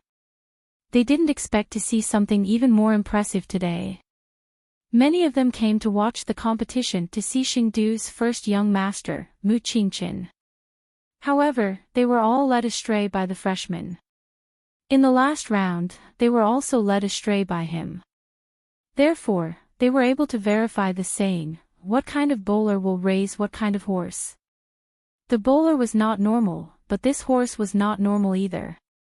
In the end, the people from Pingyang Academy were completely speechless. Their horses were scared away, but it was more terrifying if they were abducted by the kid's horse. Han Che tightened the reins. No. Stop. Stop. Nay was useless.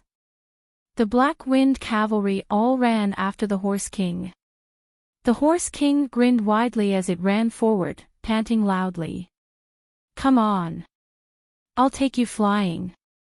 The bowlers from Tianqiong Academy could not bear to watch anymore. This horse was not their teammate. The people in the stands laughed so hard that their stomachs hurt. Those who didn't know horses would think that this horse was too powerful. Those who knew horses would understand that the person who could control it was even more eye-catching. In a pavilion with a beaded curtain on the east side of the stands, a man in a black robe sat upright and drank tea. A little to his right sat a man in an official's robe. The horse is running so fast, but it didn't fall off. Who is that kid? The man in the black robe asked. The man in the official's robe said respectfully, Your Highness, I've seen this person before. He's Mu Qingqin's classmate. I heard that he's from a lower country and has a glib tongue. He once pretended to be a doctor and went to the High Duke's public house to cheat people. The man in the black robe said, Is he the quack that Mu Qingqin brought to the High Duke's public house?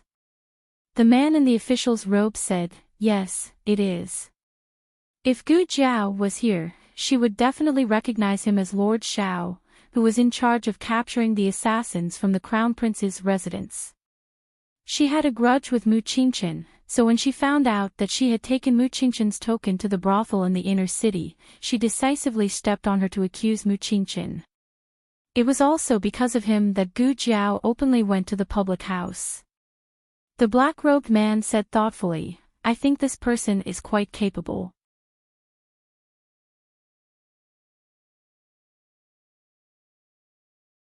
Don't beat him up just because you have a grudge with Mu Qingqin. Sir Xiao lowered his eyes. Your Highness is right. This lad's horsemanship is indeed impressive. In other words, Gu Jiao's medical skills were indeed fake, and she wasn't the one who slandered Gu Jiao and Mu Qingqin when she went to the Duke's mansion to swindle people. The black-robed man seemed to be interested in that brat. Official Xiao was worried that he would ask for that brat's name. He didn't want anyone from Mu Qingqin's side to squeeze into His Highness' side. However, the black-robed man just picked up the cup on the table and took a sip of tea. He didn't ask anything else. The game ended with a score of 12-27. Tianqiong Academy had set a new record for the number of flags in a bowler game. Han Che's words, in the second half, I won't let you get a single goal, had come true. However, it had come true on themselves. The dean of Pingyang Academy was sitting next to Dean Cien. He didn't look too good either. He sneered and said, "Tianchong Academy is really capable. You specially got such a crazy horse for this game." Dean Cien smiled and said meaningfully, "You're wrong. Tianchong Academy's horsemanship isn't even half of Pingyang Academy's. You got 4 Black Wind riders. We were forced to use an untrained horse because we had no other choice." The dean of Pingyang Academy almost vomited blood. The horse was already so fierce without any training. If it was trained again, would it become a god? Don't show off like this. The Han clan was one of the top 4 aristocratic clans in the capital. Gu Zhao's horse had crushed the Han clan's Black Wind riders. After this game, the Han clan became famous. Han Che wanted to use Mu Qingchen as a stepping stone, but he ended up being used by Gu Zhao. Needless to say, Han Che was going to vomit blood when he went back. There were 5 more games left. After the 4th game, they would rest for 2 hours and continue in the afternoon. Change your clothes and go watch the next game. Maybe one of them will be our opponent next time, Wu Fuzi said to everyone in the attic. Everyone nodded and took their bags to change their clothes. There was only one room. As usual, Gu Zhao asked others to change first. Everyone thought she was shy and didn't suspect anything. After all, Mu Qingchen never changed his clothes in the same room as others. "You change first," Mu Qingchen said to Gu Zhao when only the 2 of them were left. "Okay." Gu Zhao entered the room. Click. It was the sound of the door being bolted. Mu Qingchen was speechless. After changing their clothes, they went to the stands of Tianchong Academy. Gu Yan and Gu Shaoshun sat next to Principal Cien. Their cheeks were red from the sun. Gu Zhao thought they looked cute. Her little brother was cute no matter how old he was. When Gu Zhao arrived, Gu Shaoshun automatically gave up the seat next to her.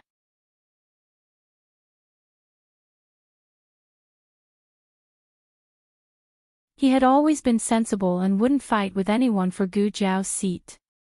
Besides, sitting on the other side of Gu Zhao was pretty good. He had no intention of monopolizing her. Gu Yan was sitting in a wheelchair, while Gu Zhao was sitting on a cushion. She was slightly shorter than him.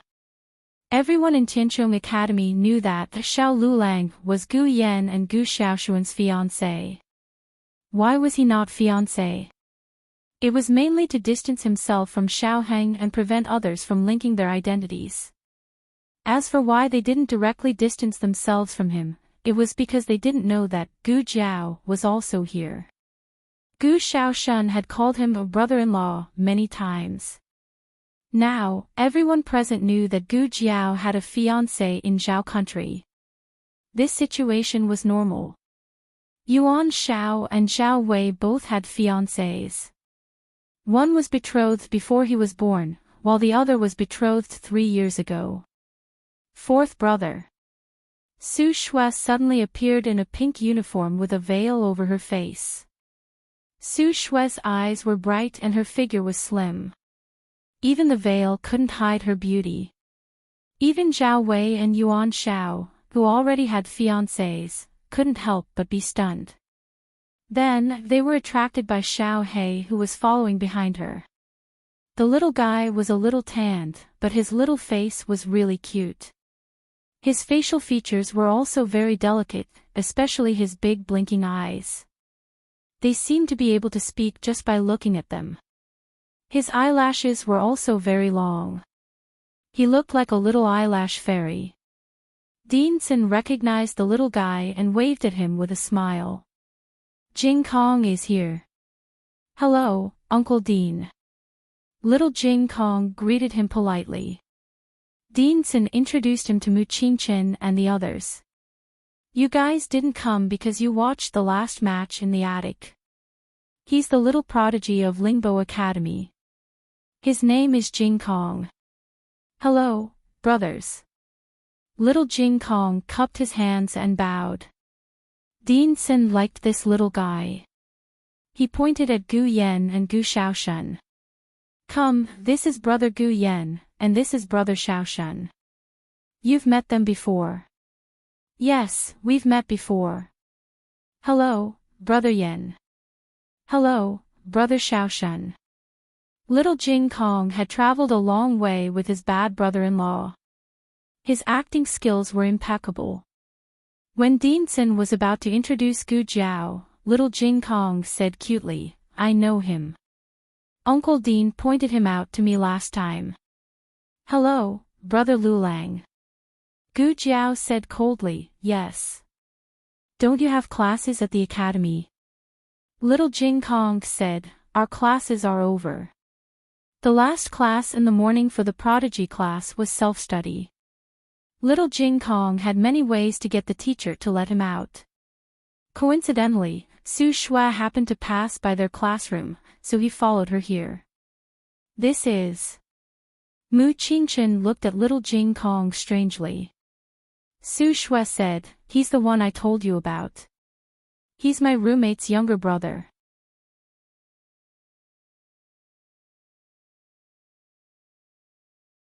Although she didn't live in the dormitory, little Jing Kong sometimes went to their classroom to look for Xiaoheng. Therefore, she knew Jing Kong. Little Jing Kong came to Gu Jiao. Brother Lulang, can I sit with you? Su Shua frowned. Little guy, didn't you say you wanted to sit with me? Little Jing Kong shrugged and said with a sigh, but you already have a brother. I don't. Su Shua was speechless. Little Jing Kong sat between Gu Shaoshun and Gu Jiao. He was small, so he could sit down easily. Mu Qingchen looked at Su Shua. His eyes were very serious. It was as if he was telling Su Shua that a girl like her shouldn't be here. Su Shua said confidently, I'm here to deliver Jing Kong. I have to bring him back later. She didn't come last time because she had something to do. This time, she wouldn't miss it. It's okay. Dean Sin smiled. Shepherd boy, prepare a seat for Miss Su. Yes. The shepherd boy placed a cushion beside Mu Qingchen for Su Shua.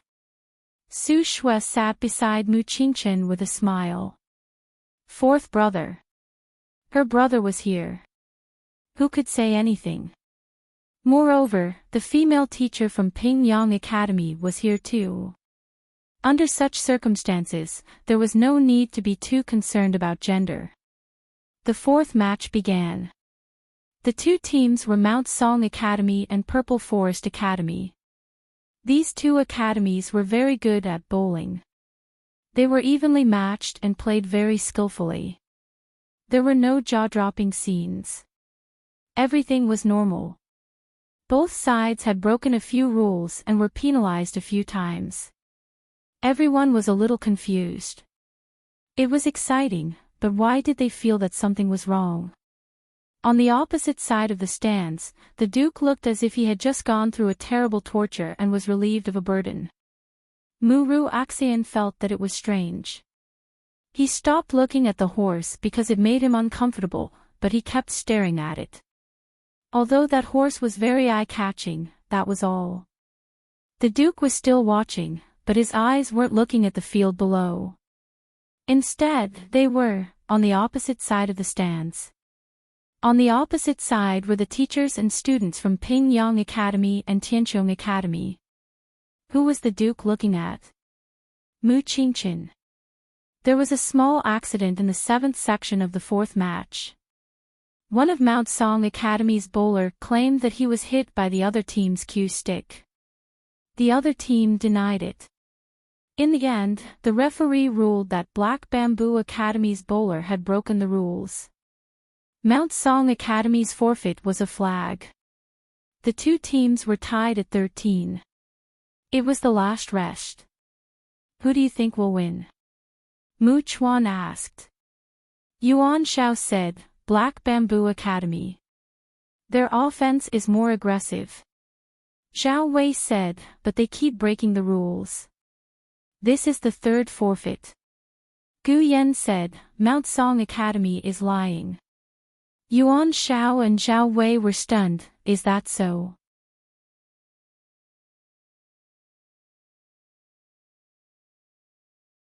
As soon as they finished speaking, the shepherd boy who went to the attic to fetch water hurriedly came up. Oh no! Mount Song Academy and Black Bamboo Academy are fighting. Conflicts in the field were not rare since ancient times. The group of people sat down and decided to go to the attic to take a look. The shepherd boy happened to be there and brought the news. The rest of the people on the stands did not know about it yet. The teacher of Pingyang Academy was puzzled. Why did everyone leave? Dinsen, Little Jing Kong, Gu Yan, Su Shui, and Mu Chuan were left there. Mu Chuan was responsible for watching Su Shui and Little Jing Kong. When the group of people arrived at the attic, the two sides were engaged in a fierce fight. The guards could not intervene. Archery was a sport that only the children of noble families could afford to play. The children of humble families could not even afford to buy a horse for archery. Moreover, these children of noble families had been practicing martial arts since they were young. How could ordinary bodyguards compare to them?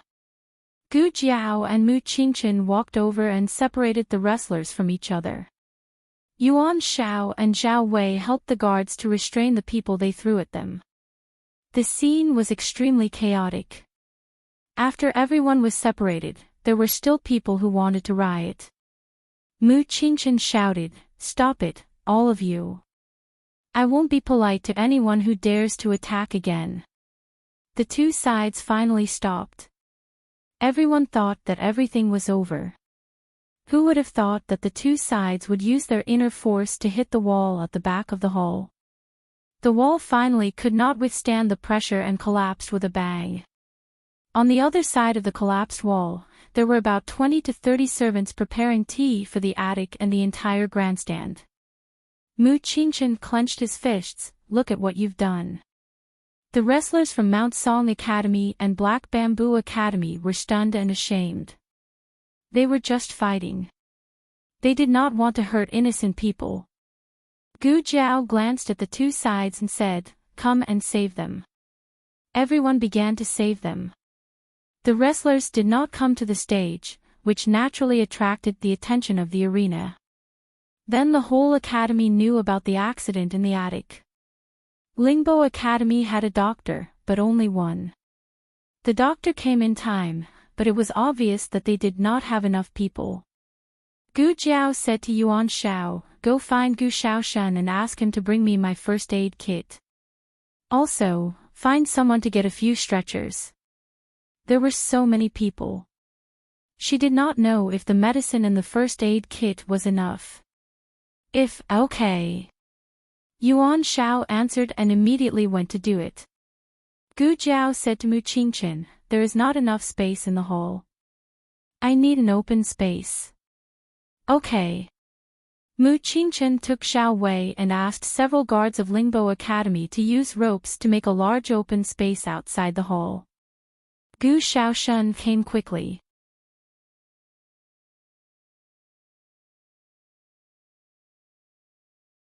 Gu Jiao's first aid kit was put in Gu Yan's basket one day in advance. In addition to the first aid kit, there were some medicine that Gu Yan needed. "Lulang. Here it is." Gu Shaoshan stepped over the rope and came to Gu Jiao's side. At this time, there were two injured people who were dug out from under the rubble lying on the ground. Both of them had injured their legs. It was not too serious, but they needed immediate treatment. Gu Jiao reached for the first aid kit, but found that it was a small medicine box. You brought the medicine box? Gu Shaoshan asked, "Didn't you put it on last night?" Gu Jiao shook her head, "I put it on the first aid kit." "Oh, I also brought the first aid kit." Gu Shaoshan handed over the first aid kit in his other hand. Then he thought for a moment and said, "Maybe it was Gu Yan who put it on."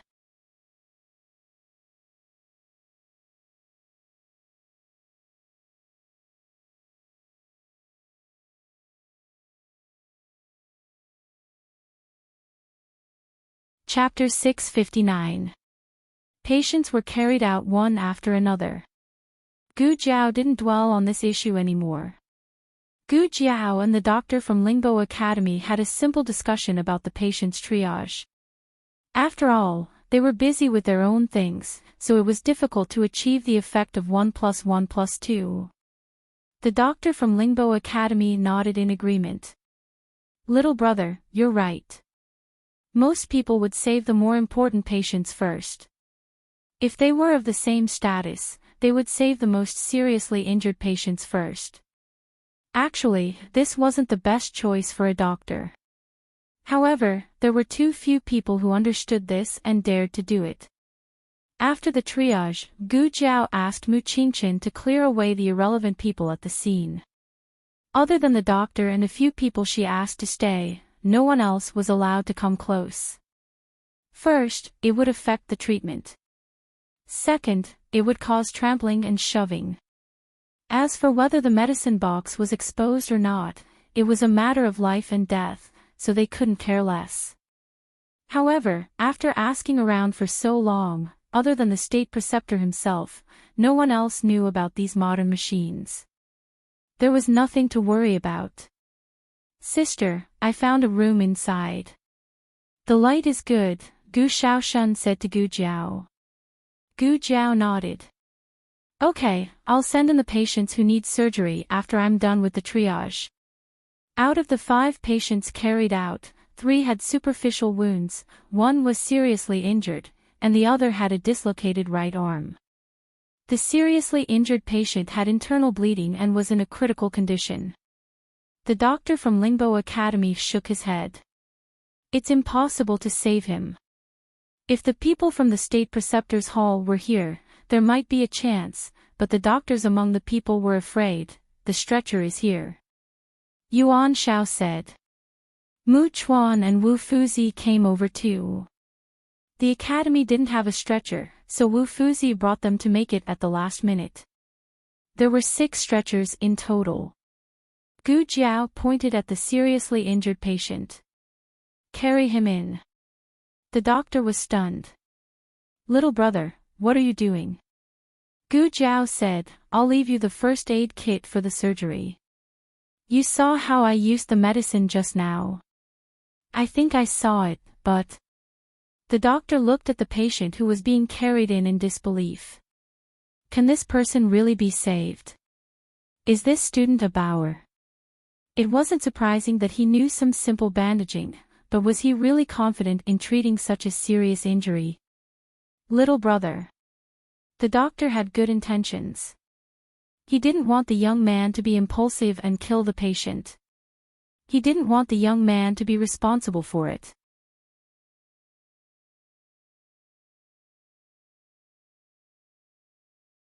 Before he could speak, Gu Shaoshun arrived and said to Wu Fuzi and Zhao Wei, who were carrying the stretcher, this room. Wu Fuzi carried the injured inside. To be honest, the two of them could see that there was something wrong with that person's injuries. Xiao Lulang was just an outsider who came to help. He didn't have to work so hard. To put it bluntly, they were also worried that Xiao Lulang would kill him. Bring the other stretchers over there. Gu Jiao pointed in the direction of the collapse. The collapsed area was on the right side of the attic. It wasn't far from the open space in front of them. What do I do? Mu Qingchen asked. Gu Jiao said, I need planks to fix the arms and legs. Mu Qingchen said, okay, I got it. Mu Chuan hurriedly said, 4th brother, I'll go too. Mu Qingchen said, I'll go alone. You stay here and don't let anyone in. Mu Chuan felt the trust and weight in his 4th brother's words. He said seriously, yes. 4th brother. The dean of Lingbo Academy also arrived at the scene. He thought it would be chaotic, but everything was in order. Everyone had a clear division of labor. Even Mount Song Academy and Black Bamboo Academy, who were originally fighting, put aside their previous grudges and worked together to dig a hole in the collapsed area to save the patient. As for the situation that he was most worried about, it didn't happen. Mu Qingchen led the academy and the Mu family's guards to surround the scene.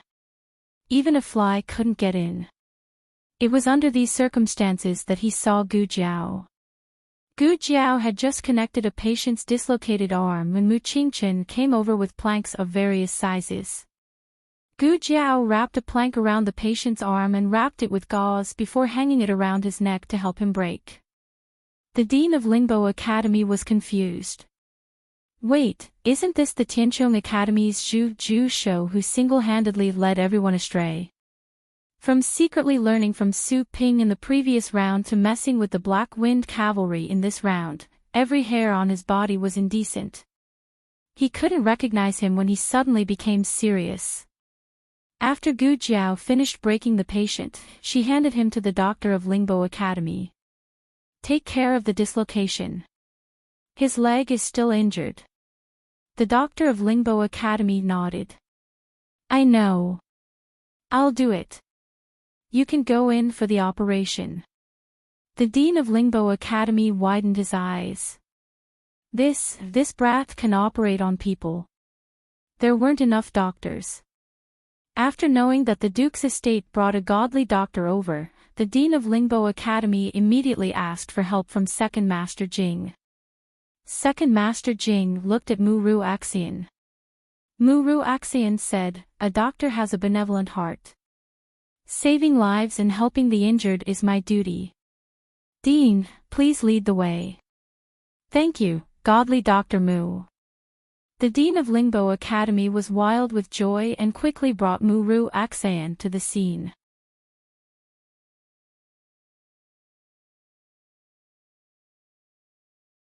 Muru Axian didn't let anyone take her medicine box from the carriage.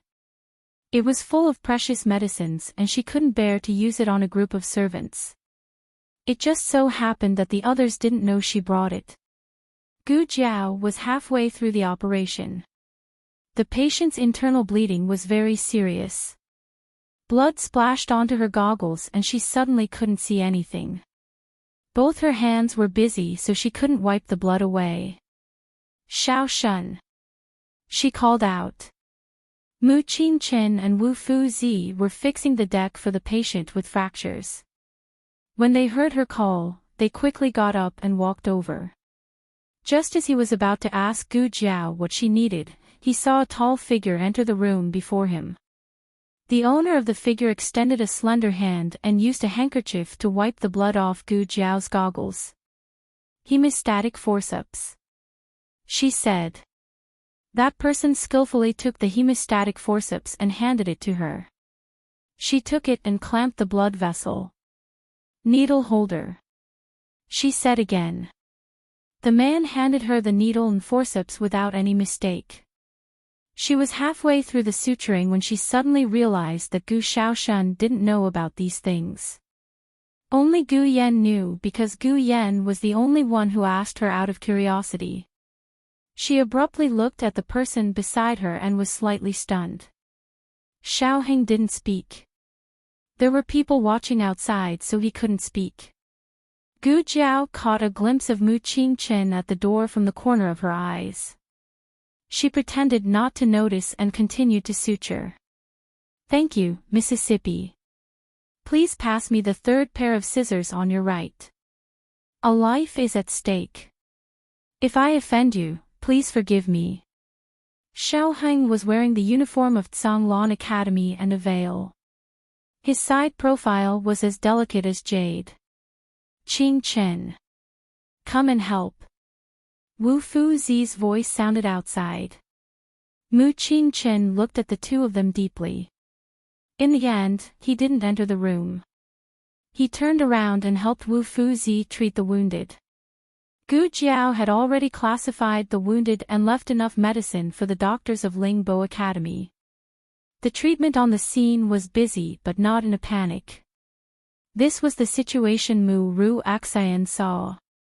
She came with the attitude of a savior, but here, there didn't seem to be much use for her. She had been to the scene of the accident with her master before. The accident wasn't so big, but it was still very messy. Here, this is Miss Mu, Divine Dr. Luo's disciple. The dean of Lingbo Academy said to his doctor.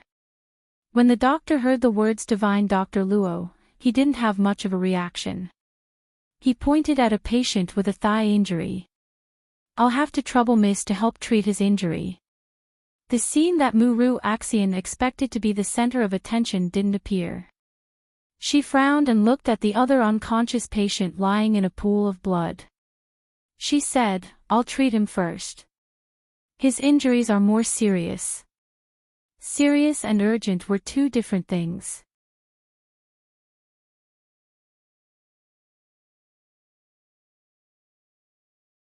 His injury was more serious, but the bleeding had stopped. His injury wouldn't worsen for the time being. If the patient with the thigh injury wasn't treated in time, he might become the second critical patient due to excessive blood loss. Fortunately, the doctor was about to finish treating the patient, so he didn't say anything. Muru Axian treated the unconscious patient while the doctor went to stop the bleeding for the patient with the thigh injury. Gu Jiao finished the first operation. After that, Gu Xiaoshan brought in a few more patients. Their injuries weren't too serious. When Mu Qingchen passed by the door, he paused and casually glanced inside. He happened to see Xiaoheng wiping the sweat from Gu Jiao's forehead.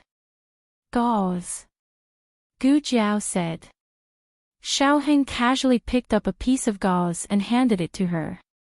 Outside the door, Muru Axian and the doctor from Lingbo Academy were also treating a patient's injury. The two didn't discriminate between men and women. They passed things and helped each other. However, for some reason, Mu Qingchen felt that the atmosphere at Gu Jiao's side was different from Muru Axian's side. It was an indescribable feeling. The news was tightly sealed, so it didn't affect the 4 matches in the afternoon. When the matches ended, all the treatment work was successfully completed. Song Mountain Academy and Black Bamboo Academy were disqualified for the following matches due to their violation of the rules. Most of the injured patients were from Lingbo Academy. There were also a few disciples from the academy who were injured in the fighting and in the process of saving people. The 3 deans expressed their gratitude to Gu Jiao and Muru Axian, especially Gu Jiao. Her performance was really amazing. Muru Axian felt that her limelight had been stolen. It was just a swindling quack.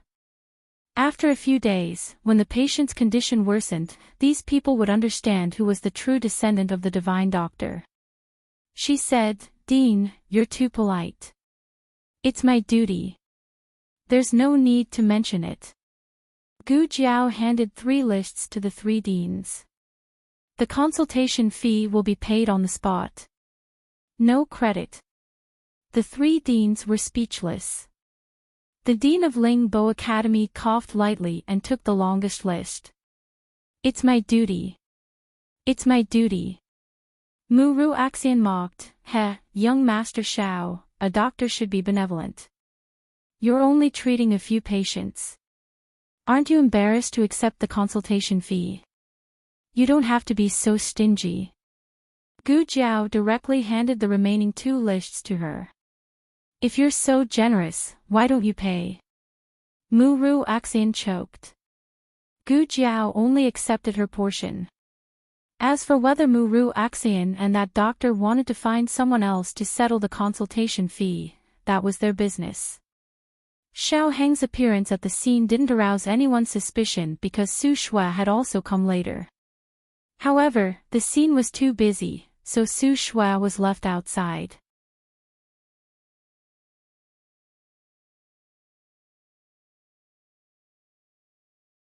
When she saw Gu Jiao and Xiaoheng coming out one after another, she then realized that the 2 of them were in the same room.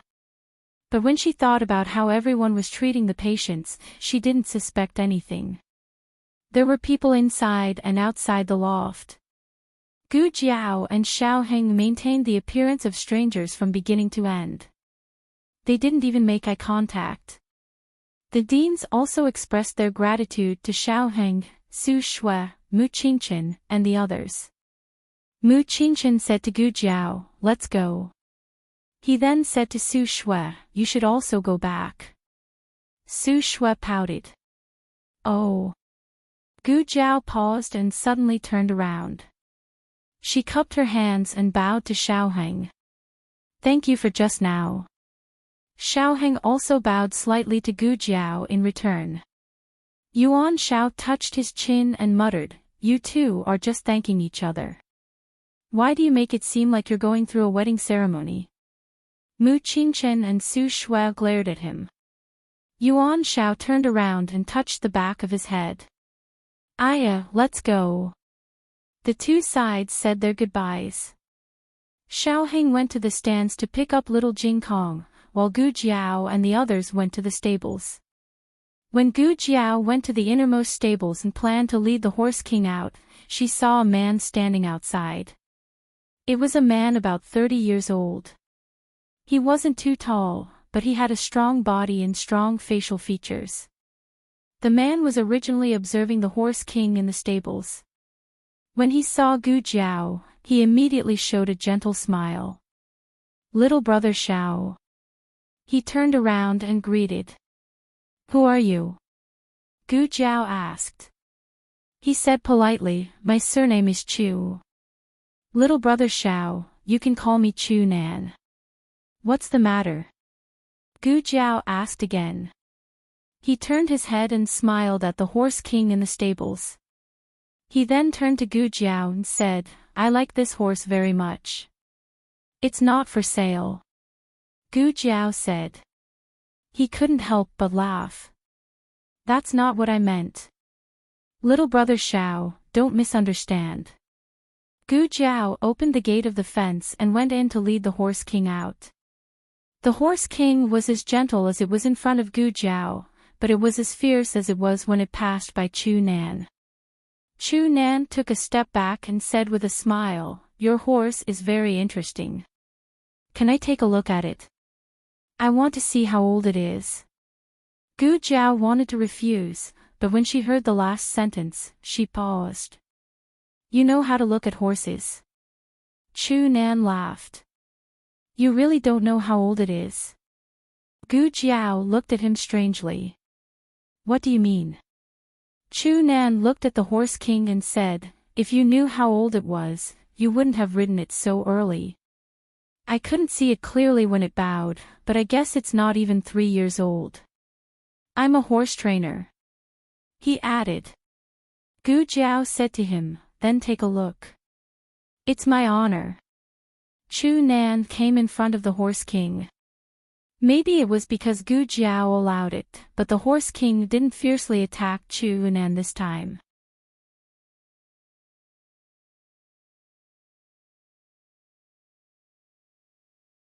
Chu Nan guided the Horse King to open its mouth. He was probably worried that Gu Jiao or Gu Jiao's family would imitate it. He reminded, this is very dangerous. Normal people shouldn't do this. Look at yours. Gu Jiao said. Chu Nan checked the Horse King's teeth and exclaimed, it's younger than I thought. It's only 2.5 years old. Gu Jiao was shocked. It had such great strength, how could it be so young? Chu Nan admired it, it's a Horse King, right? But, a 2.5-year-old Horse King is quite rare. Also, it doesn't look like a normal Horse King. Gu Jiao said, so it's not fully grown yet and can't be ridden. Chu Nan said, you can ride it, but you have to be careful. This was because Gu Jiao's Horse King was strong enough. Other horses could only be ridden when they were at least 3 years old.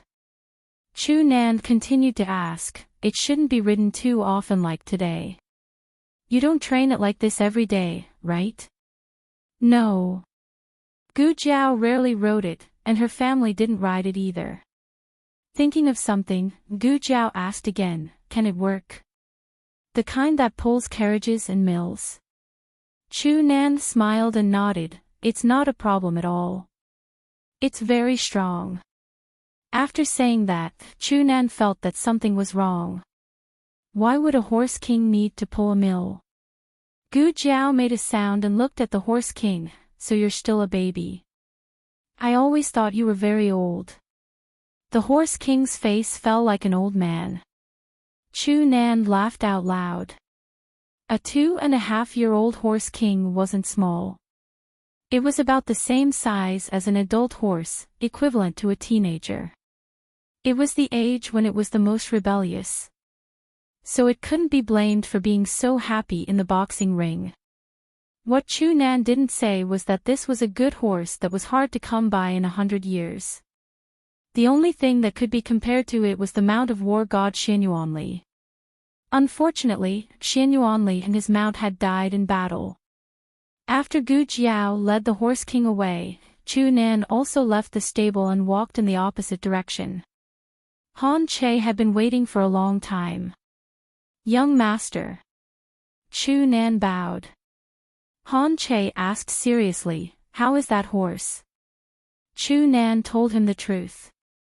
Han Che frowned, how is our Han family's Black Wind King compared to it?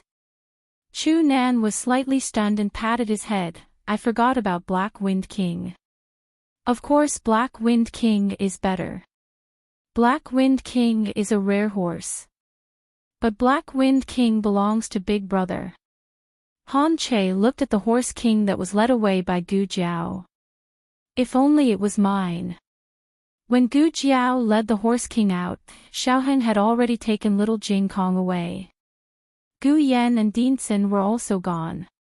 She walked toward the gate of the academy. When she passed by the stands on the other side, she found that most of the spectators had left. Only the students from Tianchong Academy and Weiyue Academy were left. Both sides were ready to fight. Mu Qingchen stopped them. What's the matter?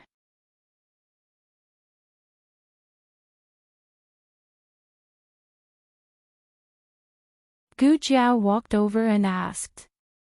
Without waiting for Mu Qingchen to speak, Zhou Tong pulled Gu Jiao's sleeve as if she had seen her savior. She pointed at the students from Weiyue Academy and said, they made a bet with us. If our academy won, they would call us father. But they didn't admit it and even wanted to beat us up. Gu Jiao asked Zhou Tong, did you beat them up? Zhou Tong pursed her lips. Almost. Young Master Qingchen arrived. A student from Weiyue Academy said, don't think that you're so great just because you won 2 matches. You just cheated with a horse. Zhou Tong said angrily, who cheated? You better watch your mouth. Gu Jiao sighed and said, forget it. Stop arguing. It's my fault. Everyone was stunned. Mu Qingchen frowned. Although the students from Weiyue Academy did not know why Gu Jiao admitted her mistake, they guessed that Gu Jiao was scared. They suddenly felt confident. The leading student sneered. You also know that you're wrong. Of course. Gu Jiao nodded seriously and looked at the people from Weiyue Academy. It's the father's fault for not teaching his son well. You're shameless. It's my fault.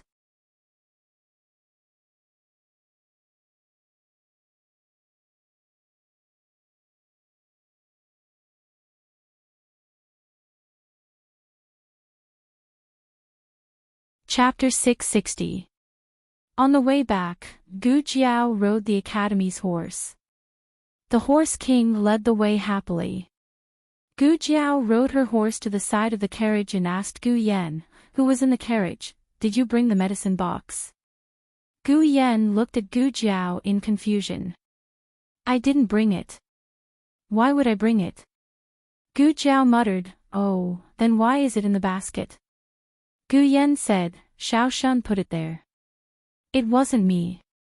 On the other side, Gu Xiaoshun said, I took the basket and set off this morning. I didn't touch the things inside. Gu Yan thought for a moment and looked at Gu Jiao. You put it there. Have you forgotten? Gu Jiao hesitated. Then, maybe. The medicine box couldn't have run into the basket by itself. When she found out that the first aid kit was not enough, she did think that it would be better if the medicine box was there. Now that it was really there, she was paranoid again. Forget it. Forget it. Lulang. Mu Chuan rode over.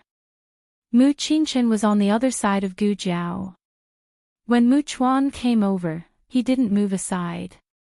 Mu Chuan was a little anxious. Fourth brother, can't you see? Can't you see that I have something to say to Lulang? If fourth brother didn't move aside, Mu Chuan couldn't do anything. After all, he couldn't beat fourth brother. Mu Chuan could only talk to Gu Jiao with Mu Qingchen between them. Lulang, do you really know medicine?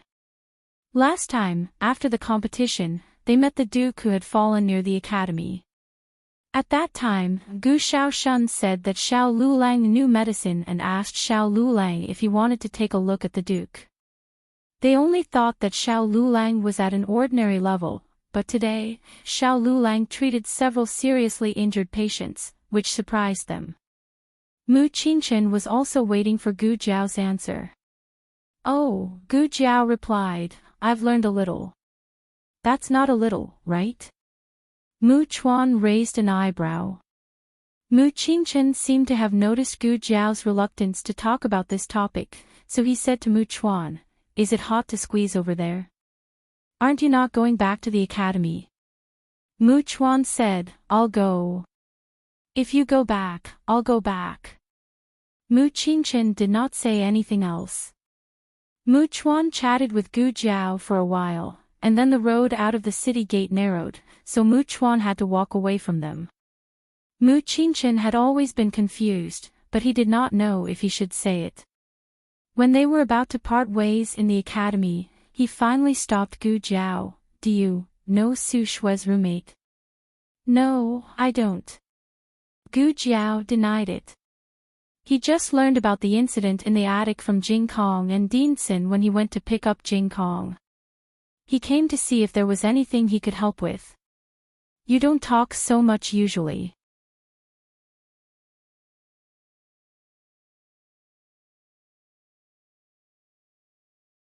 Mu Qingchen said with a complicated expression. Gu Jiao blinked and said confidently, Isn't it because of his beauty? I'm a little tempted. Mu Qingchen was choked by her words. Every time you thought that your classmate's skin was already thick enough, he would be thicker by an inch for you to see. Mu Qingchen frowned and said, You have a fiancé. Gu Jiao raised her eyebrows and said carelessly, Everyone loves beauty. Even if I have a fiancé, it won't stop me from looking at beauties. I think you're really...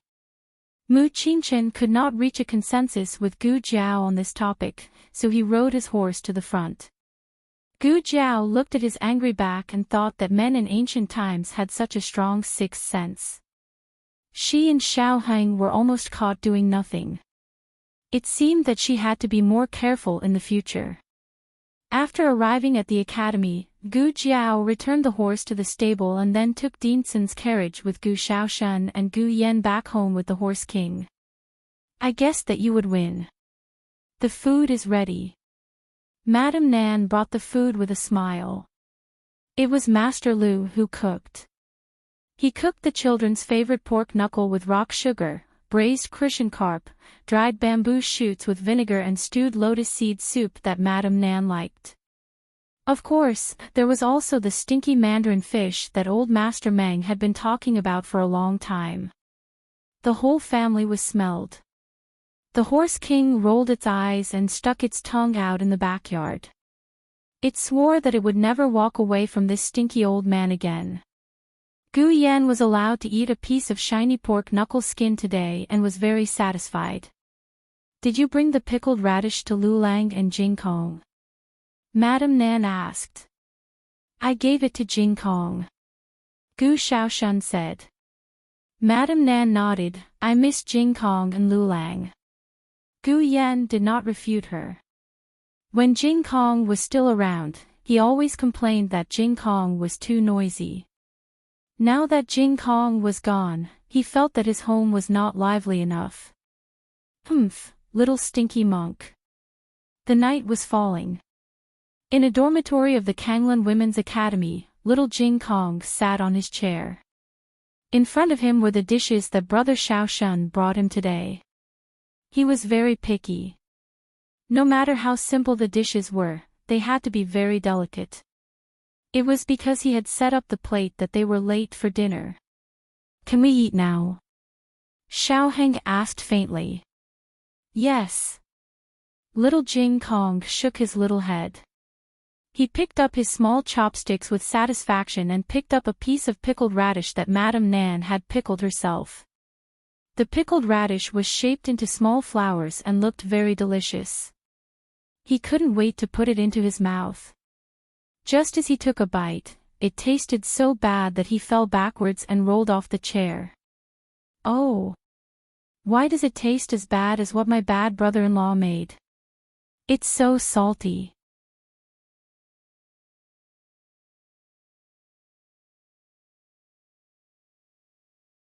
Because little Jing Kong had eaten 2 salty dishes, he drank 2 large cups of water, causing his stomach to be round when he went to bed. He climbed onto the bed with great difficulty and lay down on the mattress like a little salted fish without a soul. Not long after, the little salted fish started to snore. The weather was hot and there were more mosquitoes.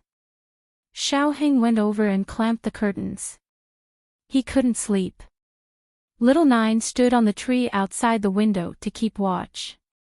He thought for a while and called Little Nine over. In the house, after the family had eaten dinner, they washed up and returned to their rooms. Gu Jiao went to check Gu Yan's pulse and listened to his heart and lungs as usual. Gu Yan was already asleep. Gu Jiao was very gentle and didn't wake him up. After returning to the room, Gu Jiao planned to rest. Suddenly, a small black shadow fell on the windowsill outside. "Ku," Little Nine called. Gu Jiao went over and gently pushed the window lattice. Little Nine flapped his wings and flew up.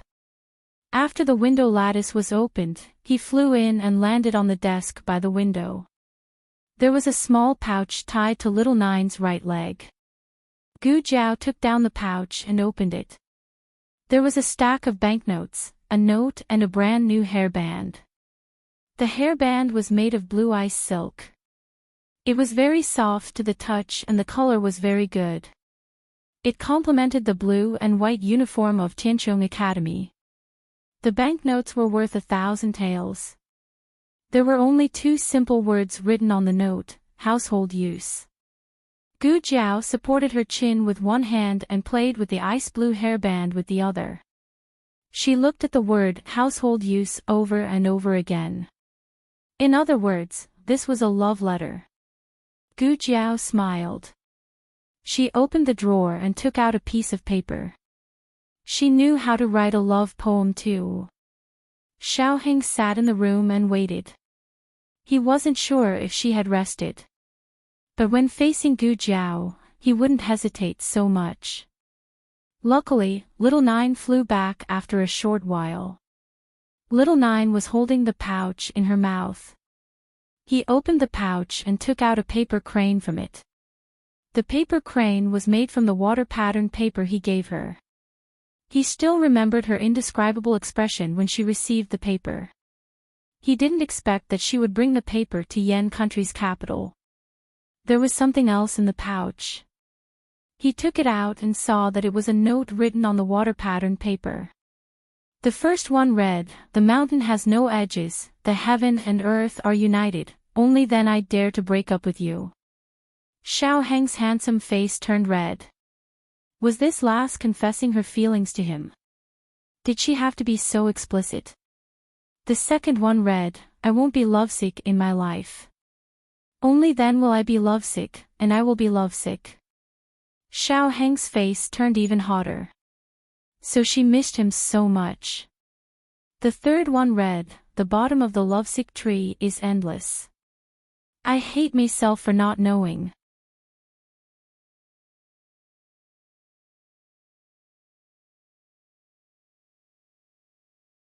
Xiao Heng's heart seemed to be filled with something. It was swollen and scalding. He didn't know that this lass had such literary talent. Also, her feelings for him were actually so deep. Gu Jiao wrote more than 10 notes. Every one of them made Xiao Heng's face turn red and his heart beat wildly. But it wasn't just from one note that the love poem on the note gradually became a little strange. The world is long, and the world is long, but sometimes it ends. This hatred is endless. The corner of Xiao Heng's mouth twitched.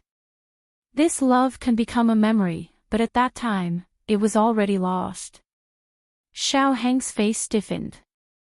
Returning your bowl of heartless tears, I hate that we didn't meet before. At the end, she even drew half of a little person beating her chest and stamping her feet. Xiao Heng.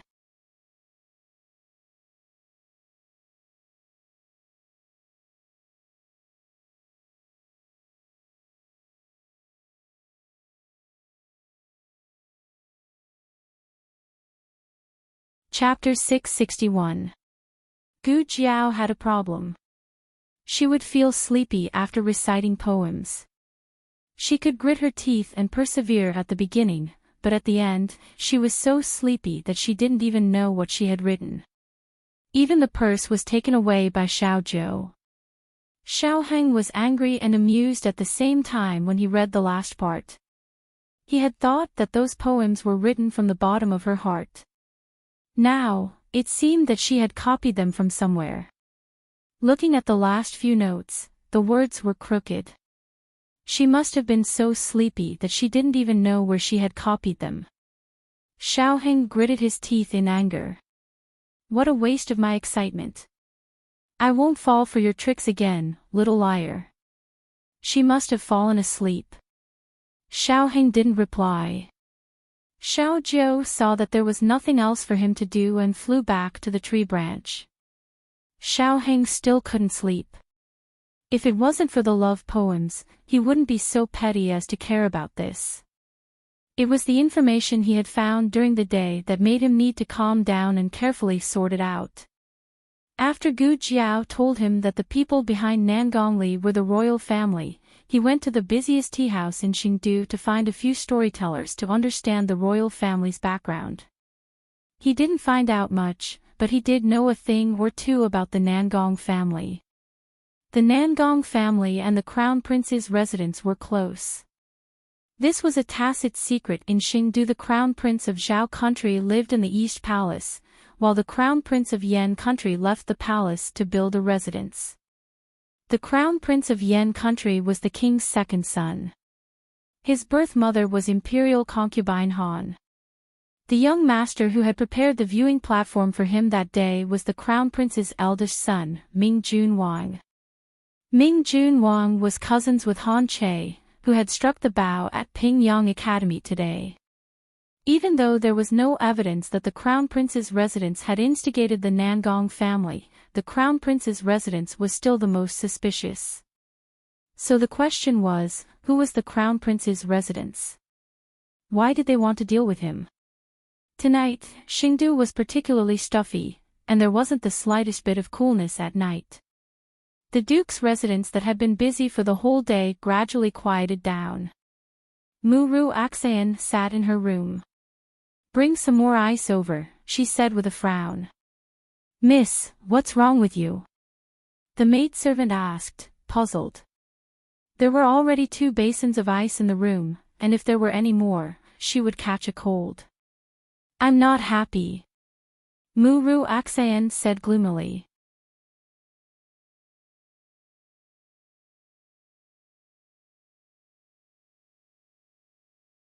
Thinking of what had happened in the academy, she increasingly felt that Xiao Lulang was getting in her way.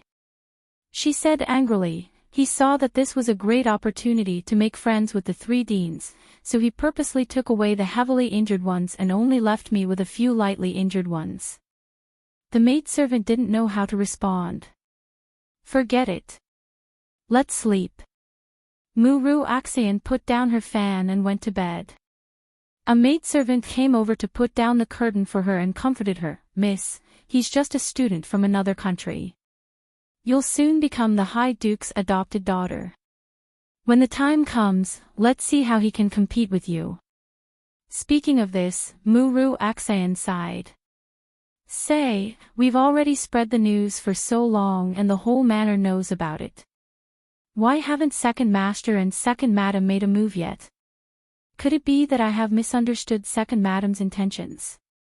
The maidservant said, "How could it be? Second Madam asked Miss like that to sound out Miss's intentions. I'm guessing it'll be soon." Muru Aksayan lay down and said longingly, "I don't have parents. It was my master who raised me. If I really become the High Duke's adopted daughter, I'll definitely be filial to him. To make up for his regret of losing his daughter." In the High Duke's courtyard.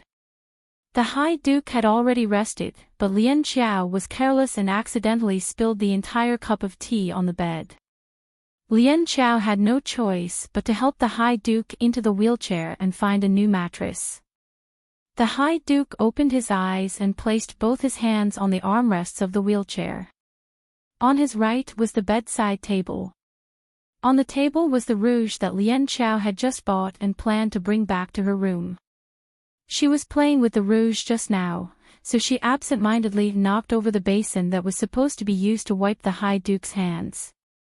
She was so frightened that she didn't even have time to close the lid of the rouge. The High Duke's right hand was only about 2 inches away from the rouge. If he moved slightly, he would be able to touch it. However, for the High Duke who couldn't even control himself to blink, moving his fingers accurately was an extremely difficult task. The High Duke stared fixedly at the box of rouge. It took him a Herculean effort to touch the rouge with trembling hands. He dipped his fingers into the rouge and once again spent a Herculean effort to write a crooked character with trembling hands.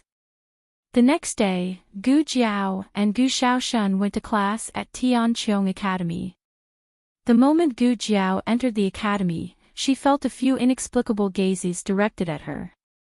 Lu Lang. A student greeted her with a smile. She didn't know him. Lu Lang.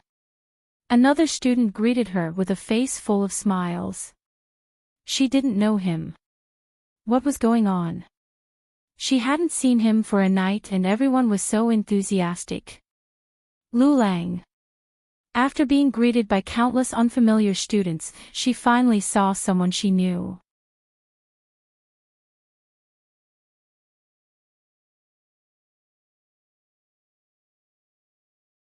Zhou Tong.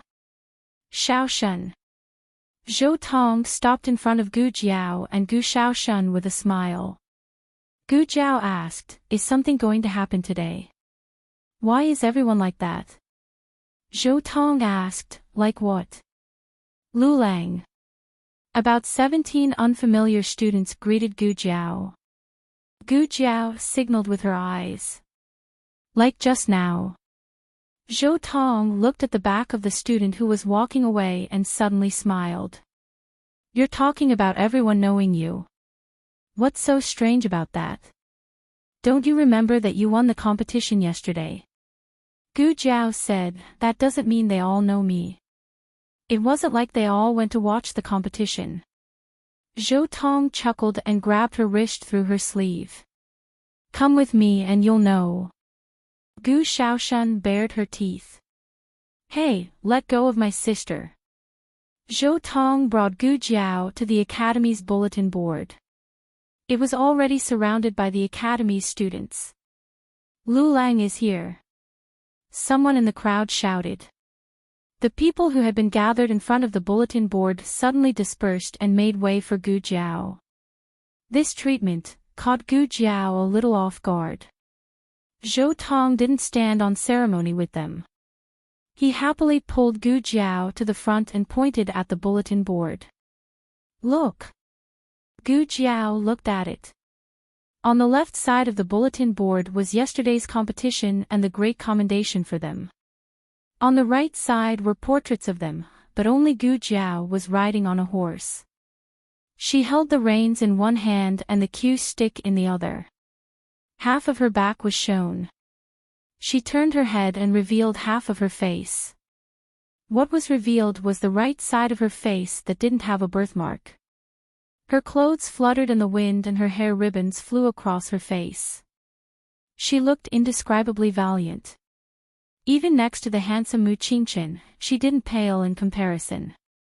Gu Jiao looked at the young man in bright clothes and almost didn't recognize herself. Was this how she looked in the eyes of others? Zhou Tong said, "We worked together to draw it. We drew it all night." Only then did Gu Jiao notice that Zhou Tong's eyes were dark. She then looked at Zhong Ding and the others who were putting up the portraits. They all had heavy dark circles under their eyes. This was something that Gu Jiao had never experienced in her previous life. In her previous life, she was always first in the exams and won many prizes. However, no one could get close to her. Or rather, she didn't want to get close to anyone. Her identity meant that she couldn't have any friends. "How did we draw?" Zhou Tong asked expectantly. Gu Jiao's gaze swept across Zhou Tong, Zhong Ding, and everyone who went to the competition yesterday. Everyone looked at her with anticipation and anxiety in their eyes. "Not bad," Gu Jiao said. Everyone smiled as if relieved of a burden. They were students of the literature department and were good at zither, chess, calligraphy, and painting.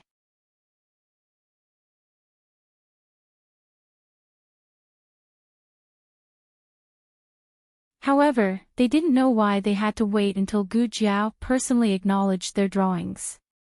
"Don't you all have classes?" Gu Jiao asked indifferently. Zhou Tong smiled. "Yes, we have classes." Gu Jiao turned around and walked away coolly. After taking a few steps, she said casually, "Draw a few more. The walls at home are a little empty." Tianqiong Academy hadn't been so popular for a long time. Although they were called the Royal Academy, in fact, that was many years ago.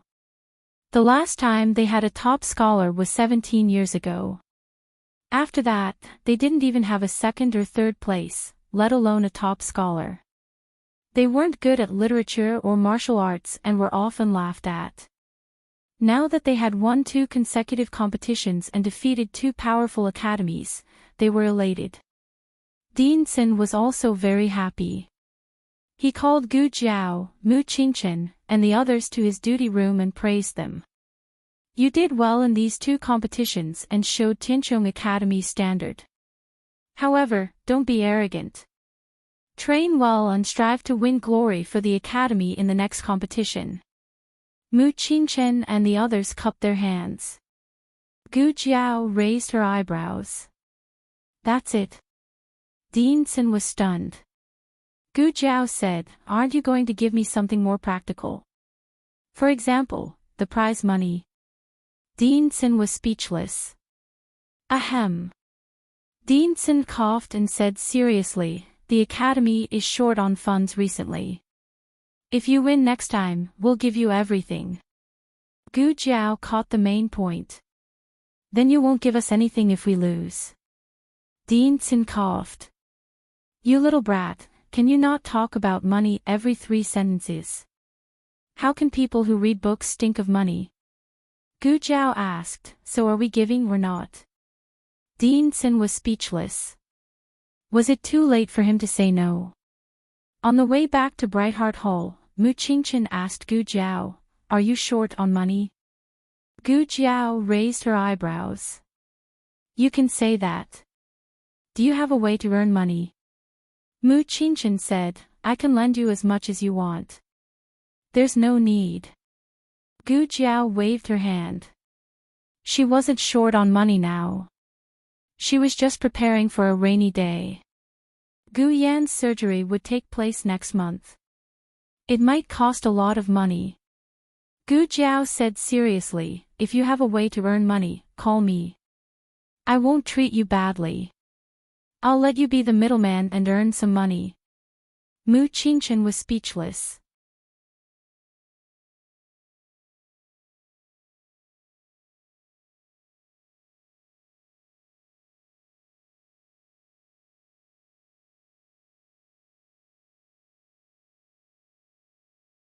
Chapter 662. The novel was updated more quickly. Millions of novels were free to read. There were all kinds of novels that couldn't be found on the internet. After the last class in the morning, Gu Jiao went to have lunch with Gu Xiaoshan. Mu Qingchen thought for a while and stopped her. Are you really short of money? Gu Jiao looked at him. He opened his mouth and said, there is a job that is a little hard. If you want it, I can take you there after school. Okay. Gu Jiao agreed. Mu Qingchen frowned and looked at her. Why don't you ask what the job is? Gu Jiao said without hesitation, what kind of inhumane job can a young master like you get? Mu Qingchen was speechless. After school, Gu Jiao told Gu Xiaoshan to go home first. She had something to do. Sister, do you want me to go with you?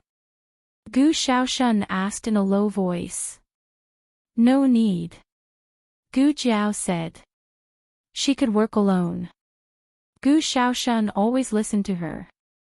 Hearing this, he scratched his head and said, oh, then I'll go first. Come back early.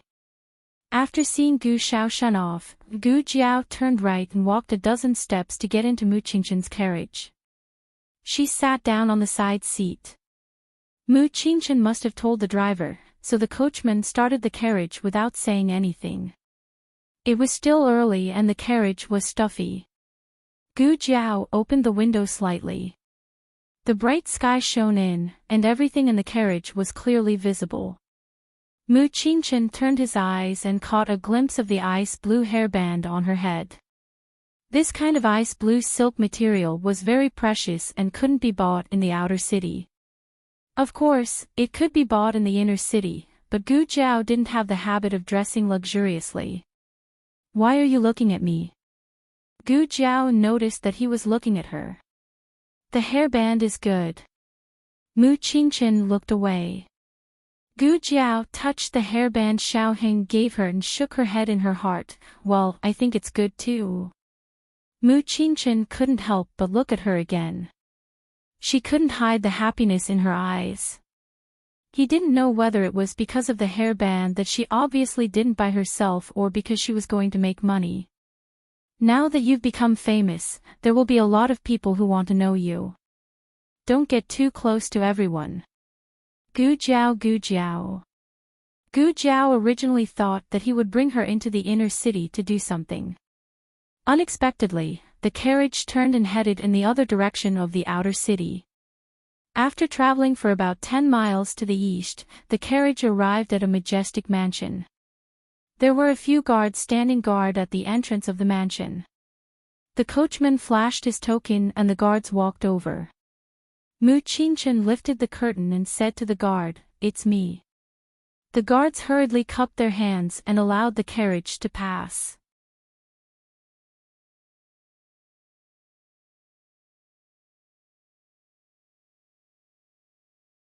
Mu Qingchen's carriage drove into the mansion. "Young master, we're here." Mu Qingchen got out of the carriage. Gu Jiao jumped out of the carriage as well. Wow! Gu Jiao couldn't help but exclaim when she saw the scenery in front of her. Was he really in the mansion? What a bigs, Mu Qingchen thought. There was an orchard to the east of a forest to the south, and a long path to the west. There was a long and winding path to the west, and there was a lotus pond to the north. The lotus leaves in the pond were as green as jade, and there were white and pink lotus flowers. The scenery was so beautiful. Where are we? Gu Jiao Mu asked. Yan Shanjuan's mansion. Mu Qingchen said. Yan Shanjun.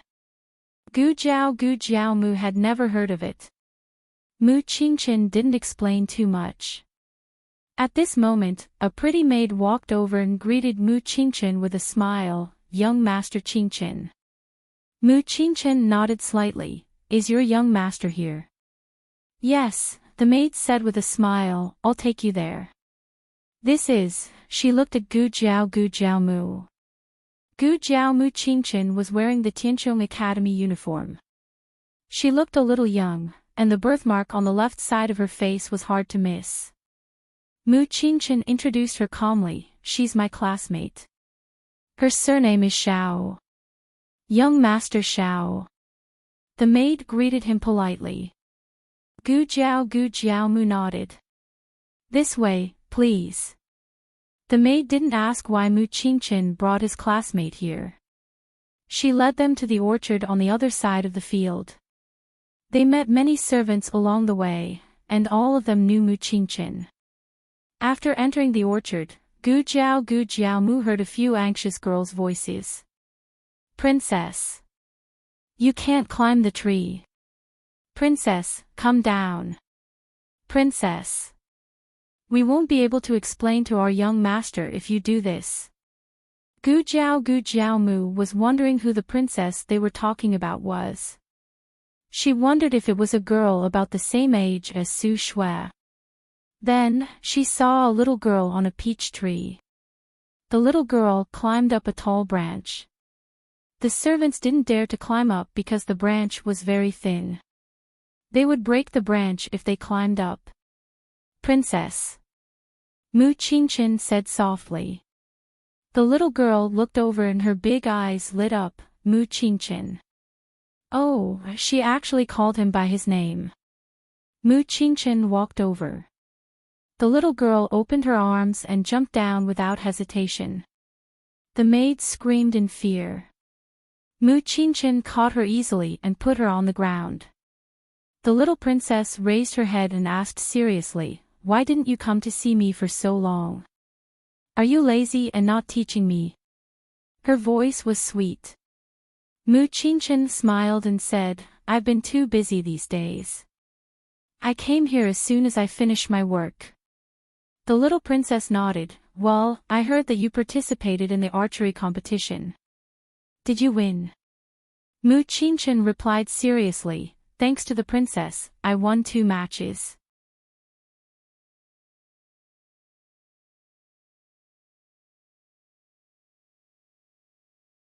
"Then you're good," the little princess said. Then she turned her head and saw Gu Jiao walking over. Who are you?" Mu Qingchen introduced. "He's the teacher I chose for you. He's good at riding." The little princess tilted her head and looked at Gu Jiao. Then, she turned to Mu Qingchen and asked, "Is he better than you?" Mu Qingchen nodded with a smile. "Yes, he's better than me. He even tamed the wild horse king of our academy. He also participated in the archery competition." Mu Qingchen was a gentleman who didn't smile much.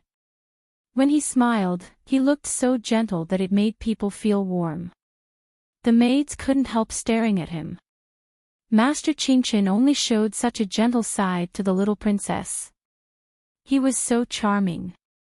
The little princess folded her arms and said mischievously, "Actually, you don't want to teach me, so you found someone to teach me, right?"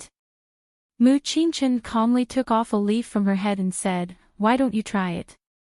The little princess looked at Gu Jiao again and looked up and down at Gu Jiao. She was probably curious about the thing on her face, so she asked, "Why is there a flower on your face?" She was younger than little Jing Kong, but she didn't say the word fold. "Did you draw it?" Gu Jiao asked. The young commandery princess said in a very dignified manner, "Draw one for me as well." The maids chuckled. Mu Qingchen introduced Gu Jiao to the job of teaching the little princess to ride. Mu Qingchen was not good at teaching children. Yesterday, he saw that Gu Jiao got along well with Su Shui's roommate's younger brother. He thought that Gu Jiao had a talent for communicating with children. "That's it?" Gu Jiao asked. Mu Qingchen said, "The little princess has asthma. You know medicine, so there's no one more suitable than you." "Oh." Gu Jiao understood. "Do you come every day or?" Mu Qingchen shook his head. "No, you can come every 3 to 5 days. You can decide how long you want to practice according to the little princess's physical condition. 50 taels a month." Gu Jiao was very satisfied with the work intensity and the pay. Because it was the first day, Mu Qingchen was worried about whether Gu Jiao was qualified for the job, so he stayed with Gu Jiao. The two went to the stable to accompany the little princess to choose a horse. The little princess had her own stable. The stable was full of docile foals. The little princess asked Gu Jiao to choose one. Gu Jiao picked a white one. You're wearing a white fairy dress today. It matches well. It was unknown if the word fairy had pleased the young princess, but she raised her chin and said, That's right, I think so too. The servant in the stable brought the little princess's special saddle. Gu Jiao fastened the saddle and carried the little princess up. Before the little princess sat down, she threw herself at Gu Jiao. Wait, wait, wait. I'm scared. Gu Jiao hummed and said, What's there to be afraid of? It's very docile.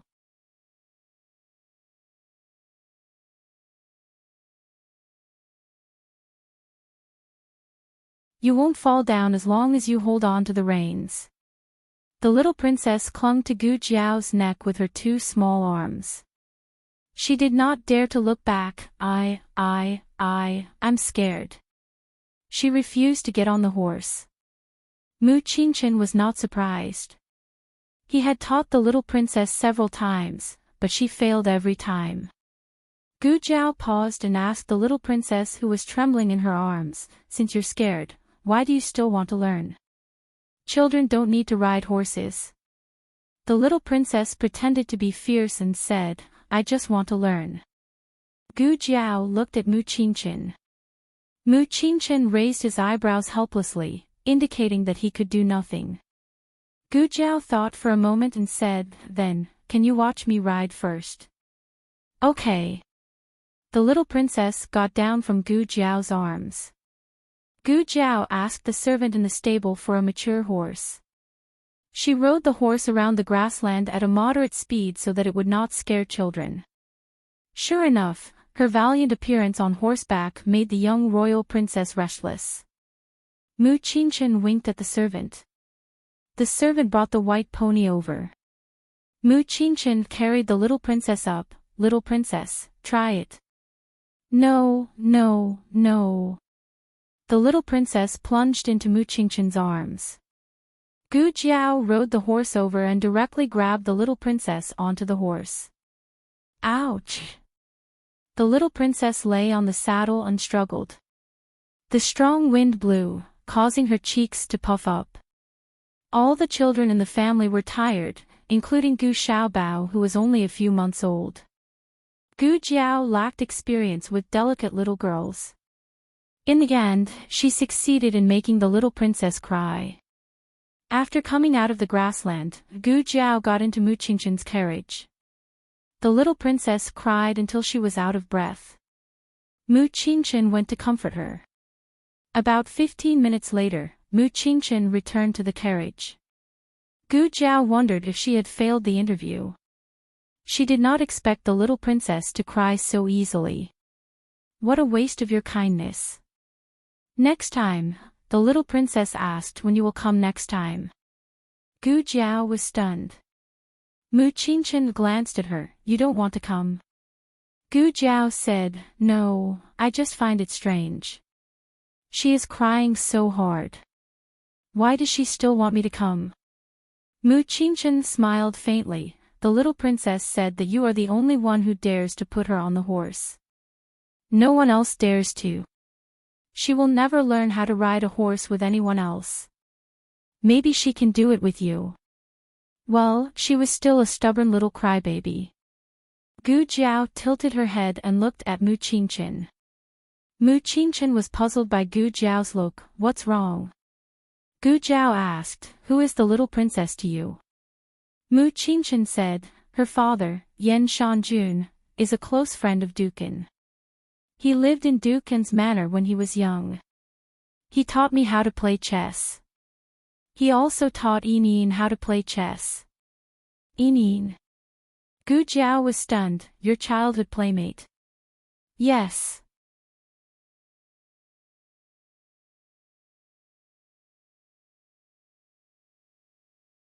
Mu Qingchen nodded. This was the first time Mu Qingchen mentioned the name of his childhood playmate. Gu Jiao felt that the name was a little familiar. She seemed to have heard it somewhere. Yan Shanjun is not in the mansion these days. He has gone on a long journey, Mu Qingchen said as if he was explaining why he didn't take her to visit Yan Shanjun. Gu Jiao said, "Oh." She didn't care about that. She was thinking about that name. Yin. She couldn't get the name out of her mind. The carriage went out of the mansion. "Young master, where are we going now?" "Back to the academy," the coachman asked. Mu Qingchen looked at Gu Jiao. Gu Jiao said, "Let's go back to the academy." She still refused to tell him the address. Mu Qingchen didn't say anything. The carriage went all the way back to the Tianqiong Academy. They came from the southern gate of the city, so they had to pass by there on their way back. It was hot, so Gu Jiao kept the window open. As they approached the city gate, a group of soldiers and horses suddenly appeared on the official road. Leading the group were several officials riding on fine horses. Behind them were a group of able-bodied men in ragged clothes, their hands tied with ropes. Gu Jiao had never been curious about the affairs of the government. She just glanced at them casually, but she didn't expect to see a familiar figure. She pushed the half-open window to the maximum.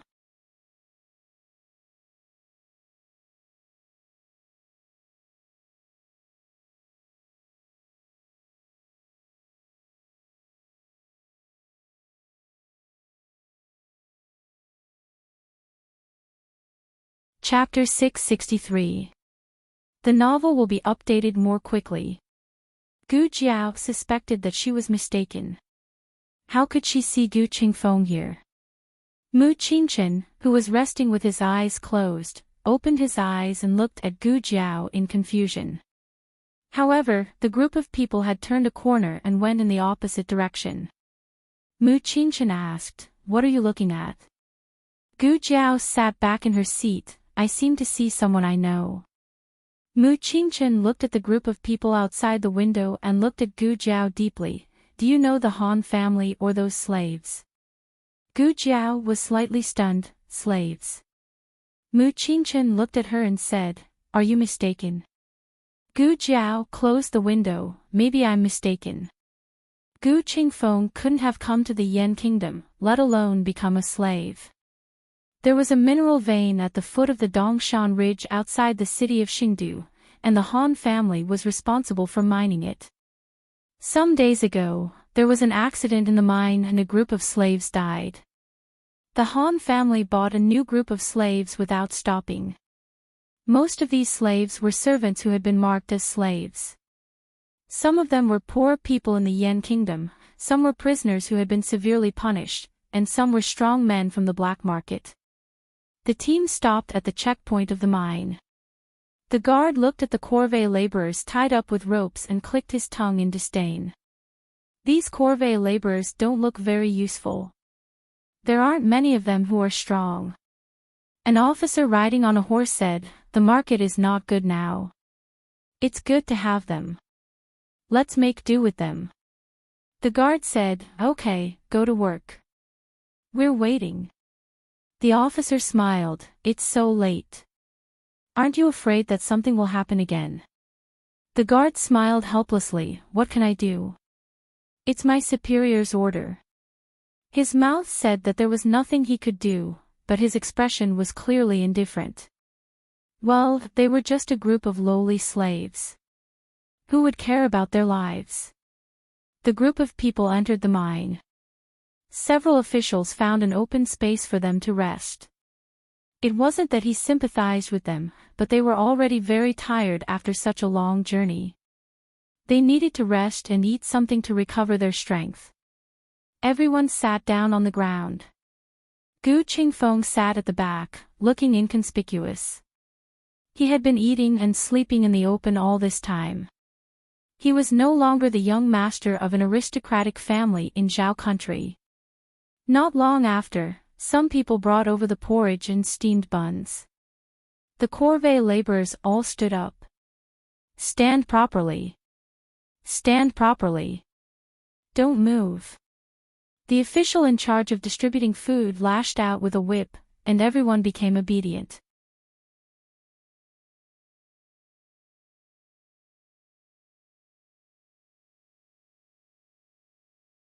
Each person had a bowl of porridge and 2 steamed buns. When it was Gu Qingfeng's turn, there was only half a bun left. Gu Qingfeng didn't say anything.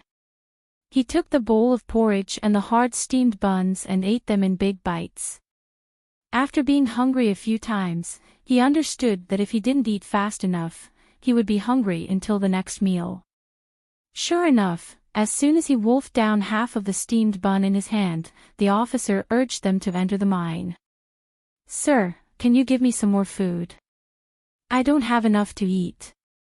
I don't have the strength to work." A corvée laborer over 50 years old cupped his hands and begged the officer. The officer whipped him, causing him to roll on the ground. "Now you have strength." He fell in front of Gu Qingfeng. If it was in the past, Gu Qingfeng would have helped him up. But now, Gu Qingfeng didn't do anything. He just silently walked around him and followed the group. The group entered the mine. Some ores were on the surface and could be directly mined. Some ores were underground and needed to be dug into blind shafts. They had been sent to dig a well. There were already a few old corvée laborers digging. "Go get a shovel yourselves," the officer shouted. Everyone hurriedly walked over and picked up a shovel from the ground. They copied the old corvée laborers and started digging. Gu Qingfeng also picked up a shovel and started digging like a professional. They dug until the middle of the night. When everyone was exhausted and had no strength left, they were brought back to a large shared room to rest. Dozens of people were squeezed into one room. The smell was so bad that it was suffocating. Gu Qingfeng lay on a wooden board in the corner. On one side was a corvée laborer and on the other side was a grey mud wall. Perhaps they were tired. Almost everyone fell asleep as soon as they lay down. After the officer finished checking the room, he locked the door and then turned to leave. In the darkness, Gu Qingfeng slowly opened his eyes. He wasn't here to be a corvée laborer. Since he had already arrived at Xingdu, he didn't need to continue mingling with a group of slaves. He had to think of a way to leave. As he thought about it, he turned over and inadvertently pressed down on the wound on the outside of his right leg. He gasped in shock. Fuck. The mark of a slave was really painful. He couldn't help but swear. After returning to the house, Gu Jiao told her that she was the young princess's riding teacher. After all, she would be visiting often in the future. It was better to tell her family clearly. Madame Nan gave Gu Jiao a bowl of corn rib soup. Which young princess? Is there a princess in the outer city? She knew that a princess was someone with status. Usually, she lived in the inner city. Yan Shanjuan's daughter. Gu Jiao said. Yan Shanjun. Madame Nan felt that this title was familiar. But she had left Yan Kingdom for too many years. She couldn't remember it.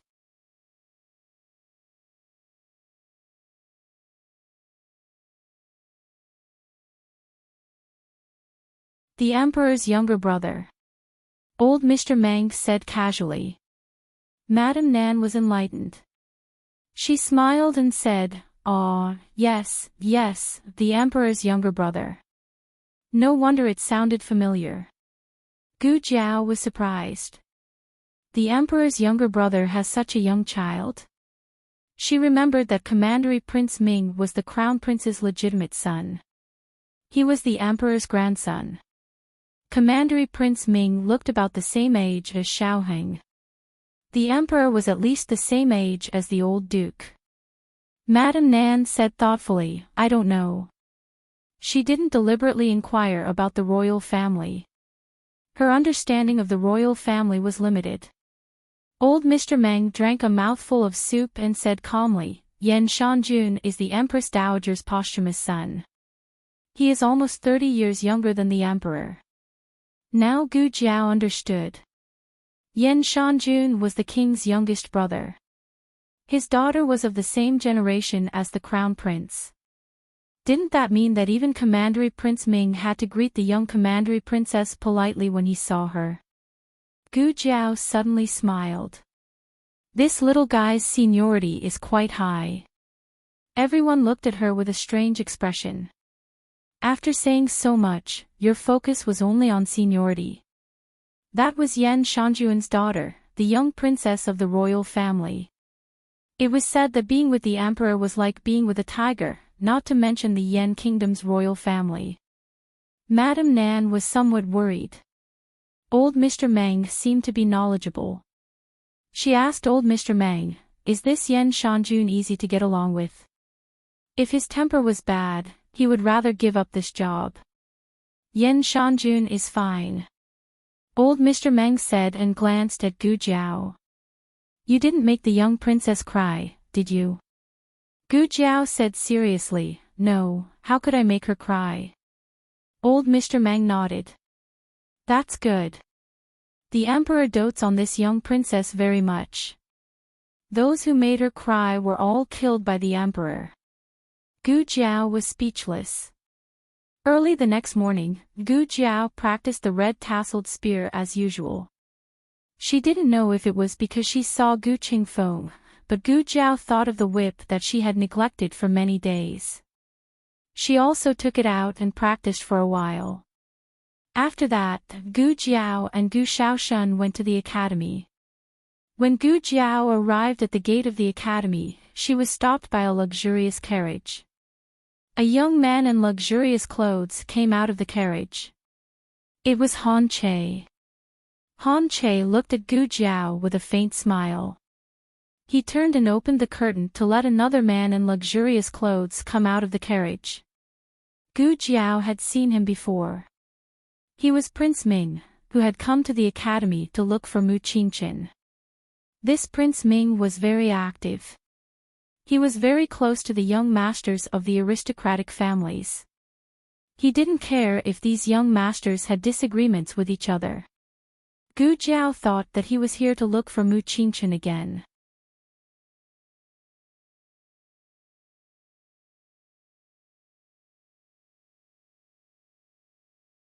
She turned around and planned to go around the carriage to enter the academy. Unexpectedly, Han Che stopped her. Hey, Xiao Lulang. Stop right there. Gu Jiao didn't stop. Han Che sucked in a cold breath. Prince Ming's bodyguards quickly stepped forward and blocked Gu Jiao's way. Gu Jiao frowned impatiently. You go in first, she said to Gu Shaoshun.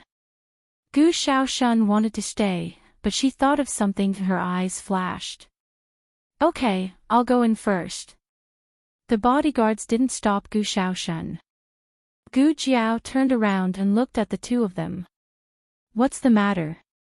Her unruly and arrogant attitude made Prince Ming frown slightly. However, Han Che was very satisfied with this result. What he wanted was for Xiao Lu to anger Commandery Prince Ming. Prince Ming didn't seem to want to reveal his identity. He quickly hid his displeasure and said to Gu Jiao in a pleasant manner, I'm a friend of Mu Qingchen. I came to the academy last time. So? Gu Jiao looked at him indifferently. She was just short of saying that it was none of her business. Prince Ming was a direct descendant of the royal family. He had grown up with a silver spoon in his mouth and had never been disrespected by anyone. However, when he thought that Gu Jiao didn't know his identity, he felt relieved. He didn't want to give Han Che face, but he didn't want to give himself face. Thinking of this, Prince Ming smiled gently again. I don't mean anything else. You are Qingchen's classmate, and I am Qingchen's friend. I just want to get to know you. Han Che pursed his lips. Didn't he tell Prince Ming that Xiao Lulang was just a commoner? Why was he being so polite to him? Prince Ming wasn't being polite to Xiao Lulang, but to Mu Qingchen. Mu Qingchen occupied 3 of the top 10 families in Xingdu. If he could win over Mu Qingchen, it would be equivalent to winning over the Su family, the Mu family, and the Wang family. I'm not interested, Gu Jiao said. Han Che said coldly, Hey. Do you know who you are talking to? Don't be ungrateful. You want to do this the hard way. Hey, young Master Han, please don't be angry. Let's talk nicely. Since Han Che was playing the good cop, he might as well play the bad cop. He smiled and said to Gu Jiao, I was caught up with something at the last minute during the archery competition, so I couldn't see it with my own eyes. I heard that you have a very powerful horse. Can I have a look? No. Gu Jiao refused immediately. Prince Ming almost choked on his own blood. Did she think that it wouldn't work if she didn't reveal her identity? Han Che added oil to the fire and mocked, Xiao Lulang, this young master beside me just wants to see your horse. Even if he wants your horse, you have to give it to him. Do you understand? Gu Jiao looked at the two indifferently. So, you are here to steal my horse? Prince Ming frowned. He was just here to take a look, but he really wanted to steal it.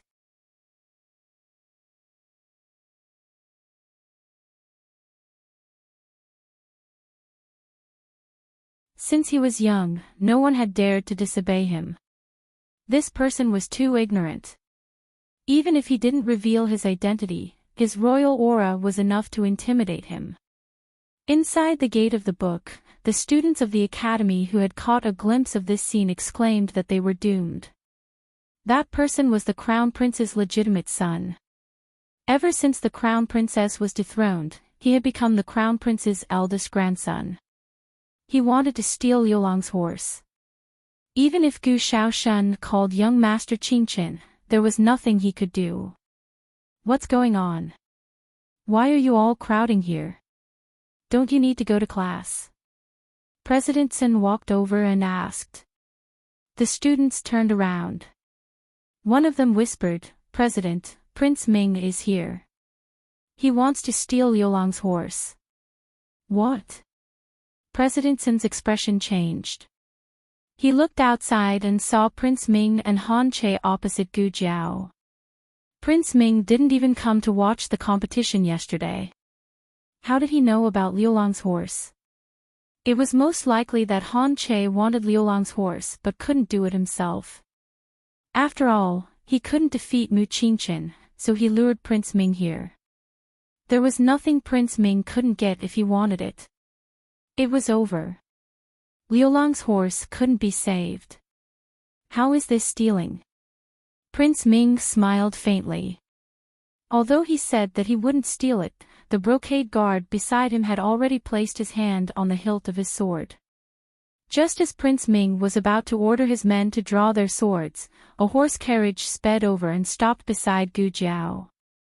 The curtains of the horse carriage were lifted and a delicate little girl jumped out. What are you doing? She asked in a childish voice. Commandery Prince Ming was shocked. The little princess, who was not even 5 years old, jumped out of the horse carriage and walked up to Prince Ming. She raised her tender face and asked sternly, Why aren't you greeting us? How embarrassing. They were all humans. Prince Ming frowned and clasped his hands together. He braced himself and bowed. Little aunt. The little princess looked at him and then at Gu Jiao. What were you doing just now? Prince Ming thought about how the little girl loved to complain in front of the monarch. He gave the guard a look and the guard put down his sword. Prince Ming smiled. Nothing. I just came here to make a friend. Is that so? The little princess asked Gu Jiao. Gu Jiao crossed her arms. No. He wanted to steal my horse. Prince Ming was speechless. The little princess's face fell. Carry me. Her personal maid immediately carried the expressionless young commandery princess up. The little princess stretched out her chubby hand and slapped Prince Ming on the head. She said fiercely, "You brat! How dare you bully my teacher?"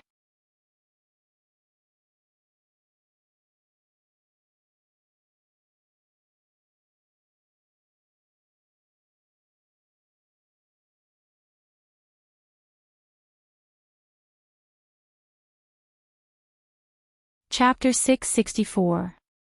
Novels with a deeper meaning that you can't find online are all available here. The slap was not very harmful, but it was extremely insulting.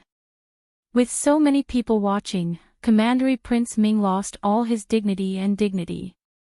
Not to mention that he didn't reveal his identity, other than Xiao Lulang, that poor countryman with poor eyesight, who couldn't recognize the Crown Prince Mansion's brocade guard. He was puzzled. How did this young fellow become his little fellow's teacher? What was going on? Wait!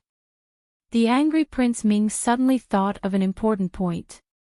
He looked angrily at the young princess in front of him and pointed at Gu Jiao. He gritted his teeth and said, "Why didn't you believe me when I said I was here to make friends? Why did you believe her when she said I was here to steal your horse? What you did was unfair."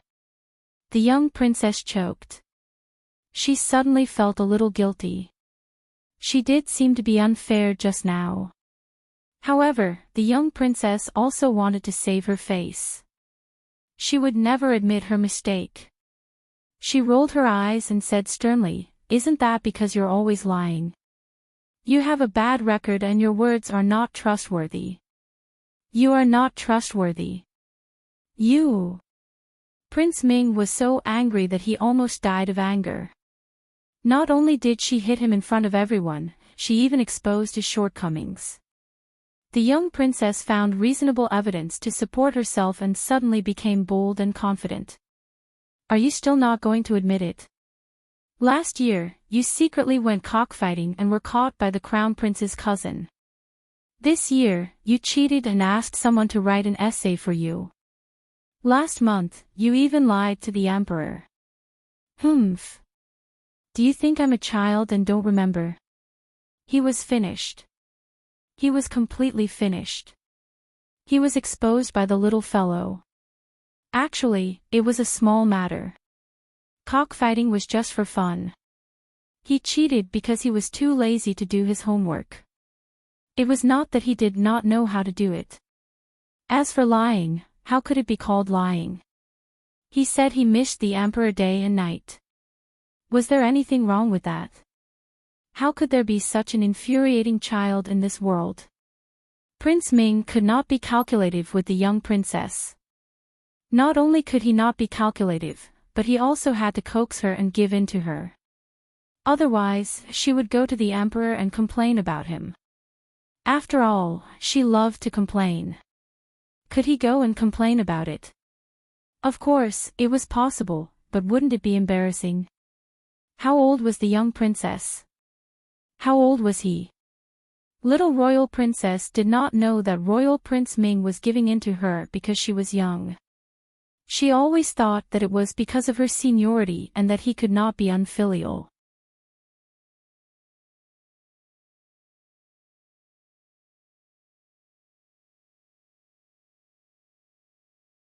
Because of the sudden appearance of the young princess, Commandery Prince Ming had no choice but to leave. Before he left, the young princess even bowed to him. Dean Sen and all the students who were secretly watching the show heaved a sigh of relief. The young princess came at the right time. Otherwise, who would be able to deal with Commandery Prince Ming? Speaking of which, the young princess had said that she would not allow Royal Prince Ming to bully her teacher. Which teacher was she talking about? Xiao Lulang. At this moment, Mu Qingqin was called over by Gu Shaoshun in a hurry. However, he found that Commandery Prince Ming and Han Che had already left. All his plans were in vain. "Princess, why are you here?" Mu Qingqin greeted the young princess. "Put me down," the young princess said. The servant girl put the young princess down. In fact, the young princess was not often carried by others. That would make her seem very small. She always remembered that she was an elder. The young princess pointed at Gu Jiao and said to Mu Qingchen, "I'm here to look for her." Gu Jiao asked curiously, "Why are you looking for me?" "To ride a horse." The young princess said, "Yesterday, when I asked you what time you would be coming over, you did not give me a definite answer." Oh, so she still had to reply. She thought that she could just go over after school. Gu Jiao reflected seriously, "It's my fault. I'll be more careful next time." She did not have the burden of an adult in front of a child. The young princess was very satisfied with her attitude. She hated it when people talked nonsense and made up all kinds of excuses to fool her like she was a child. For example, her unfilial nephew, Royal Prince Ming. The young princess looked at Gu Jiao and said, "Then you can tell me now." Gu Jiao said, "After school today, I'll go over to look for you. After school ends at 5 p.m., I'll be there for half an hour." The young princess nodded, "Okay, it's a deal." Then she bid farewell to Gu Jiao and Mu Qingchen and went back in the carriage. Gu Jiao was a little confused. She came all the way here just to ask about the time of school. She did not understand the world of the royal little boy. On the other hand, in the mine surrounded by mountains, Gu Qingfeng and the others dug the well for the whole day. The weather was hot and some of the corvée laborers collapsed on the ground from heatstroke. Gu Qingfeng also suffered from heatstroke. He felt nauseous and weak, but he was not paralyzed. His sleeves were rolled up high, revealing his tan skin. Every time he chiseled, the firm but not overly exaggerated muscles on his arms could be seen. Finally, it was dusk. The corvée laborers were almost paralyzed with exhaustion. Gu Qingfeng was so tired that he sat on a rock and panted with sweat all over his back. Such days had started since he entered the Yan Kingdom. If he was not in the mine, he was in other places.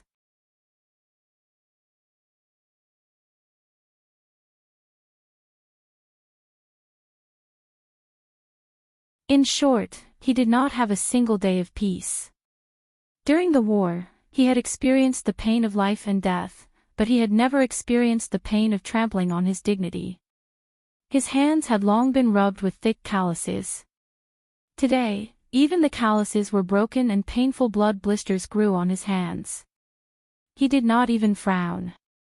He untied an old water bag from his waist and drank a mouthful of water mixed with sand. "It's time to eat," an officer shouted. Although they were tired, they still had to eat. Everyone dragged their tired bodies and staggered to the shelter where they received their meals. Gu Qingfeng was not the last one this time. He took the first place and got a bowl of thick porridge and 2 big cornmeal steamed buns. Then he found an empty space and sat down, wolfing down the food. Judging from the weather, it was going to rain tonight. Because of this, they did not need to continue digging the well tonight. They were afraid that they would be buried in the well. After the meal, everyone was escorted back to the shared bunk and was not allowed to enter or leave without permission. The weather was extremely hot. The shared bunk was full of 20 to 30 people. It was like a steamer and the unpleasant smell kept fermenting in the room. Gu Qingfeng laid on the innermost wooden board. His expression did not change at all. It was as if he was used to this smell. About an hour later, dark clouds covered the sky, and the sky darkened all of a sudden. Not long after, the sky began to flash with lightning and thunder. Gu Qingfeng understood that the opportunity to escape had come. After the last person in the shared bunk fell asleep, Gu Qingfeng got off the bed and quietly walked to the door. The door was locked from the outside. It was impossible to pry it open. He did not have any tools and could only use his internal force to open it. But he could not alert the patrolling guards. He could only wait for the next thunder. A white flash of lightning flashed and the ants on the ground were clearly illuminated. Now was the time. With a loud bang, Gu Qingfeng broke the bronze lock with a caw-caw sound. He opened the door and walked out. He wrapped the broken lock with his hair and pretended to lock it back. The thunder gradually stopped and heavy rain poured down. Gu Qingfeng ran into the heavy rain without looking back. The heavy rain could cover his tracks and also hide the presence of the guards. He needed to be more careful than usual. He did not want to bump into them and be caught on the spot. Why is it raining so suddenly? My clothes are all wet. I don't know if we can start work tomorrow. What about the officials? They don't want us to dig a well anyway. Gu Qingfeng hid behind a large tree and allowed the two patrolling guards to pass by him in a hurry not far away. When the two walked far away, he continued to run towards the checkpoint. There were also guards at the checkpoint.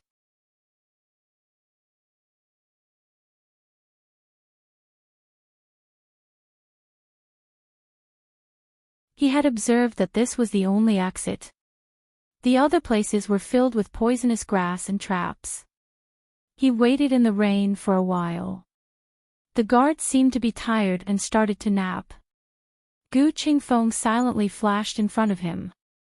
It would be a lie to say that he was not nervous. His heart was in his throat. Fortunately, he was not discovered and he successfully left the mine. Then, he ran in the direction he came from. His clothes were soaked in the heavy rain. He did not dare to stop for a moment. He was afraid that the group of people would catch up. He did not know how long he ran. He ran until his legs almost did not belong to him. He came to a secluded official road. He held onto a tree by the side of the road and gasped for breath. Suddenly, the sound of horse hooves came from afar. There is only one official road here. He must have gone this way. It was the officials of the mine. They found out that he had escaped so quickly. Gu Qingfeng gritted his teeth and looked up at the branches above his head. He jumped onto the branches. Fortunately, there was no thunder now. Otherwise, even if he was not caught and beaten to death, he would have been struck to death by lightning. Go! The group of people ran under the big tree.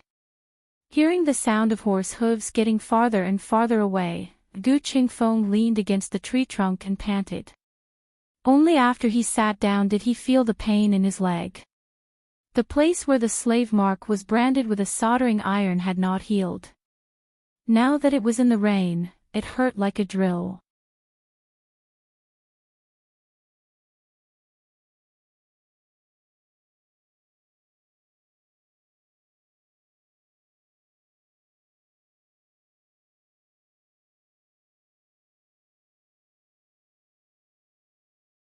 Chapter 665. More in Tianqiong Academy, the weather was not good when school was about to end. The classroom was stuffy and sticky, and everyone felt out of breath. The doors and windows were wide open, but it was still difficult for a cool breeze to blow in. The students who came here to study were not from poor families. Everyone was quite fastidious and didn't smell too bad. Gu Jiao sat in the last row.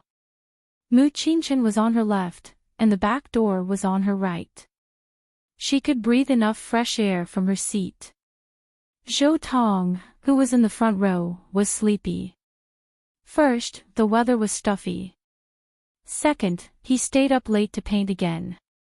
In the lecture, Teacher Gao was explaining the Pythagorean theorem, which was the Pythagorean theorem that Gu Jiao had learned in her previous life. Zhou Tong. Teacher Gao suddenly called out his name. Zhou Tong trembled and stood up with a confused expression. Teacher Gao said lightly, "You can answer this question." "What's the answer?" Zhou Tong swallowed. What kind of question was this? What did he mean by the answer? 80, Gu Jiao whispered expressionlessly. Mu Qingchen looked at Gu Jiao strangely. Zhou Tong straightened his back and said loudly, 80. Teacher Gao looked at Zhou Tong suspiciously and then looked behind Zhou Tong. There were only two people behind Zhou Tong, Mu Qingchen and Xiao Lulang. Mu Qingchen would not tell the answer, and Xiao Lulang never listened in class. He always copied his homework. Okay, Teacher Gao answered and asked Zhou Tong to sit down. Zhou Tong was relieved and raised his sleeve to wipe the cold sweat on his forehead. After class, Mu Qingchen picked up the questions left by Teacher Gao and pointed to one question. He asked Gu Jiao, "What's the answer?" "I don't know," Gu Jiao said without hesitation. "What about this question?" Mu Qingchen changed the question. "I don't know," Gu Jiao said. Mu Qingchen frowned and looked at her. "Why do you know when Zhou Tong asks you?" "Zhou Tong doesn't know how to do it, and you don't know how to do it either." Gu Jiao said casually, "I don't know how to do it. I just guessed it." Not long after, Gu Shaoshun ran over to Gu Jiao. "Lulang, let's go back." Gu Jiao began to pack her bag. She looked indifferent, as if she had no interest in studying. Mu Qingchen looked at her deeply and asked, "Have you ever thought about taking the imperial examinations?" "I'm not from the Yan Kingdom," Gu Jiao said. Mu Qingchen said, "Any student of the academy can take part in the imperial examination." The Yan Kingdom was a superior country that paid great attention to talents.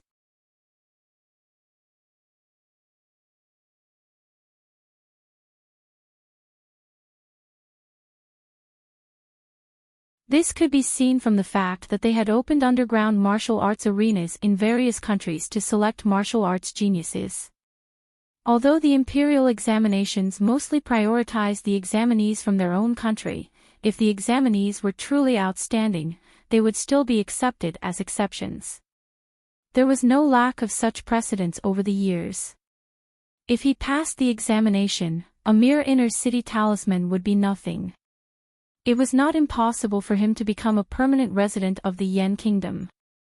"Don't you want to stay in the Yan Kingdom?" Mu Qingchen asked. "Is there even 1 out of 1,000 examinees who can stay?"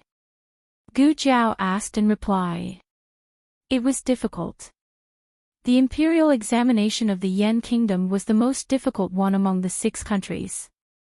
It not only covered a wide range of subjects, but also had the largest number of examinees. 80% of the examinees were from their own country, and the remaining 20% were excellent students from the other 5 countries. The examinees from their own country had extra points, and so did the examinees from the Liang Kingdom and the Jin State. Only the examinees from the lower country had the cruelest screening system. Therefore, it was not difficult for Gu Jiao to stand out from the other examinees. Mu Qingchen said, "I think you can give it a try."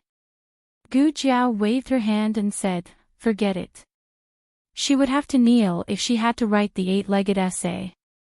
It would be better if Xiao Hing did it. How about the military examination? Mu Qingchen saw that she was not interested in the literary examination, so he changed the topic. Gu Jiao was confused. "Why are you suddenly so interested in my examination?" Mu Qingchen emphasized again, "If you pass the examination, you can stay in the Yan Kingdom." Gu Jiao raised her eyebrows and looked at him. "Why should I stay in the Yan Kingdom? Or do you want me to stay in the Yan Kingdom?" "Mu Qingchen, you don't like me, do you?" Mu Qingchen was speechless. He turned his face coldly and said, "You are a man. How can I like you?" "Good." Gu Jiao put the last book in and picked up the bag. "Let's go. It's going to rain." Mu Qingchen looked at her back and reminded her. Gu Jiao didn't look back. She just waved her hand to show that she knew. "Sister, it seems that it's going to rain. It's getting dark." On the path out of the academy, Gu Shaoshun looked at the dark clouds overhead and said, "Are you still going to teach that little princess?" "Yes." Gu Jiao said. The little guy was too serious. He came to the academy just by asking her a question. She was afraid that if she didn't go, the little guy would come to her house in the rain. Although she couldn't attend the class even if she went, she had to show up so that the little guy wouldn't be disappointed. Then I'll drive you there, Gu Xiaoshun said.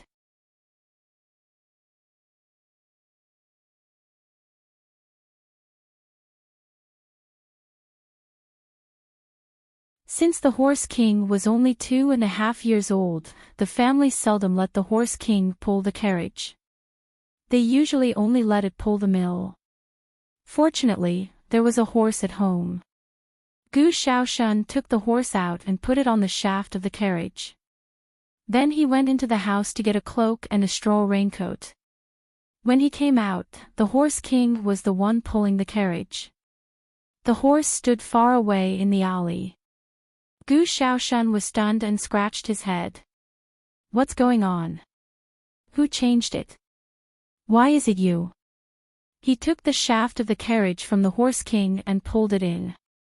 Then he took the horse over and put it on. Xiaoshun, eat something before you go. Madame Nan called him in the house. I'll bring 2 steamed buns. Gu Xiaoshun hurried into the house. When he came out with the steamed buns, the horse pulling the carriage became the Horse King again. No, Gu Xiaoshun was confused. Sister. Gu Jiao came out and looked at the Horse King. Then she looked at the horse that was frightened by the Horse King and said, Come out. The Horse King didn't move. It meant that it had to go out. Gu Xiaoshun said, Sister. Gu Jiao said, Forget it. You go in the house. I'll go by myself. Oh. Gu Xiaoshun scratched his head and turned to go into the house. Actually, I'm not heavy. Gu Jiao sat in the carriage. The Horse King whizzed and the carriage went away. The Horse King was very fast. Gu Jiao didn't get wet on the way. It didn't start to rain until they entered the mansion. The rain didn't stop and showed no signs of letting up. Gu Qingfeng hid in a big tree for a while. In the end, he was still found. He didn't know how they found him. He clearly didn't reveal any flaws. There were a total of 4 officials. Their martial arts weren't weak. If it was in the past, it wouldn't be difficult for Gu Qingfeng to deal with them. However, the wound on his leg was too painful. He escaped with minor injuries. The 4 people were seriously injured and fell to the ground. They wouldn't be able to catch up for a while. He was afraid that there would be a second wave of officials chasing after him. It was just a slave. In Gu Qingfeng's view, there was no need to make such a big fuss. However, he also understood that they weren't catching a slave. It was the rules. If everyone followed his example and left, then who would be so dead set on working in the mines? They wanted to catch him and kill him as an example. Gu Qingfeng walked along the official road. He didn't know how long he walked, but he finally came to a bustling street. Xingdu was more prosperous than Zhaodu. Even though it was raining heavily, there were still many vendors on both sides of the street. The pedestrians on the road were hurried and the shops were full. Gu Qingfeng braved the heavy rain and walked on the wet street with one foot in the other. His head hurt and his body was a little cold.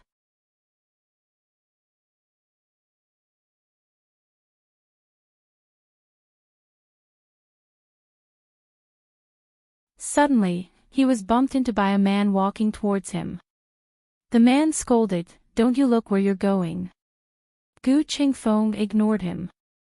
He didn't understand anyway. On the way to Xingdu, he was locked up with a group of slaves from a lower country. There weren't many opportunities to learn the language of the Yan kingdom. After walking for a while, he had a splitting headache and his mind was dizzy. According to his previous experience of being sick, he should have a high fever. He found an open space under the eaves and sat down against the cold wall. "Hey! Go away!" The beggar on the side scolded, "This is my territory." Gu Qingfeng glanced at him and was too lazy to move. The beggar pointed at the brand on the outside of his right calf with a stick. "So you're a slave? Then you dare to fight with me for territory?" In the Yen Kingdom, the status of slaves was lower than that of beggars. They were not people, but goods, cats and dogs. Gu Qingfeng didn't understand what he was saying. He was too tired and just wanted to rest for a while. He didn't want to cause trouble. But this person was too noisy and even hit him with a stick. Gu Qingfeng could pinch him to death with his fingers, but he was just an old beggar with a lame leg. Why bother with this kind of person? In the past, Gu Qingfeng would bother. But now he wouldn't. After experiencing more injustice and abuse, this kind of unfriendliness was not worth mentioning at all. Gu Qingfeng couldn't stand the noise and dragged his tired body away. He fell in an alley full of water. People came and went in the alley. No one noticed that a person had fainted here. Finally, a carriage stopped nearby, and a gorgeously dressed middle-aged woman walked into the rouge shop with a young maid in a flirtatious manner. When the two came out of the rouge shop, the little maid inadvertently glanced and saw the figure on the ground. "Mother, there's someone over there." In the Yen Kingdom, only the brothel madam could be called mother. The middle-aged woman stared at her and said, "How many times have I said, we're not a brothel? It's changed to a theater. Call me madam." "Madam." "Yes, madam." The maid hurriedly changed her words, thinking that a theater was similar to a brothel. "Alive or dead?" The middle-aged woman looked at the person in the alley. Gu Qingfeng was lying on the ground. His body was tall, and the bones of his hands were delicate and slender. "Oh, you're quite pretty." The middle-aged woman and the maid walked over with an umbrella. The maid squatted down and touched his neck. "He's still breathing." He seems to be talking." The maid put her ear close to his neck. "What did he say?" the middle-aged woman asked. "He doesn't seem to be from Xingdu. The language of the Yen Kingdom is so strange." The maid listened carefully for a while and finally understood a few words. He said, "Tianqiong Academy." "Madam, is he a student of Tianqiong Academy?"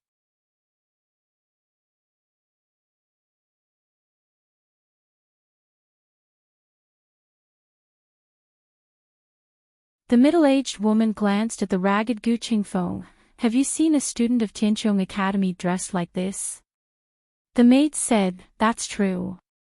The middle-aged woman was experienced. She directly lifted Gu Qingfeng's trousers with her foot and saw the brand on it. She smiled coldly. "So he's a slave. Okay, take him back." Gu Qingfeng was carried into the carriage by the maid and the coachman and thrown on the cold floor. The maid lifted the curtain and looked at the approaching carriage. She said curiously, "Madam, look, that carriage doesn't have a coachman." The middle-aged woman wiped the water droplets on her body with a handkerchief. "His horse is obedient." "What's so strange about that?" "It's just that the horse is jumping around happily like a fool." You're tuning in to the LoveLore Library YouTube channel. We're so grateful for your support, and don't forget to subscribe to join us on this incredible journey through captivating stories. Your generosity through donations truly makes a world of difference, as it's the primary source of revenue that allows me to expand and enhance this channel for you. Thank you from the bottom of my heart for being a part of this adventure.